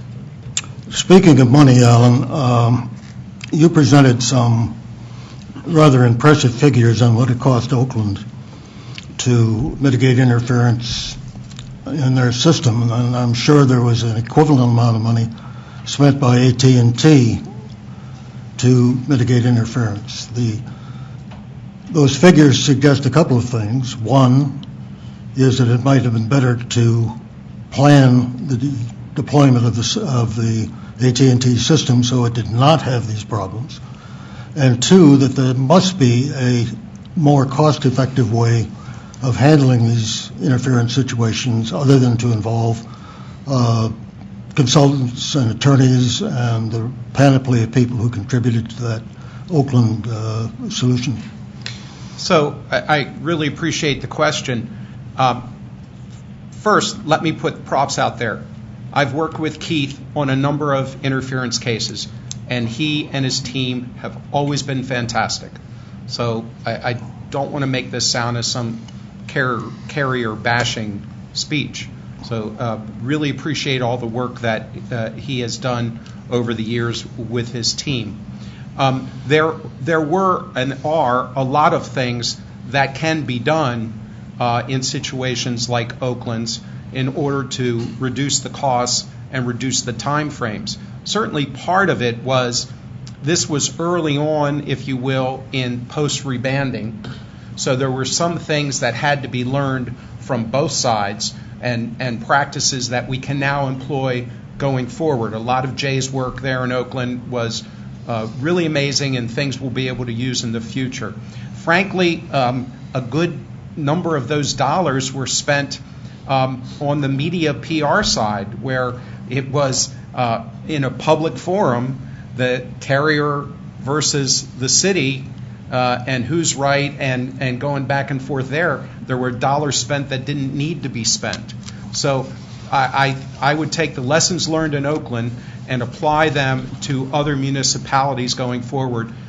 Jay's work there, but also being proactive on both sides. The more we can be proactive, the more the municipalities know to look for interference, and we can provide them the tools to do so and to spot interference and not just assume, oh, that's just a dead spot we've always had. That's not necessarily the case. The more of those things we can do, the more proactive we can be, the better we can be at reducing those costs. Okay. I'd like to turn the same question over to Sergeant Matthews, who has dealt with this on a level of the community smaller than Oakland, and see what your experience has been. Yeah, I think the figure is something like 60 or 70% of the law enforcement agencies in America are like 10 men or less. So how do we reach out to those agencies that haven't heard of FirstNet and the things, their awareness is very low? Getting to those groups is a challenge, and we were talking at lunch about a lot of the officers in those agencies and even bigger agencies, getting the interference report back to the people that can do things with those, that can go to the portal and enter the interference complaint. That's a challenge too. A lot of times an officer just goes, well, I just know this is a dead spot over here, and I just won't stop cars, and I won't have interactions with bad people over there anymore because I can't talk. And there's a lot of that going on out there. So I think you raised a great question. We need to do more and more from the educational side, but it's not only from what's happened in the past. We need to be more predictive going forward in the future, because one of the bigger problems we're having now, rather than straight up cellular to public safety interference, a growing problem right now is, frankly, and this was mentioned I think in one of the earlier panels, BDA's gone wild. This is getting huge And it's not necessarily the carrier's fault. They didn't put in the BDA, but it was an improperly installed BDA that's gone into oscillation and all of a sudden is wiping out all the public safety communications around it, and you don't necessarily know where it's from. Just in Florida, we had a Miami-Dade case where they were up in a helicopter trying to hunt down this building that had almost every floor had its own BDA that was improperly installed, wiping out the system. So that is something we have to proactively address together with the carriers, because as was mentioned earlier, folks aren't reporting that they've installed these systems. As we have more and more municipalities have in-building wireless regulations, we're going to have more DAS systems installed, and if those aren't installed correctly, we have failed everybody. So this has got to be a continuing educational process for everybody at this table to those 10 officer agencies. We need to do more. This is Tom, Tom Derenge with the Wireless Bureau. And you think about the education thing, I'm sure APCO has a magazine. You know, is it possible that they come out with the annual issue that is purely focused on this, and you take information from Pericle and the various organizations and they test radios and put the results in an annual issue, because there's a lot of information that could be in there. For example, we recently changed our BDA rules. You know, now there's a registration system online at the Commission where if you're putting in a wideband amplifier that affects Part 90 frequencies, that's got to go in a database. And the reason we did that was so that if someone's getting random interference, they can look at a map on our website that says, oh, in your area, there's this many BDAs, and here's their address and their contact information. So the BDA issue is tough, but we try to address that a little bit. We also, the Commission cleaned up the consumer BDAs. That was encouraged by the CMRS community because they have the same problem you do with BDAs. If something's installed improperly, at least now with the consumer BDA, they shut down if they go into oscillation. You know, that's not necessarily on the Part 90 thing, but again, it's BDAs affect all services. We've ratcheted down. I think there's actually a recon on BDAs currently, or a new petition with the Commission on BDAs. So this is an issue that goes on. But, you know, if we had an annual, you know, best practices magazine that has information from Pericle, oh, if you're writing, you know, a contract, here are things you should ask. You know, oh, if you have problems with this, here's your sources to check for information. So we actually stood up a website in the beginning of rebanding, which one year had over 1 million hits. Everything rebanding that Jay and some others, Harris, kindly sponsored. And because we thought rebanding was over, we decided we didn't need it anymore. So I would suggest that next gen we will try to do something like that, because there's something more educational-wise that needs to be done. But, you know, frankly, that kind of education is out there, done at IWCE, done at APCO, done at the various conferences. Not everybody, the 10 officer agency, doesn't get to go, doesn't get to read, or isn't aware it's out there. So I know that sounds like an excuse, and I don't mean it to. I know we have to do more, but we can't do everything. And the BDA thing, I think, will be better going forward on the consumer side, but unfortunately we're not there yet until we have those older ones that don't shut off automatically out of it. We're not having as much problem with Part 90 BDAs right now. It's mainly consumer BDAs that are presently the problem, and as you properly said, it's a problem for all of us. Dave Buchanan again. I can't speak for, obviously, APCO's board or NIPSTIC's board as to what they'll decide, but I can certainly take this back to them and see what they can put together as far as a campaign to make this more public and to come up with some of the best practices. We'll obviously need help from the vendors and probably the cellular folks too. But I suspect they'll look favorably on that, I would think. Thank you, Dave. And I think, again, it's there are problems with the technology and practice and things like that. But what I heard this morning was mostly encouraging as far as radios are improving. It's people are getting smarter. The commercial guys are thinking about their deployments. And as you said, you go to a trade show. Not all these organizations have the money to send people to trade shows. I haven't been to a trade show in 10 years, because of federal budget cutback. So, there are things that, and I don't know how to get it out there. Website's nice, but if you don't know that website's there, that's not a lot of good. But if everyone subscribes to a certain magazine, if there's some way to reach out there and you collect that information and you remind people on a semi-periodic basis of what resources are out there, maybe it would slowly start improving this. Let me ask the mirror image of that question. And let me start with Verizon, perhaps. You're going to be deploying a new generation of technology. We know what the issues were from this morning. What sort of outreach program? How do you ensure that? What information do you need from public safety? How are you becoming aware of what public safety agencies you're going to cover in terms of your service areas? And what information are you seeking from them? And what are the points of contact? How is this information all made known? So, Scott Townley with Verizon. Primarily the relationships are working level relationships at a local level. So people in the individual markets will know who their counterparts are on the public safety licensee side. One interesting anecdotal piece of information is a lot of systems seem to be moving to 700, so a lot of those contacts are kind of withering away because the systems aren't on 800 anymore. But in the areas where they are, there is an effort made to maintain the relationships. I will say that it's probably not as proactive as it should be in terms of informing agencies as to deployment plans, et cetera, probably just because of perceived competitive reasons. But well, let me ask. We heard this morning that depending upon the type of handset they have, you've either got a robust environment or a more robust environment or a less robust environment.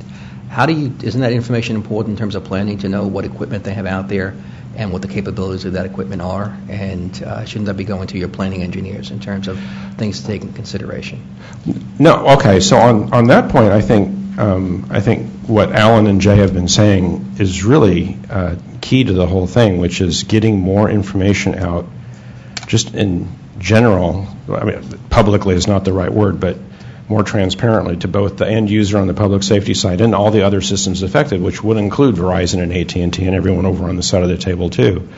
But what I heard from Alan was that fixing a problem is very expensive, and I think we all have experienced that. If you're trying to correct a problem, you've got a hard road to go down, as opposed to predicting a problem and then rectifying it before it's a problem. So, what sort of preemptive measures should service carriers be taking to ensure that there's minimal impact on the public safety community? Well, so as I mentioned earlier, what we have given instructions to our engineers in the field because the main problem tends to be in urban areas where the sites are low and tight, right?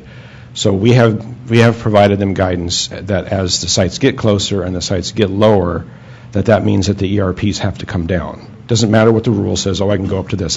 That's not. Don't worry about that. That's not the rule.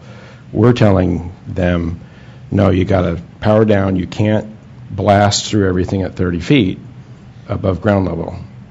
It's not an appropriate system design, not only just from the integrity of our own network, but from others as well. So it's basic good engineering practice. We do actively counsel our engineers on how to accomplish those tasks and do it in that fashion. We have a comment from the internet, so it has to be true. That says the relationship between public safety and commercial carriers is contentious and must move toward collaboration and transparency so that public safety can evaluate the potential for interference. I thought that was what we were doing today.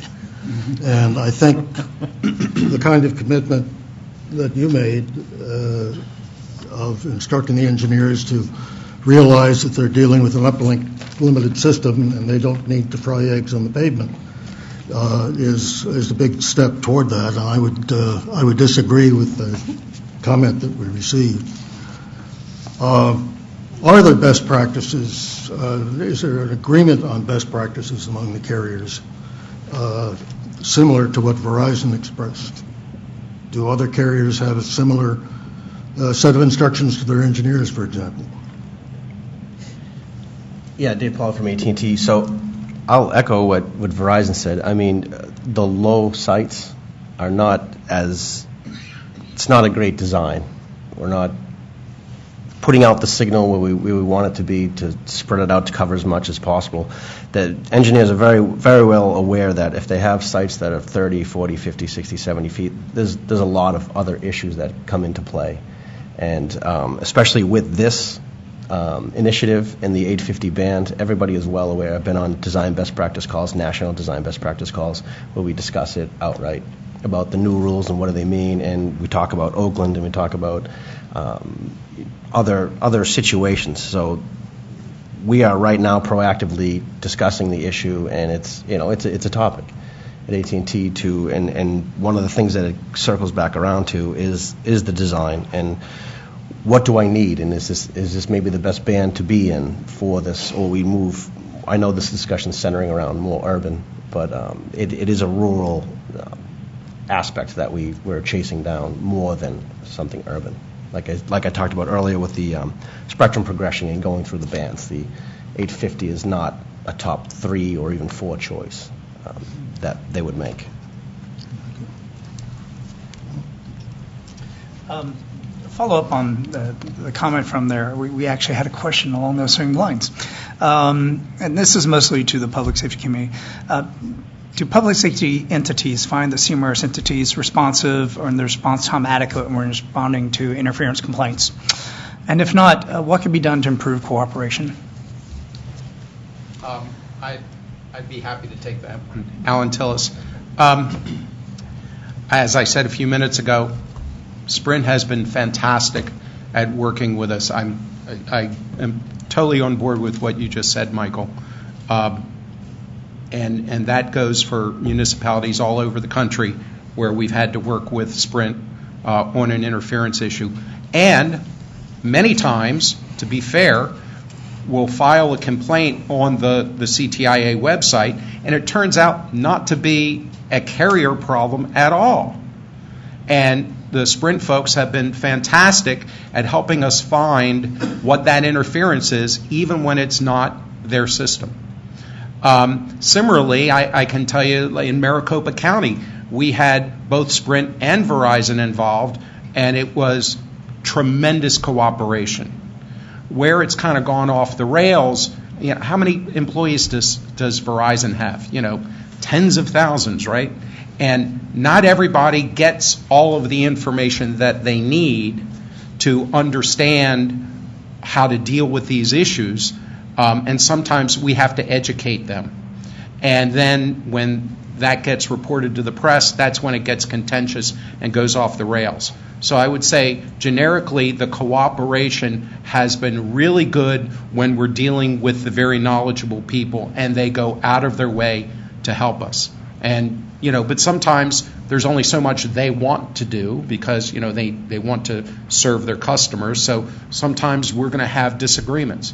But I can say generically at this point in time, the cooperation has been fantastic where we go through the proper procedures, and I appreciate the carriers doing that. I would agree. I think I wouldn't call it contentious. I think at some points it could be. It probably was once much more than it is now. In Region 9, and all the carriers have always been very willing to come to the table, sit down, look at issues, whether it's a life safety issue that's happening now or whether it's a planned event. We've always had very good luck with that, and I don't see it being the major contentious issue that some maybe say, or at least not in our area. Maybe peeling off the outside of the onion and getting to the technical people that we need to interface with is probably the most difficult thing. Getting to the right people, I think, is probably the most difficult. Quite often we're interfacing with sales or regional managers, and getting to sit down with the techs is tough sometimes. Sometimes those guys they're not as accessible as we would like them to be, I think would be the major thing I would say. Yeah, I think besides the website, obviously, which is the way to report the interference, if there was some way to get out some key names and numbers from each of the cellular carriers, that's something we could get to folks. And then when they do have a problem, because not always do you know, as Jason said, you don't always get the right people to begin with. When there is something goes awry, maybe it's time just to say, hey, talk to this guy. I mean, it's not even us on public safety side calling it. It's just, hey, go talk to your guy, and here's his name, and he can help you. That I found it works. I do that a lot when people ask me questions on vendors, Motorola or Harris. Well, here's the guy. Go talk to him, and he understands it, and he'll help you figure it out. So that would be something that I think could help. Well, there's a question that's been submitted that's just the flip side of that, and that is from an equipment manufacturer of peripheral equipment for radios, who says that increasingly the public safety folks are represented by IT managers, and that they may have an excellent knowledge of IT but have trouble spelling radio. And for that reason, this particular manufacturer finds it difficult to deal with these new managers. Now, I don't know whether there's an answer for this, but I certainly will point out the problem and see if anybody has a comment on it. Well, I've been doing, I've been the, the communications guy in one way or another for my agency for 20 years, and I'm always the youngest guy. I still am. I'm always the youngest guy. There's not a lot of attrition, and radio shops are getting moved underneath IT areas more and more, and a lot of the tricks of the trade and the art that goes with RF and engineering and all of that is just not what it used to be. That's definitely a problem. Yeah, it's a lot of our clients are experiencing that. In fact, I remember when you were that young guy when we first did your reband. And it is a problem throughout the industry. Too many folks think another router will fix it. And the problem is that RF is not something that people are gravitating as a profession anymore. And the trade one of the trade associations I represent, the Government Wireless Technology and Communications Association, we're going to try to address this to create RF education programs to try to train the next generation of folks, because this group of folks here, we're not going to be here forever, and we're not seeing enough Jasons coming along to take everybody's place. So that is a huge problem that we really want to address. I had a question for Jay that came in from the audience here in the room, and that's how can we get a list of better performing public safety radios, including the make and model and cost? You can ask me, and I'll provide that to you. But I just want to reiterate something I said earlier today. The point of me presenting those was to give the state of the industry, not to say this manufacturer is better than that manufacturer. And I also want to point out that new radios are coming out right now from a lot of manufacturers that I haven't tested yet. So I just want to caution, I'm happy to give you the information if you contact me, but keep in mind that the radio that I tested may not be the radio that you buy. And if a manufacturer has a new radio they want me to test, I'd be happy to test it. Can I add on top of that somebody said earlier you got to bring it up to a system design in terms of establishing what your objectives are. So the radio is one component of that. But so I think it's in line with what you're arguing. It's a useful piece of information. It's not the totality, and you should focus on what the overall objectives are. That's correct. And something else to keep in mind is this morning, all the radios I showed on my chart do not have a pre-selector filter for public safety. So they're getting, the best ones are getting really good performance without a pre-selector, but if you add a pre-selector to that, the performance is going to go way up. And so that's ultimately, I think, what we want for all those radios is a public safety pre-selector filter. But the ones that you saw this morning did not have that. This is Tom Derenge. That's the thing I wanted to ask when I listened to it this morning. So as I understand, maybe there's one unit out there that puts in a filter to at least eliminate the Eastmer bands from the public safety. Is that what I heard this morning? Or can I get a time frame? Are the rest of the manufacturers thinking about this? Is it in your planning session? Do we know when you may have? Paul Lodar from Sepura. I'm going to add some additional information that is not, I need to be very clear with this, it's not for P25, this is for Tetra. I'm coming from Europe, and many, as you know, Europe is dominated by Tetra as a public safety radio access technology. The situation with Tetra is different in all the respects. For example, you are doing the questions of, are the radios having roofing filters for the different bands? For Tetra, that's the norm. So our standard receivers are having front-end roofing filters, very high-performing IP3 LNAs and mixers, and etc. So in the P25 domain, and I understand all the things you are explaining, but you need to remember that there are different radio access technologies. One of them is Tetra, and Tetra is having all these technologies by default in the last 7-8 years. So I can explain to you that it's the norm to us in production to have radios with front-end SAW filters that a few years ago was very, very difficult to do because of the insertion loss, but these days insertion loss has dropped. LNAs have improved a lot in terms of IP3 performance and noise performance. We're getting systematically in Tetra technologies around minus 20 dBs blocking performance by default. So there are ways of doing this. The question is when that ways will go into P25. Okay?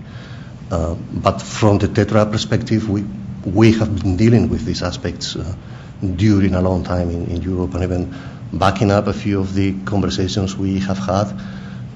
We explore in Europe different strategies for doing all these type of things. For example, one of the strategies we explore in Europe based on interference is to increase the signal levels in public safety, one of the things we have discussed. After a lot of different analysis in radio planning technologies, well, the conclusion was, no, that is not a good idea for two reasons. One, interference is completely unpredictable in one hand. The other is for public safety, if you increase the power levels into the boundaries of the sites too high, you create another problem. That is co-site interference in between that places. So at the end, we ended in a situation in which the more realistic way of resolving this, and is how we have been doing this in Europe, is increasing the blocking performance of the receivers by default. How we did it? In a combination of two things. We place all these blocking performance-based characteristics as part of the Tetra 8C standard, just for covering all the basics and saying, well, every Tetra receiver just meeting the basic standard will have a blocking performance in different aspects. But later on, the Tetra industry in Europe converged in a set of de facto fit for purpose additional blocking performance parameters that were tried and tested in the market in combination with all the network providers of LTE systems. Obviously, the LTE system providers, on the other hand, and I'm listening this today, there are people just starting to do things like placing cavity filters, etc. That in Europe is the norm. So all the LTE providers are fitting cavity filters. And on top of that, I'm preempting all the transition to 5G technologies and the latest LTE releases. Everybody by default is improving the linearity of the PAs, just preempting Quant 256 modulations as the norm of the modulations. So it's a combination of different things and different angles. So my perspective is different. is coming from Europe. Obviously, the constraints on the deployments are different.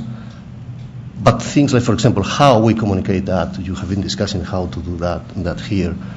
In Europe, we deploy a lot of white lines to all the different entities involved in the deployment. And that white lines and engineering practices are a de facto standard in the industry that everybody is aware of. Obviously, different countries use different channels and different mechanisms, but the main mechanism was to create very, very strong white lines to make everybody aware of all the implications. And implications coming from public safety providers for improving blocking performance, doing system design, working in parallel with all the network providers to suggest to them how to improve these things. But that perspective is slightly different. I understand that we are mainly discussing here P25. But on the other hand, perhaps you can explore what has been done in Europe to perhaps take some points on board.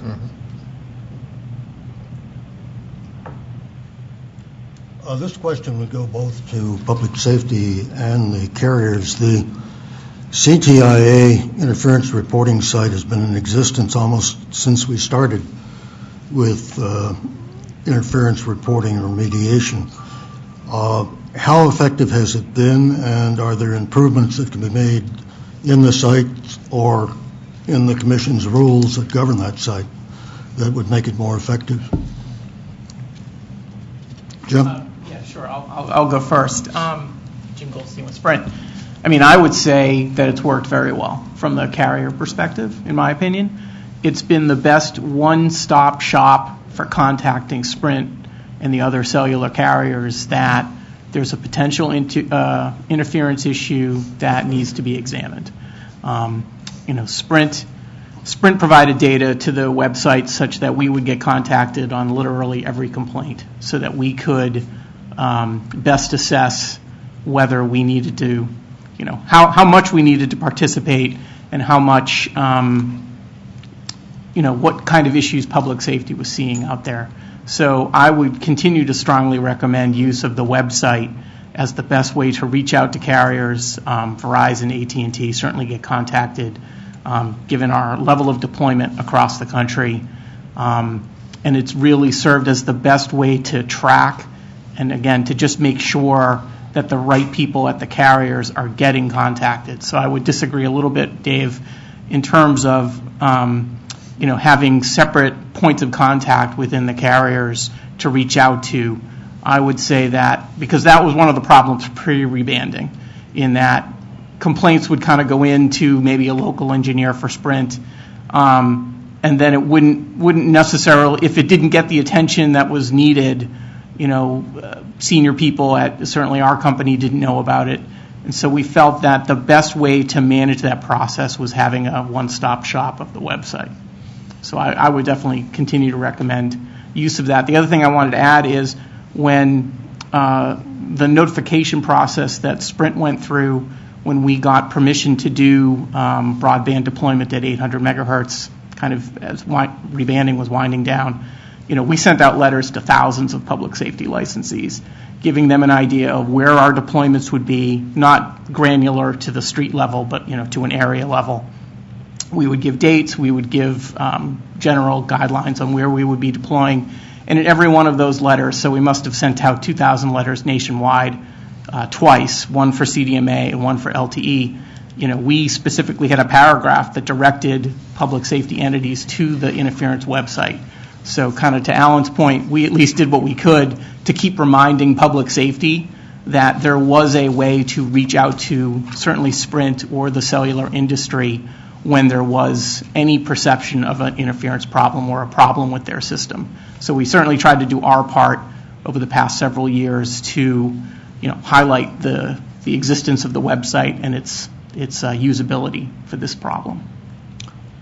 Joe Yerman, have you had any experience with the reporting website? My colleague agencies in the area, New Jersey Transit, Port Authority of New York, New Jersey, Connecticut State Police, have used the website to report problems.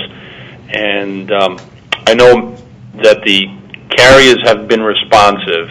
However, the interference, I can say for the Port Authority in the Lincoln Tunnel area, reoccurred. It was attributed to the site that was close by the toll plazas. Signals at that location, I believe, were in the high teens, dBm, and once the site was down, the interference was gone. The site eventually was put back online and interference occurred. So while being responsive, perhaps it has changed. The interference does reoccur when the power levels are restored. Is that still a problem with that site? I have not heard anything that would support that, so I would say no. Michael, I'm going to slightly disagree with Dave and really agree with Jim. The importance of the website goes far beyond just having a central point to report interference. And that is that all of the other provisions in that rule section that the public safety entity can use to force, for lack of a better term, the cellular carrier to fix the problem don't take effect unless you use the website to report. And the way the rule section got written was fantastic. There's great tools within the rule section, but you have to start with reporting on the website.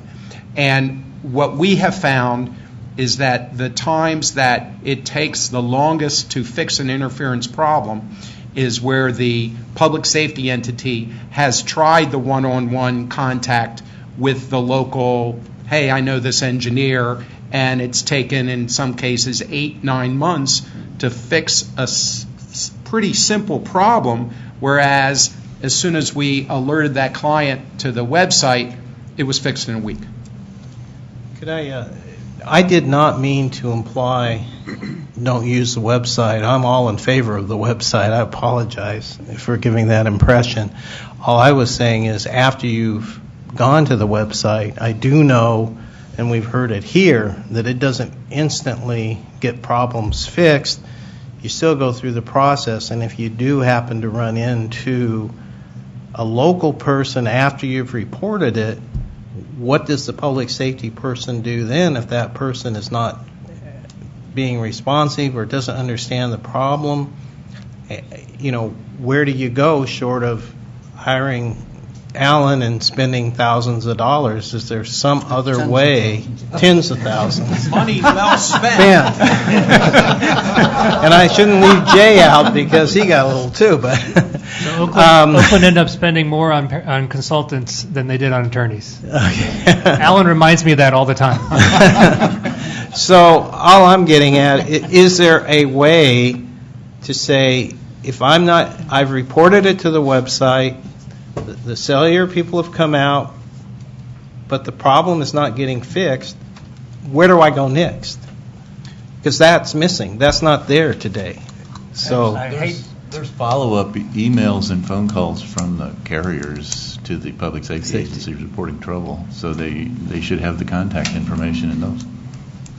Well, apparently someplace it goes wrong, or we wouldn't hear all of these stories of, you know, yeah, they're responsive, they come out, but Joe just told you one, well, yeah, it got fixed finally, and then it came back again, you know. At that point, what do you do? So I agree. Yes, there can be disagreement over what is causing the problem, and the carrier, rightfully, wants to continue to serve their customers at that location. Having filed on the website, it is truly amazing how quickly the problem is resolved with a letter to the proper person within the Public Safety and Homeland Security Bureau saying this was reported, it was not resolved within the time period provided for in the rules, please issue a shutdown order. Somehow the carrier fixes it right away. So it's a great rule section, and I just encourage everybody to use that. You can thank Brian Marenco for writing that rule section. Good job, Brian. And Brian is part of the team that has been with 800 megahertz since the inception. The other members being Roberto Mussenden, who we exiled to Puerto Rico to help with the disaster down there. Actually, in fairness to Roberto, he volunteered. He did volunteer. And John Evanoff, who raised an issue today that I think you may want to address. And John is a member of the Project 25 CAP advisory panel. And he asked whether it would be useful for something equivalent to be done at 800 megahertz, where a CAP-like certification body looked at radios, gave it the good housekeeping seal of approval, as it were, looked at some of these standards that are not evaluated now, like high signal level intermodulation. And John asked whether public safety or the carriers would have an interest in seeing like a panel like that develop. The one that's working now is funded by DHS. There's a possibility they may be interested in funding it as well. But is there any interest on the part of the participants here in the finding such a panel?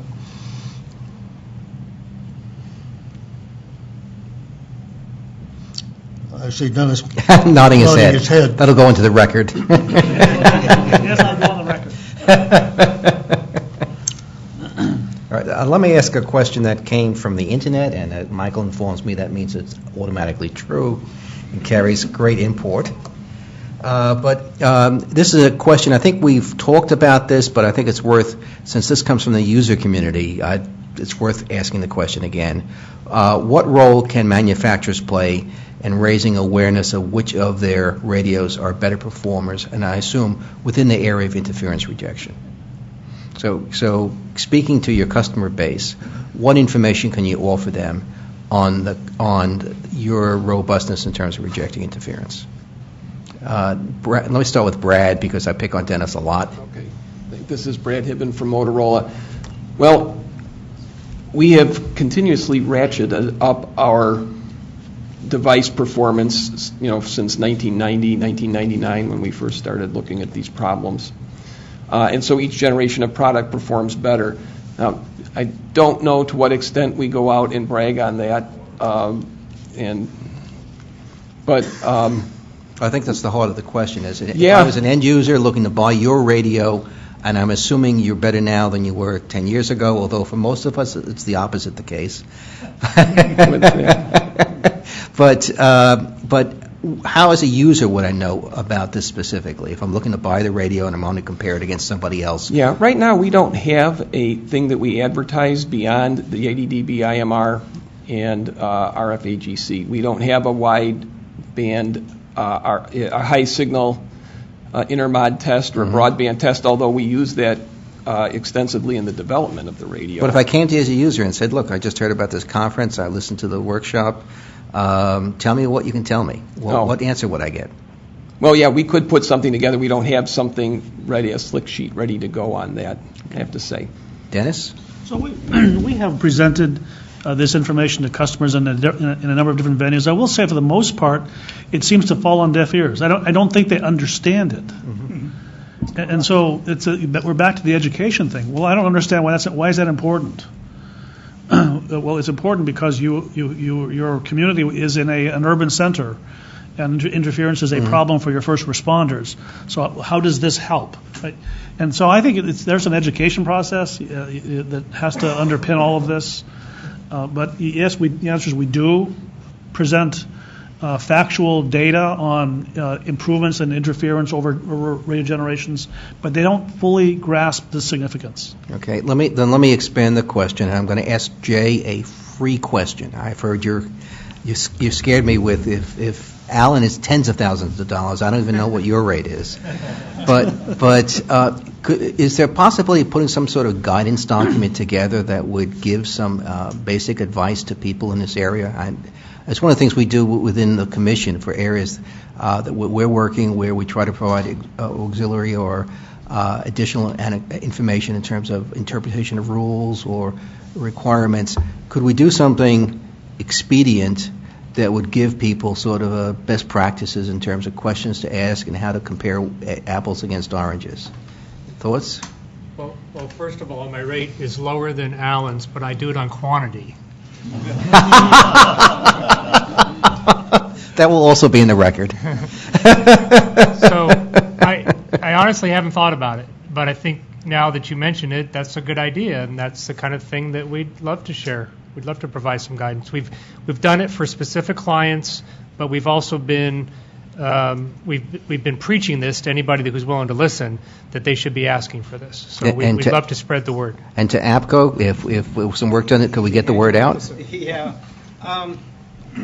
APCO does it. In NIPSTIC probably does it to a greater extent on getting these types of issues out. Not this particular issue. It hasn't been done particularly by either one, but certainly that's something that Jason and I are going to take back and say, hey, it looks like this is a gap that we need to start looking at, and any help we got to actually put that list together, because it's not developed, would be of a help. That would be great. Yeah. So, Tom Derenge, can we get a commitment that maybe an issue comes out in the next window that kind of talks about this forum and maps out some knowledge for the community? As far as APCO's magazine, well, I don't control that. Jeff, what do you? Probably is my answer. Seems relevant. Yeah, the info is a problem. We've got to get that put together before we could actually put anything out. But yeah, there are but I think the main point is there are mechanisms to get it out. Again, how much it actually is understood by the community is one of the problems. We may have to just start with some very, very basic, here's why it's really important to you, and then go from there. Okay. Let me just add one thing to that. The understanding is huge, and the problem with some RFPs by public safety agencies is they've just taken what some other agency did to save money and put it out there. I will make the pitch now for folks like Jay, who help municipalities put together RFPs, who can explain this and should be retained for any of these kinds of procurements. I recognize it's an expense, but it's Jay or similar's cost is a small drop in the bucket when you compare to the cost of the system procurement itself.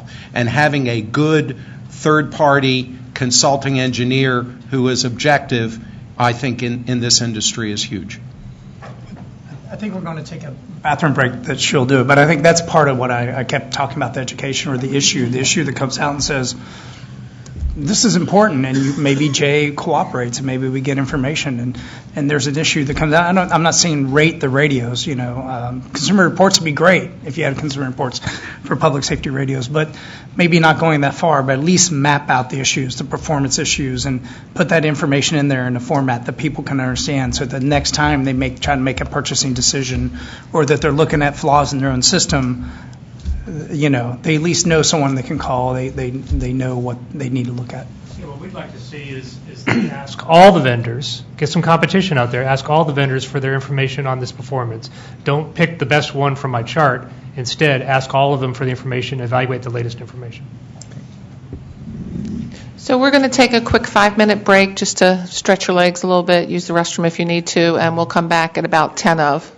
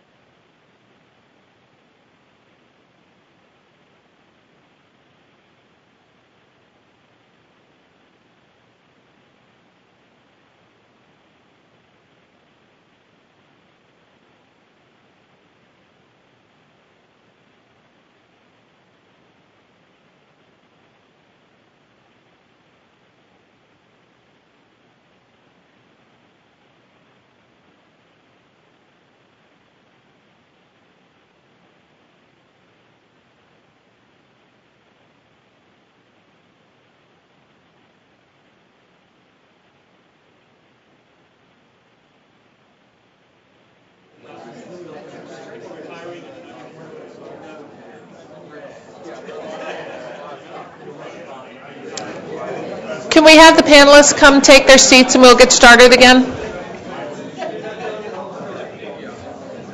Can we have the panelists take your seats, please?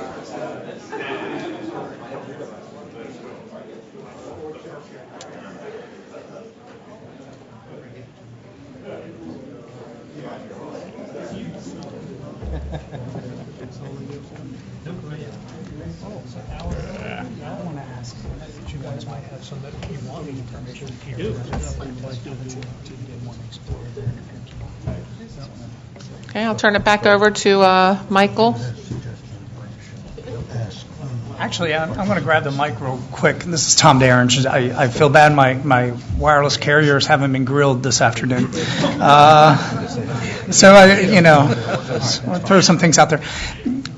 Realizing that the public safety community has limited resources, and they can't always afford to hire Jay and things like that. But what if you had a proactive, which I know they're out there because a lot of them are hams, proactive radio communications engineer that just wants to understand their interference environment and their community. What if they wanted to just contact a carrier and say, can you give me the location of all your sites so I can drive around and make sure all my radios work around your towers? Is that possible? Dave Fritz, RWA. I take offense of the unlimited budget, certainly RWA. I actually feel for a lot of the comments of the public safety entity that has 10 people, RWA members. There are some networks being serviced by 5 people. So certainly, originally the cellular Part 22 rules was the site-by-site licensing. So technically, from a CGSA perspective, you can go on the FCC ULS, take a look at a licensee, get the coordinates, the height above average terrain, the EIRP, of at least the cell sites that make up their CGSA. So that information is out there. That's pretty old information, though. It is pretty old information, correct. And obviously, through the proceeding, you've been trying to make it more of a marketing space. Certainly, just as I think public safety would have a problem of, giving out specific site locations, that might be something that I'm not sure, at least I know RWA members probably wouldn't have the resources or the time to do it, but maybe not want to specifically give out their network information. I would like to go back to I think it was Walter or Michael was asking about the interference website. I think one thing from a small carrier perspective would be is if the website would publish the actual interference tickets and then maybe a follow-up resolution. Because as some of these small carriers, they don't have the staff or resources to follow up. But the first thing when interference starts, people Google it. And if there was a collection or database of common known problems, the BDAs being one of them, that at least from our membership perspective, that seems to be the largest. Hey, I got out a Yagi antenna, drove down this road, found out some guy, picked up a BDA off of the internet that happened to be not in the current rules, and that's how they tracked it down. That's, having that information out there is helpful to get out to those people that, they don't have the time and energy and resources. Let me ask a follow-up question to that. I thought I heard earlier that there was we have a website that you can announce that you've got a problem, but I didn't seem to hear that the tracking of that problem towards resolution was all that effective. Should we be improving the trackability when there's a complaint registered of how the complaint is being tracked, how it's being resolved? Are there improvements we can make in terms of just simply reporting a problem? Any thoughts on that from anybody? Well, let me start with public safety since they're, and Sergeant Jason, maybe you would have a comment on that. Sorry, what was the question again? The question is, we have a website, you can report a problem, but I thought I heard some earlier discussion about, you can report the problem, but the resolution, finding the right people to talk to doesn't actually, and when that's done, the time frames in which it's done doesn't happen all that smoothly. Are there improvements we should be making in terms of not only reporting problems, but tracking them towards resolution? Any thoughts? I believe the way it's set up now, there is no way for an outside entity that's not part of that transaction to be able to see what the outcome is or look at maybe turn it into a best practices by looking at all the closed cases or things like that. But I could certainly see some value in that, yeah. I don't even know, does the FCC, do you see that information? Yes. You do, okay. Okay. Any thoughts from the vendor, from the service provider community in terms of better accountability and tracking of problems reported? I mean, so this is Jim from Sprint, and I might ask Keith to weigh in on this, but it's my recollection that with the website, it does track the cases coming in, it contacts the carriers, but there's no, the website isn't built as a tool where the carrier then goes in and says this case is closed or anything like that. Same for the public safety guys. That being said, I mean, one thing I know Keith has commented on in the past, there are a lot of times where Sprint will work on an interference case with public safety, and we will have some challenges in getting follow-up from the public safety agency that the mitigation measures we took at a particular site, that they confirmed that the interference has been resolved. So, to the extent we wanted to make any tweaks to the system, which I don't think I'm in favor of, that would have to be a component as well, like the two-way street aspect of it, that we'll work with public safety on resolving interference. We believe the interference is resolved, and then we'll have some challenge from in getting the follow-up from public safety. And again, we recognize that, acknowledge that once the interference has been resolved, the public safety entity wants to get on with their business. They don't want to get nagged by us to just confirm with an email, that the case has been resolved. I mean, if after a certain amount of time of inactivity from the public safety agency, we've taken measures, we consider the case closed. But you don't recommend any improvements because in the system? I mean, I don't think the website was intended to be a iterative back and forth data collection. It was meant as a notification website to, again, notify the carriers in the community that there is an alleged interference case in the vicinity of where the public safety agency is complaining of it. It wasn't meant as a storing house for all kinds of interference measures, like what did you do at the site, what down tilt did you do, what power reductions did you make.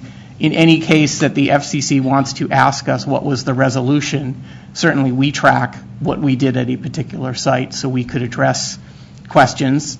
If it ever did turn into a case where a public safety agency wasn't satisfied with our level of effort, obviously it's in our interest to be able to document, here's what we did at every site, here's our responsiveness, here are the things we did, here's where the public safety guy, didn't get back to us or they did get back to us. I mean, so we track all that ourselves.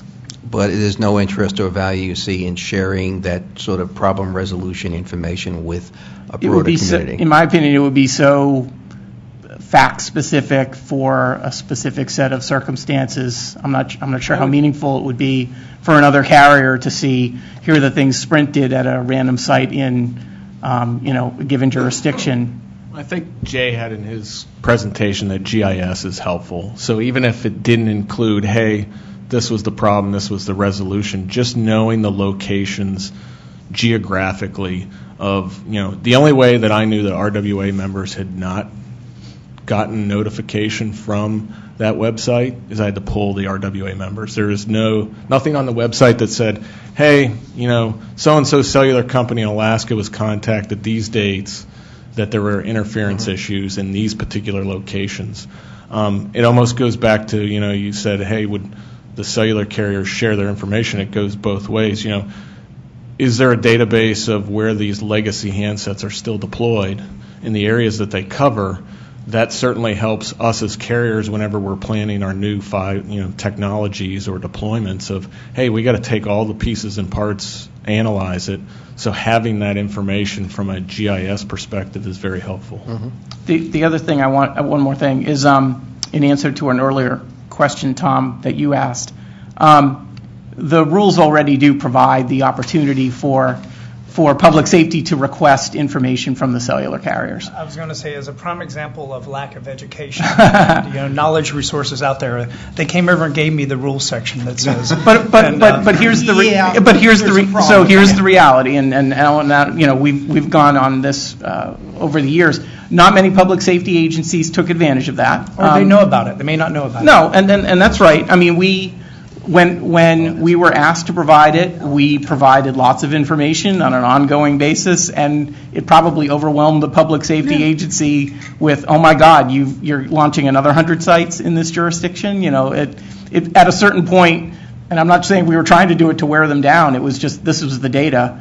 But we would provide that kind of information to public safety agencies upon request. Typically, we would do an NDA. We think that was the best way to do that.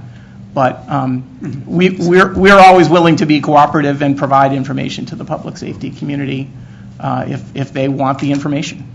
Here's where that didn't work. First of all, David, all the public safety sites are licensed, so you do know where they all are. When we had that situation and we asked the carrier involved for a list of their sites, we were refused. So we had to use that rule section to be notified of future deployments.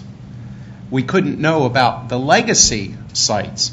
And that, I can assure you, Jay will now bob his head up and down and say, yes, it cost a lot of extra money to the municipality to pay him to run around and figure out who was at which site.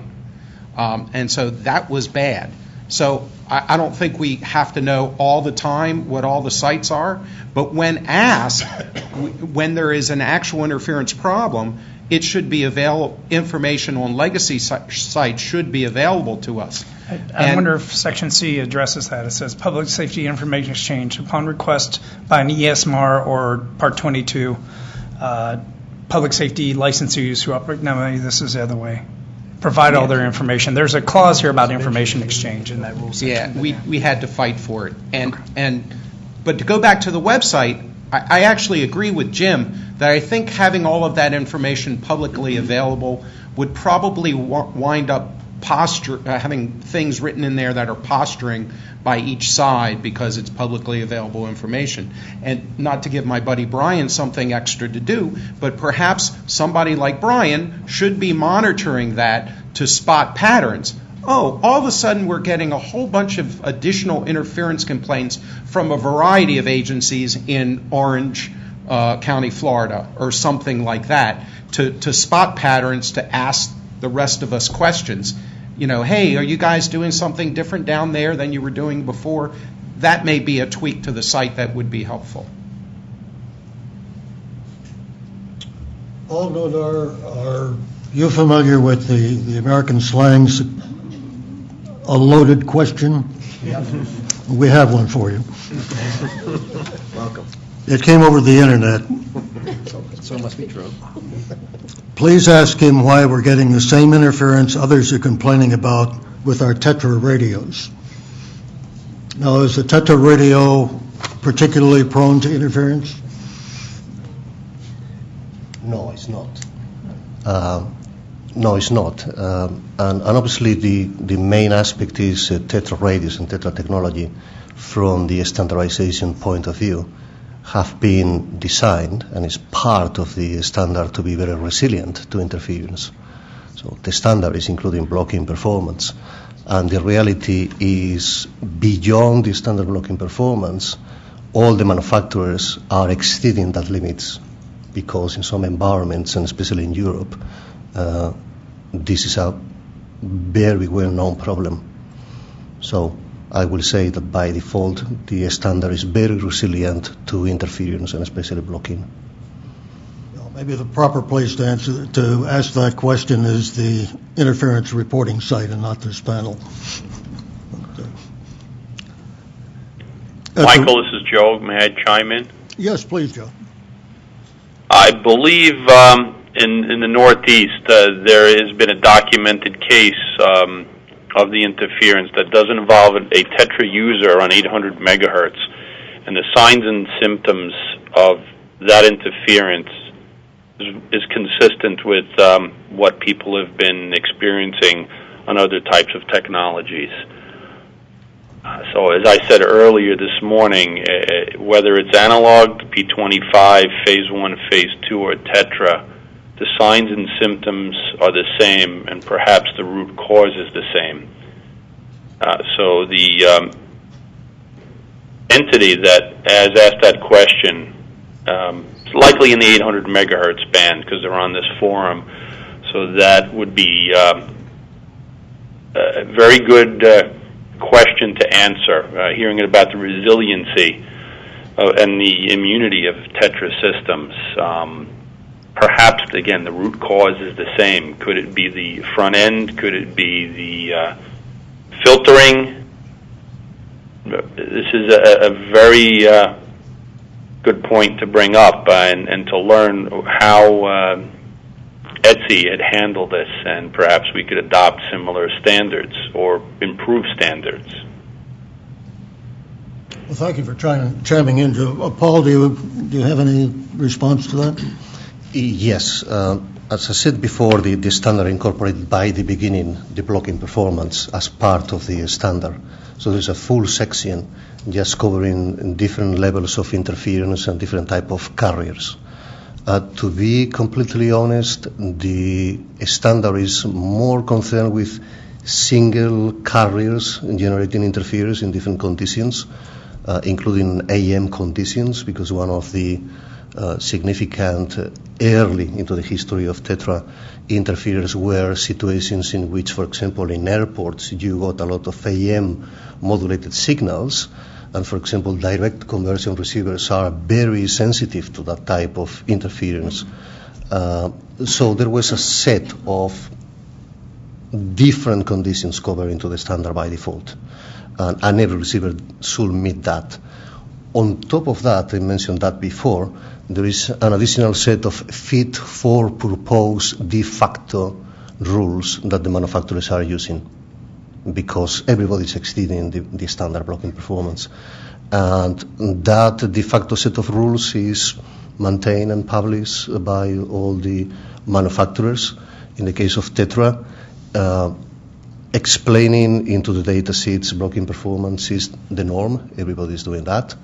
And in procurement, even some customers are asking for a specific blocking performance aspects. For example, very good example is the same airports. Customers that are in the vicinity of airports are very interested to understand what is the blocking performance with very high energy pulse radar systems, location systems, AM modulation signals, etc. And normally the manufacturers have that information already visible to all the manufacturers making this type of decisions. So this in Europe is the norm, and it's a well-known problem, especially with very high density interferers around. This is Tom Derenge. Nina was very careful when she wrote this item to say that this forum would be about stakeholder-driven solutions. At the same time, I get normally in conversation with our Enforcement Bureau and sometimes with engineers from the CMRS side that call me up. There's a lot of interference coming from various things. We have harmonics from FM stations, we have LED displays and things like that. The way the Commission has typically tried to regulate interference is we do power limits, out-of-band emission limits, and license assignment mechanisms. It's pretty simple. Has that regime outlived its usefulness, or, this is your opportunity. If you guys have ideas about how we should look at the ways we address interference, is that something that you want to address today or in the near future? Jay, there you go. Two things. First of all, we get a lot of LED interference. In my business, we track down a lot of that. And whatever you can do to stop the non-compliant LED lights from being imported in the U.S. would be great. I know you're doing that, but they're still slipping through. The other point is a point that's already been made. I guess I just want to reinforce it, and that is that I think it's important that we set a power flux density requirement so that the manufacturers know this is the environment that your radio needs to operate in. The problem that we see is the problem that we saw with the 1240 docket, and that is we can't come to an agreement on what that is. So Alan and I wanted it to be lower, and we wanted a transition period before it got to the maximum, but we ended up starting at the maximum and transitioning all the way out. So one of that's the things, problem. Jay, that's a good point. And I look at the 700 megahertz. In our view, that was an unenforceable limit because you didn't know how to measure that. Was the limit adopted 700 measured across carrier per megahertz, your entire sector? That's the reason we specified per megahertz in the PFD limit. In this instance, too, I know what you're saying. That's a high level. It is a high level, but that is the level that it's currently on the ground around certain deployments that exist. So we didn't really want to adopt a PFD limit that current deployments couldn't meet. And so that at least that's what the record indicated was on the ground. So maybe this is something in future rulemakings. Again, there's no recons filed to this one. But in future rulemakings, I think having limits that are enforceable, measurable, and can be met is kind of a crucial factor. Okay, well, good point. So my rebuttal to that is if we had a true harm claim threshold, exceeding the threshold would not automatically put you out of compliance if you're the carrier, but it would put the burden on you to solve the problem as opposed to the burden on the receiver.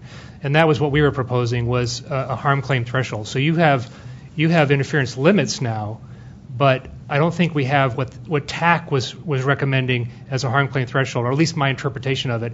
In my interpretation, at some point you've hit a limit and you're not in compliance. But there's another level below that limit where it's your responsibility, but you're not necessarily out of compliance. You're not going to be fined. You just have to take responsibility for solving the problem. Let me add to that. You mentioned the TAC, Technological Advisory Committee. Last year they made some suggestions to the chairman's office on spectrum policy. I think we announced at an early TAC meeting this year that we'll be coming out with a public notice asking for comment on those policies. So I just want to make you aware of that. It does contain discussion on harms claim threshold, something we're interested in terms of public comment on, but it's relevant, very relevant to this discussion, very relevant to the discussion of how we do joint responsibility. I think Dennis, again, in his presentation, talked about this is not a your fault or my fault sort of problem. It's a shared responsibility in solving a common problem. And I think the TAC recommendations try to strike a balance between people transmitting information, people receiving information, and what the balance should be between the two. So it's something I would ask people to be aware of, to take a look at. When it goes out, we would expect people to hopefully respond to it in terms of comments, not only in terms of whether or not they agree with the principles, but perhaps modifications that we should be considering. Yeah, I'd like to just comment, Dave Buchanan. I think Jay makes a good point. Public safety, if you look at the rules, has to meet a minimum coverage level. But I do think it's something you, at some point should be revisited on that power spectral density for the cellular, because it goes away in 7 years. And now you're saying, okay, fix these receivers, make them better. So we beat up the manufacturers, they make them better. And what happens in 7 years? Does the signal go up now even higher? I mean, minus, what is it, Jay, -3 when you do it by megahertz that you end up with at the ground? That's extremely high level. I don't know of any radio that's going to... So -13 dBm is the equivalent of a 3,000 microwatts per meter squared, but that's per megahertz. And so if you had, hypothetically, you have a 10 megahertz LTE signal, you're 10 dB stronger than that, and that's where the -3 comes from. Right. So everybody's clear on where that comes from. And yes, we don't even measure at that level. And Alan asked me, well, what happens when you get that high? And I said, well, we've not measured that, but we're pretty sure the radios catch fire. Smoke comes out. And since there's a transcript of me saying that, I want to say that's a joke. That's humor. But I think my point is not quibbling so much over that is that at some point there has to be a defined level that we know that we're working against from the cellular. And I heard every one of the cellular folks say, well, we're really not using those levels. But then you said, well, they are, because there's some out there on the ground. There were filings in the cellular proceeding, quite a few ex partes, where we really we wanted to hear what people were doing because we didn't want to cut power as part of this. And so there are several filings that showed that basically around each tower, depending on if you're in the main beam and you're in the right spot, it can get really hot. And so we intended this limit. Again, the other difficult thing is any PFD limit is difficult to enforce because we've seen cases where people have argued it's violative. RF signals don't stop at the border to Canada. They don't stop at the edge of your service area.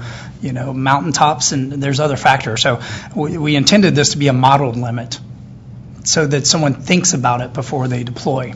We're trying to get it in people's head, hey, if I'm deploying something, I want to think about my impact on the ground, as opposed to a measured limit or something like that. So, driving around and trying to measure that limit is very difficult. Yeah, and it was just based upon the evidence that was in the record saying, oh, if you deploy it this way and you got the down tilt. We modeled a few of these. I'm like, wow, yeah, you may hit that. It may be very small. That's why we do a percentage area. Yeah. Well, I think my point is not so much what is the specific level, but if there was some way to say this is the environment and this is the maximum we have to worry about, it would make it easier on public safety side to continue to make improvements and try to end this, because it's in. You've heard our issue from public safety. It's resources. It's not even just money resources. It's manpower resources to deal with this. And if we can get it to the point where interference cases are extremely rare, that's the best case for public safety. So anything we can do to work that way, public safety would benefit greatly. David, why don't we save that comment for the next forum? Because we've pretty much reached the limit of our schedule, except for one thing. I would like to go through our panelists and in 25 words or less, tell us whether you're optimistic, pessimistic, what the result of this forum was. And we appreciate your participation. And I think we can start on my left, Jim Goldstein. Well, that's on the spot. No, I think I'm optimistic. I think the things that the cellular carriers are doing to be smart about deployments, we've done a lot of things proactively before our deployment, but it sounds like the other cellular carriers that have the new toolbox of flexibility of increased power, it sounds like they're not immediately doing that, and they're doing smart things to make sure that their deployments are good neighbors to the public safety community. It sounds good to me. Thank you. Keith? I would agree. There's progress being made on the receiver front from the manufacturers, and progress, I think, on the provider front, the CMRs, carrier front, as far as awareness of public safety interference issues and trying to proactively mitigate those as we work on designs and increasing cell sites. Hi, John Kay, U.S. Cellular. So first, thank you for holding this forum. It's educational for us since we haven't had any really reports of this interference issue in our network. But we're now very well aware of what could be issues going forward. So thank you for that. I'd have to say I'm optimistic looking at the charts we saw earlier today with the rapid fall off of reports of interference, the improvements in receiver design, et cetera. And I think the current rules, taking into account the new technologies, I think it's a good path forward for us. Dave Fritz, RWA. Very optimistic, certainly in the public record from a CMRS perspective. The larger Tier 1 carriers that are coming up next have said that they would share the results as they start rolling out some of the higher PFDs, which, as I can say, for the public safety entities that are similar to RWA members, limited budget resources, we look forward to seeing that record, and hopefully some bright line tests or analysis can be gleaned from that of when it's really appropriate to coordinate with public safety and when, we all know from a collective group that, efforts don't need to be done just to make the effort done. So. Optimistic. We at the FCC can empathize with the limited budget act. Scott? Scott Townley, Verizon. I'm quite optimistic. I think this was a good discussion, a good forum. Thank you for putting it together, for all of us to get together and share views. And I think there's been some good learnings on all sides today. So I look forward to taking them forward to the next step. Dave Pollard, AT&T. I agree with everyone to my left. It was a great forum. It was nice to put some faces with some names instead of just somebody's signature at the bottom of some docket or a study. AT&T is dedicated to working with public safety and working with whatever we can do with the manufacturers to help alleviate this issue and have public safety be as strong as it can possibly be, especially the radio network. David? Yes, I'm optimistic, and probably for two reasons. One, I was really happy to hear that the cellular, all the cellular providers are giving guidance to their engineers. I think that's a very positive thing, and I didn't know that was happening, so I'm glad to hear that. And then from the vendor side, just the different steps they're taking and knowing that their current generations are better than when we came up with our numbers back in, I don't know, what was it, 2004, and then they're going to get better as we go along, and the strong signal intermod getting that nailed down so public safety can use that number to use that procedure to write RFPs. I think that would be very positive. Jason? Definitely excited about the progress on all sides. It's a great coordination effort. One thing that I would definitely like to mention is the receiver design, the receiver technology improving, getting more tight, and eliminating that upper end of the band that we really don't need. Just something to keep in mind. Budget wise, it takes us a really long time to cycle out subscribers. I mean, Dennis and Dave and I were talking about that at lunch. I don't know any agency that doesn't have at least some 20-year-old radio still out there. So just in a perfect world, we could probably, we'd replace them every 24 months like we do our smart devices, but I don't think that's realistic for us to be able to do unless you guys want to give them to us for $99. That'd be great.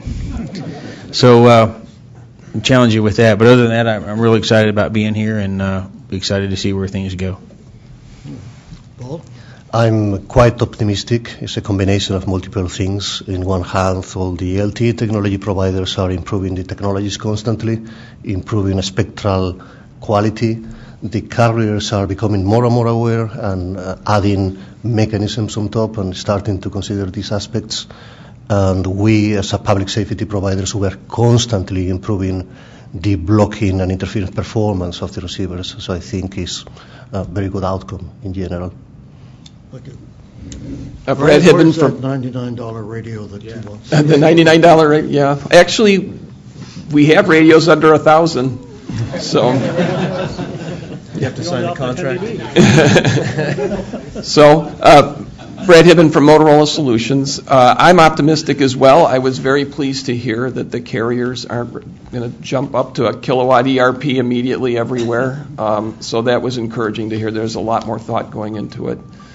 And I think the communication, I'm reassured that there's good communication and plans, or at least discussion about getting it better as well. So I think that's good. Dennis Martismo-Harris. I am really optimistic, actually for reasons we haven't even talked about. Recently, we started to test in the field with public safety agencies the newest technology with LMR and LTE in the same radio. And I would ask you all to imagine a day when the enemy is the friend. Imagine a day when the interfere is the channel you're going to use. That day is coming. I think that when that day happens across the entire market, I think it will be a different world. They say if the best thing you can do is to make your enemy your friend. I think that's where we're going to go. And if you can't beat them, join them. If the cellular carrier is the interfere, perhaps you ought to be using the cellular service. to complement your LMR service. I think that's the ultimate answer. Don, what's your view? Well, Dennis just, sorry. All right, sorry, you just shifted over. Dennis sort of segued into the main part of our mission, so that makes me happy and optimistic on that front. Also, as being the NIST guy and NIST being the home of measurement science, all the mentions of measurements today have made me very happy. So I appreciate that. Additionally, I've identified some opportunities to work with some people in this room, so I'll be kind of hitting you up afterwards. So it's been good for us. Oh, thank you. Jay. Jay Jacobsmeyer, Pericle Communications. I'm optimistic, especially because I heard from Verizon and AT&T, and we see them more often in the cities than we see the other carriers, that they're actually building these concerns into their best practices. I didn't know that. Like Dave, I was not aware of that. And since nobody said they were pessimistic about anything, I'm going to say I'm pessimistic about LED lights. Alan? Alan Tillis, Shulman Rogers. I think the best thing that I did today was to get Keith Mathers a raise. Beyond that, every opportunity that we have to educate the carriers and the commission and the public is worthwhile and fantastic. And every opportunity that we have to be educated by these same folks is an opportunity we want to take advantage of. So I applaud the Commission for doing this today, and I hope we can do it further in the future. And I'm sincerely hoping that those people able to watch this or listen to it on the web got a great education of the things that they need to do. Thank you. Well, to wind up our forum for this afternoon, we're going to hear from Julie Snap, who's the Director of the Office of Engineering and Technology, and from my boss, David Firth, Deputy Chief of the Public Safety and Homeland Security Bureau. So, Julie, I think you're up. I'm going to go first. Okay. Where'd you go? David's up.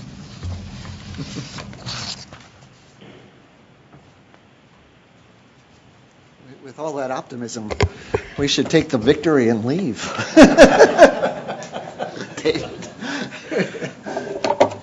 Well, and I've been sitting over on the sideline for the entire session, taking a lot of notes, and I share the optimism that was reflected at the table. And so I want to talk a bit about what I heard, but also underscore that the optimism will only be borne out if we continue to work as hard after this forum as we have worked up to this point. And I want to talk a little bit about some of the challenges that I see ahead as well.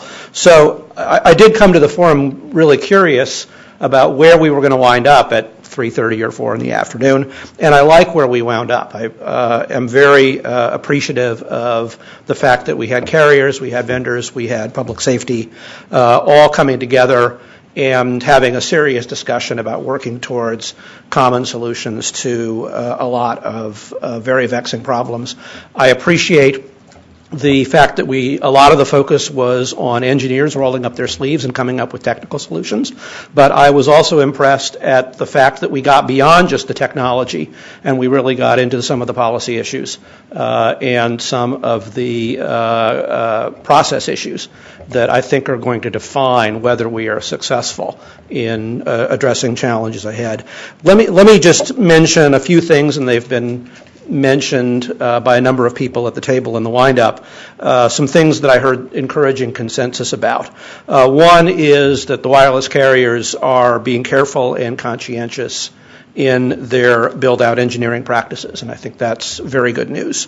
Another is that we are in a kind of an interesting place with 800 megahertz where LTE and 5G are out there. LTE is starting to be deployed in the 800 band. 5G is still really over the horizon. What I found interesting was the suggestion that perhaps when we get to a more mature point with LTE and with 5G, they may offer some alternatives for coexistence between commercial and public safety that previous broadband technologies have not offered. So that's, I think, an optimistic note in terms of the flexibility that those technologies may provide if we use them right. Another clear point of consensus that I thought was encouraging is that there are better public safety radios now than there were before. There are technical improvements that have been introduced into those radios. There are radios available now that can address a lot of the concerns that have been raised in the record. One of the key things we clearly need is more transparency about the capability of radios and more education about why this is important. So that's going to need to go hand in hand with the technical improvements. There seems to be agreement about a path forward for developing standards and test protocols to deal with some of the gaps that we've identified, the near problem as opposed to the near-far problem. And finally, I was really struck by the enduring relevance of our what-if rules and our interference resolution framework, which was adopted in 2004, which might as well be in the Pleistocene era when it comes to the technology that was being used at the time. But those rules and that process has really endured through successive technological changes. And I think that that's an important lesson for regulators, and I think it's also an important lesson that this is going to remain an essential backstop. This approach is going to remain an essential backstop as we move through additional cycles of technological change. So let me talk about some of the challenges that I see that came out of the discussion. Number one is that we are not done with technological change. There is going to continue to be progress in technology beyond what we're dealing with today, and each progressive change is going to create new and previously unknown and sometimes unanticipated causes of interference to add on top of the things that we're already dealing with. And we hope those instances will be isolated, but we're going to have to deal with them, and we cannot assume that they're going to be isolated. Second, the biggest challenge that I see, and particularly from a public safety perspective, is not, it starts with how do we design good radios, but it's really about how do we design systems and processes to plan for both interference avoidance and to mitigate interference when it occurs, but to do it in a way that's cost effective for public safety. Technical expertise matters in this space.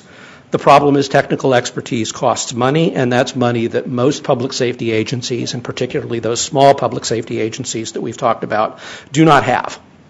So what we need is to leverage the expertise at this table and the companies and the associations at this table to develop solutions that will enable public safety agencies to get the benefit, the technical benefit of all the expertise at this table, essentially at scale. And that means more collective work on standards, on testing, and testing that is supported by national organizations and associations, on best practices, and on transparency. And the sooner we get to those things, the better. Finally, we are just all going to have to do more out-of-the-box thinking. I think a lot of that has been reflected in what we heard today, and that, again, is very encouraging, but we can't stop here. And so even though the Commission only ordered the bureaus to do a single forum, and we have checked that box, I think it's essential that we continue to convene on at least a semi-regular basis to assess progress on the issues that we identified today and to address new challenges that we haven't anticipated. And with that, I'm going to turn it over to Julie to bring us out. So Michael Wilhelm helped me with my remarks following David. So the remarks say, yeah, that sounds great, David, I'm done.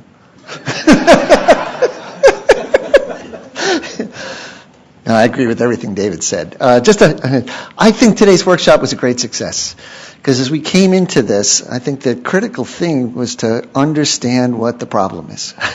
I think, as engineers, we're trained before you can figure out what the solution is, you have to understand what the problem is. What were the causes? And I think even among ourselves here in the Commission, as the staff was talking, it was, well, it's those receivers, or no, the power is excessive, et cetera, et cetera. And I think there was a lot of focus on, we want to understand the problem. So I hope that all of you, just like me, learned a lot today. I want to be careful that we distinguish this from the 800 megahertz rebanding. I was thinking, if the day where we started to deploy the new SMR service, somebody could have said, if you do that, we're going to have this big problem down the road. Maybe we could have avoided it. What's different there is we had a lot of systems that were deployed, and there was quite a bit of interference that was going on. Here, we're kind of just at the start of a bunch of changes where we want to make sure that the interference doesn't happen. There have been some instances where that, but I think we've all got an opportunity to make sure that we take the steps to prevent those kinds of situations where we're seeing widespread interference.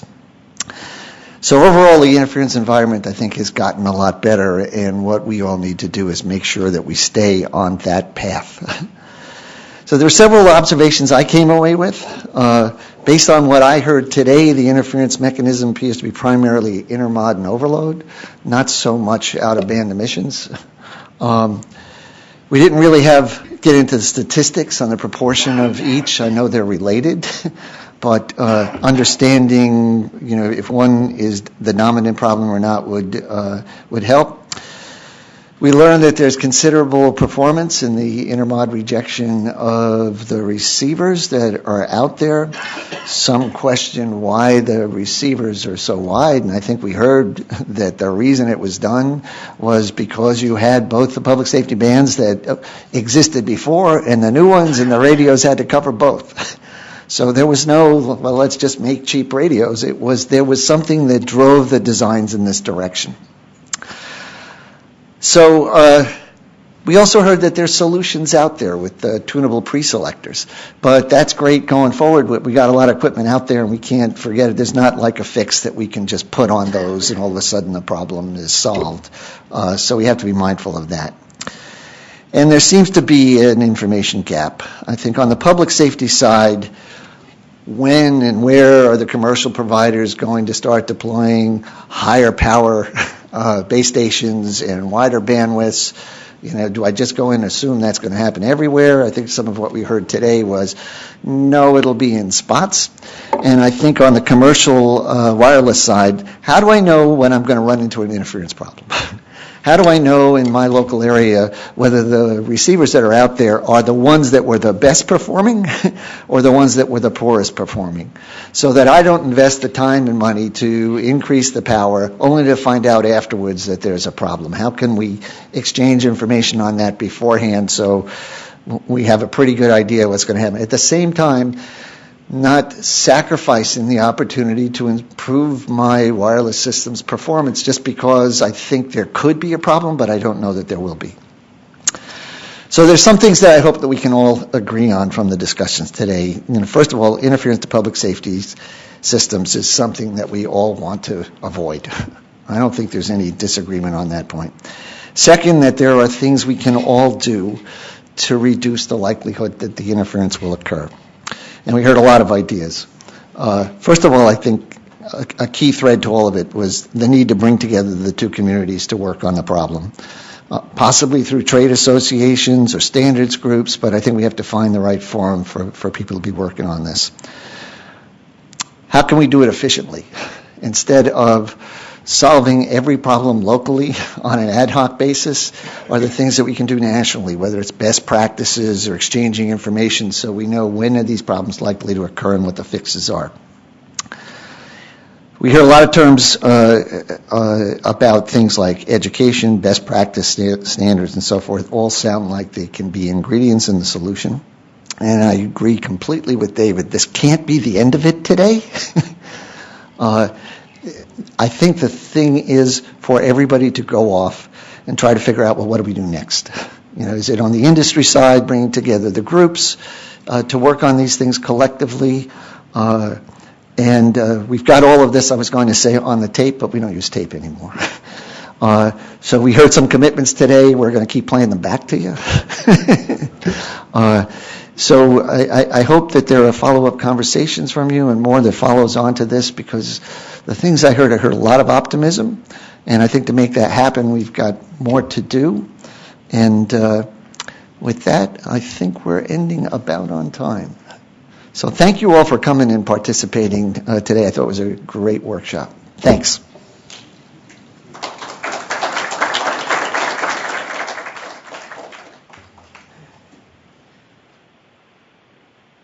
You do? Yeah, you too. Yeah, you twist your arm too hard.